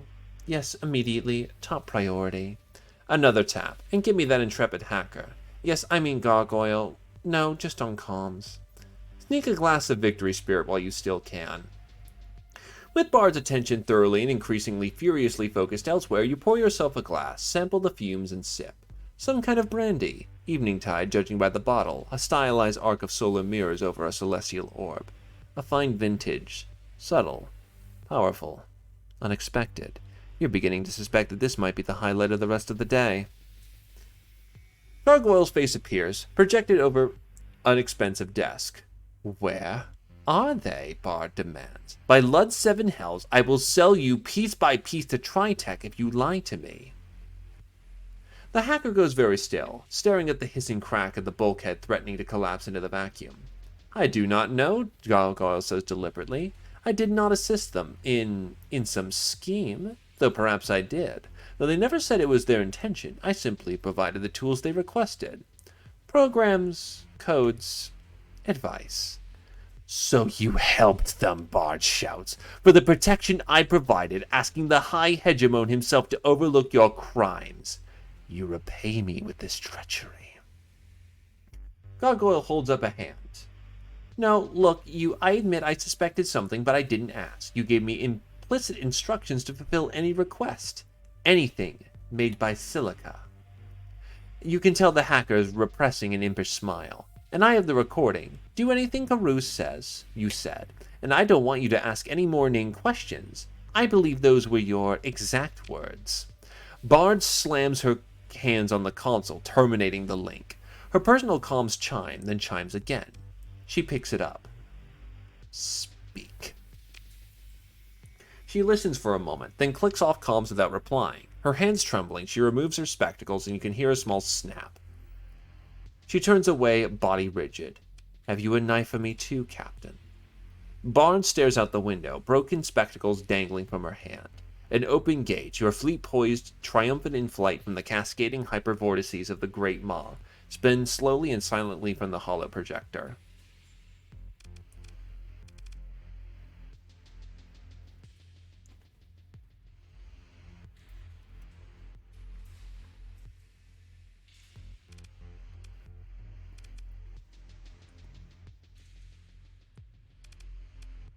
You got what you wanted, didn't you? Bard turns slowly away to give you a look. Her eyes are red. She turns back to the window. So, about getting paid. She sighs. Sebastian, she says wearily, will handle it. History doesn't always turn out the way you expected. No, she answers, gazing out the window. You reap what you sow. Didn't Lud say that? For a moment, Bard says nothing. Then with a scorn of raw-biting vacuum. Get out. The heavy wooden doors give at your touch, and you step out through, surprising the guards in mirror-faced helmets. The waiting room of the courtiers eyes you spitefully. What business does some upstart rocket jockey have that's more important than securing their legacy? You step out the airlock doors onto the shuttle bay, the very stars at your fingertips.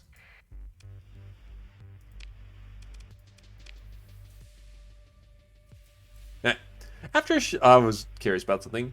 After a short wait, your connection request is accepted by an automated responder. You've reached the offices of Provost Anita Bard. To secure a number in the appointment queue, please inquire with your administrative contact. This call will be terminated in 3 seconds.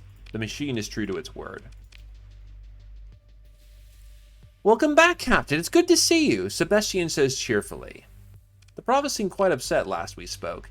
Yes. Sebastian looks incredibly uncomfortable. It's been difficult, he says, for all of us, I'm sure. He coughs and his eyes roam like he's looking for an escape pod. You've done a good job, Albus. We did some great things together. He looks at you for a long moment and simply says, thank you. I do believe I was meant to be paid after this Janus business. Oh, Captain, yes, of course, Sebastian says, flustered. With everything going on at the end there, security, the shouting, the yes, you getting paid. Let's see. He taps nervously at the console. Finance contracts. Yes, here you are. He manages a smile. And here you go. He begins. Yes. I just wanted to say thank you, he says, for, it's been an honor to be part of making history, I guess. Couldn't have done it without you. But thank you. Yes, he's clearly blushing now. Goodbye. He manages to hit the comm link cut off on his second try. And that's it. That's the main story.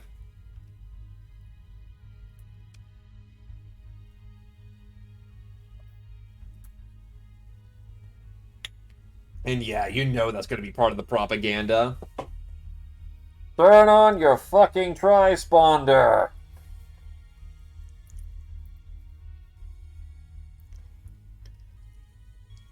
Well, that had a satisfying conclusion. It did also kind of just end.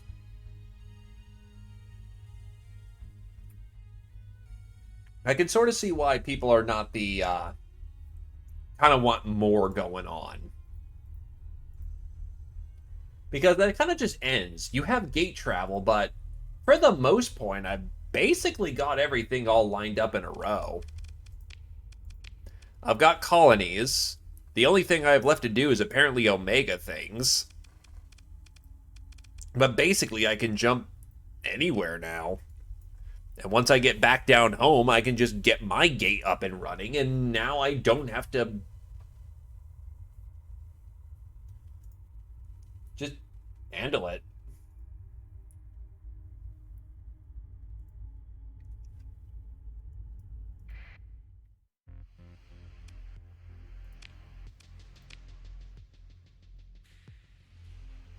And nothing wrong with that. For what it is, yeah, no, like, this is more complete than many fully released games, so not a problem.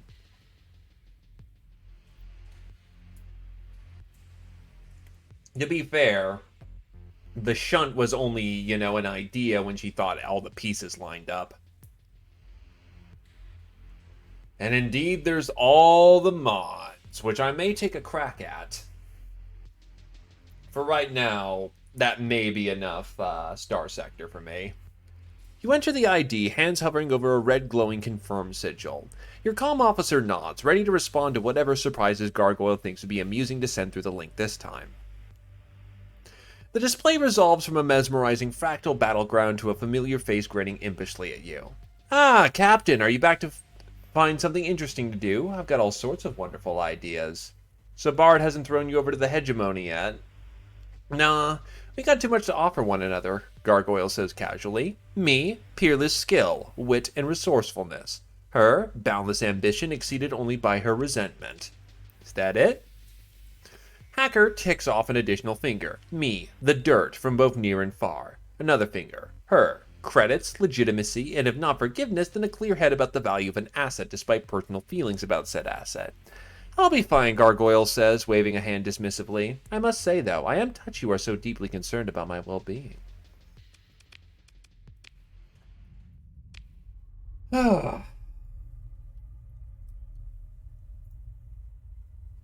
Whilst the colony didn't basically just established itself and never really... We're finally at a profit. The last fucking day, and it finally crawls over being just enough to start paying for itself and then some profit. That is a hell of a drug. I don't know when I'll pick up Starsector again, but when I do, I'll try looking into some mods, see if I can retroactively fit it or if I need to do it all over again. I'd prefer to not do that all over again, because I want to play with my gate travel. In either case, I think I will throw a raid over to a friend who hasn't been on for quite some time. Give him a little love this late at night. One more thing. What is this last thing? I am willing to hear this out before I end.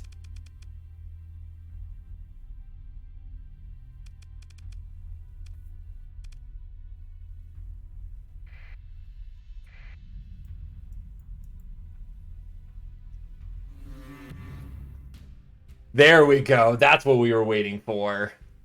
Running with the transponder off in hegemony space is against the law. Fine.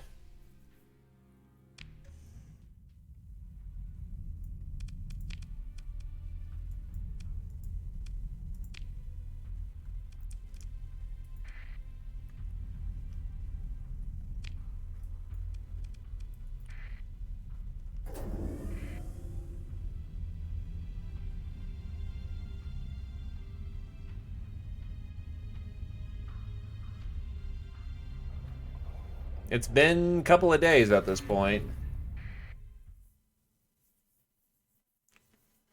Before you, vast and potent, hangs an adamantine ring, derelict of a former age. You have scanned this gate and discovered the rhythm of the secret heart of the thing, hidden in a slip of space. Using the Janus device to create a bridge to another gate requires a massive quantity of fuel. The more distant the target, the more fuel required.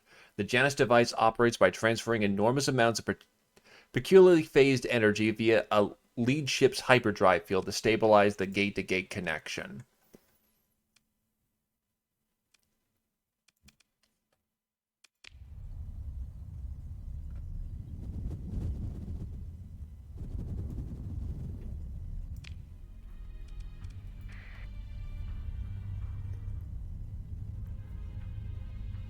Well, I guess one last thing then.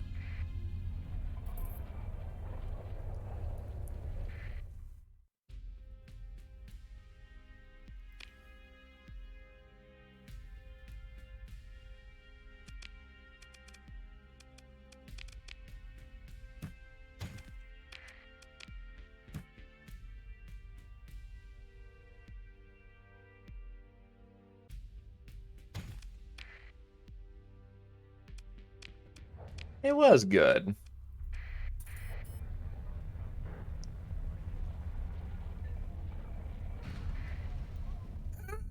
The emergency burn, he barely makes it.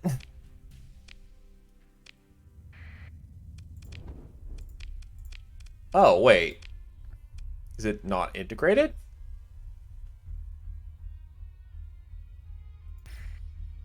Can now transit active gates.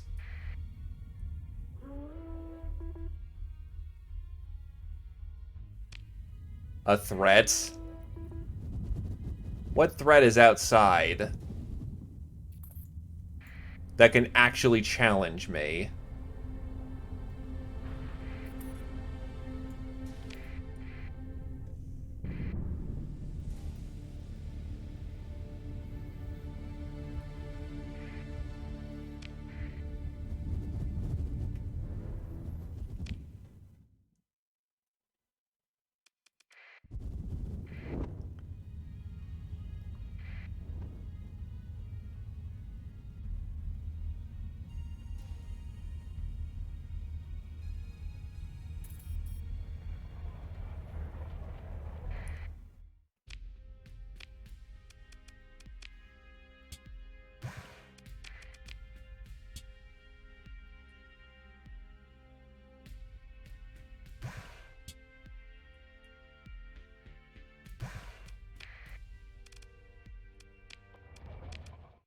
I suppose one last trip then.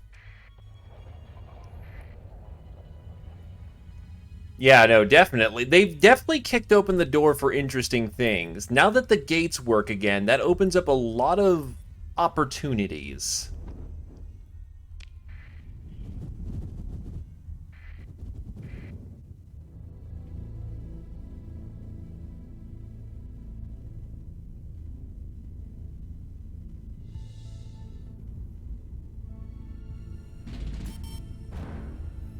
My overhead's no longer awful. Holy hell.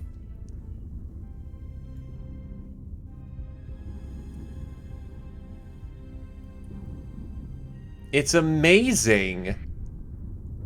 Storm surf a bit.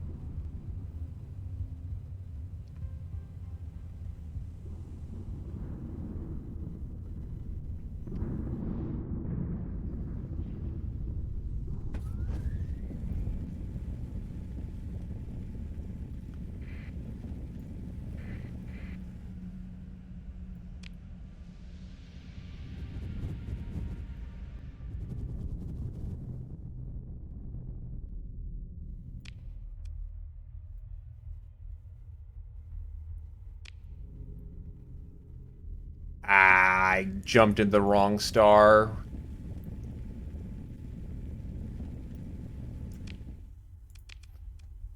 Wait. Oh, I did jump to the right place. You almost bamboozled me, game.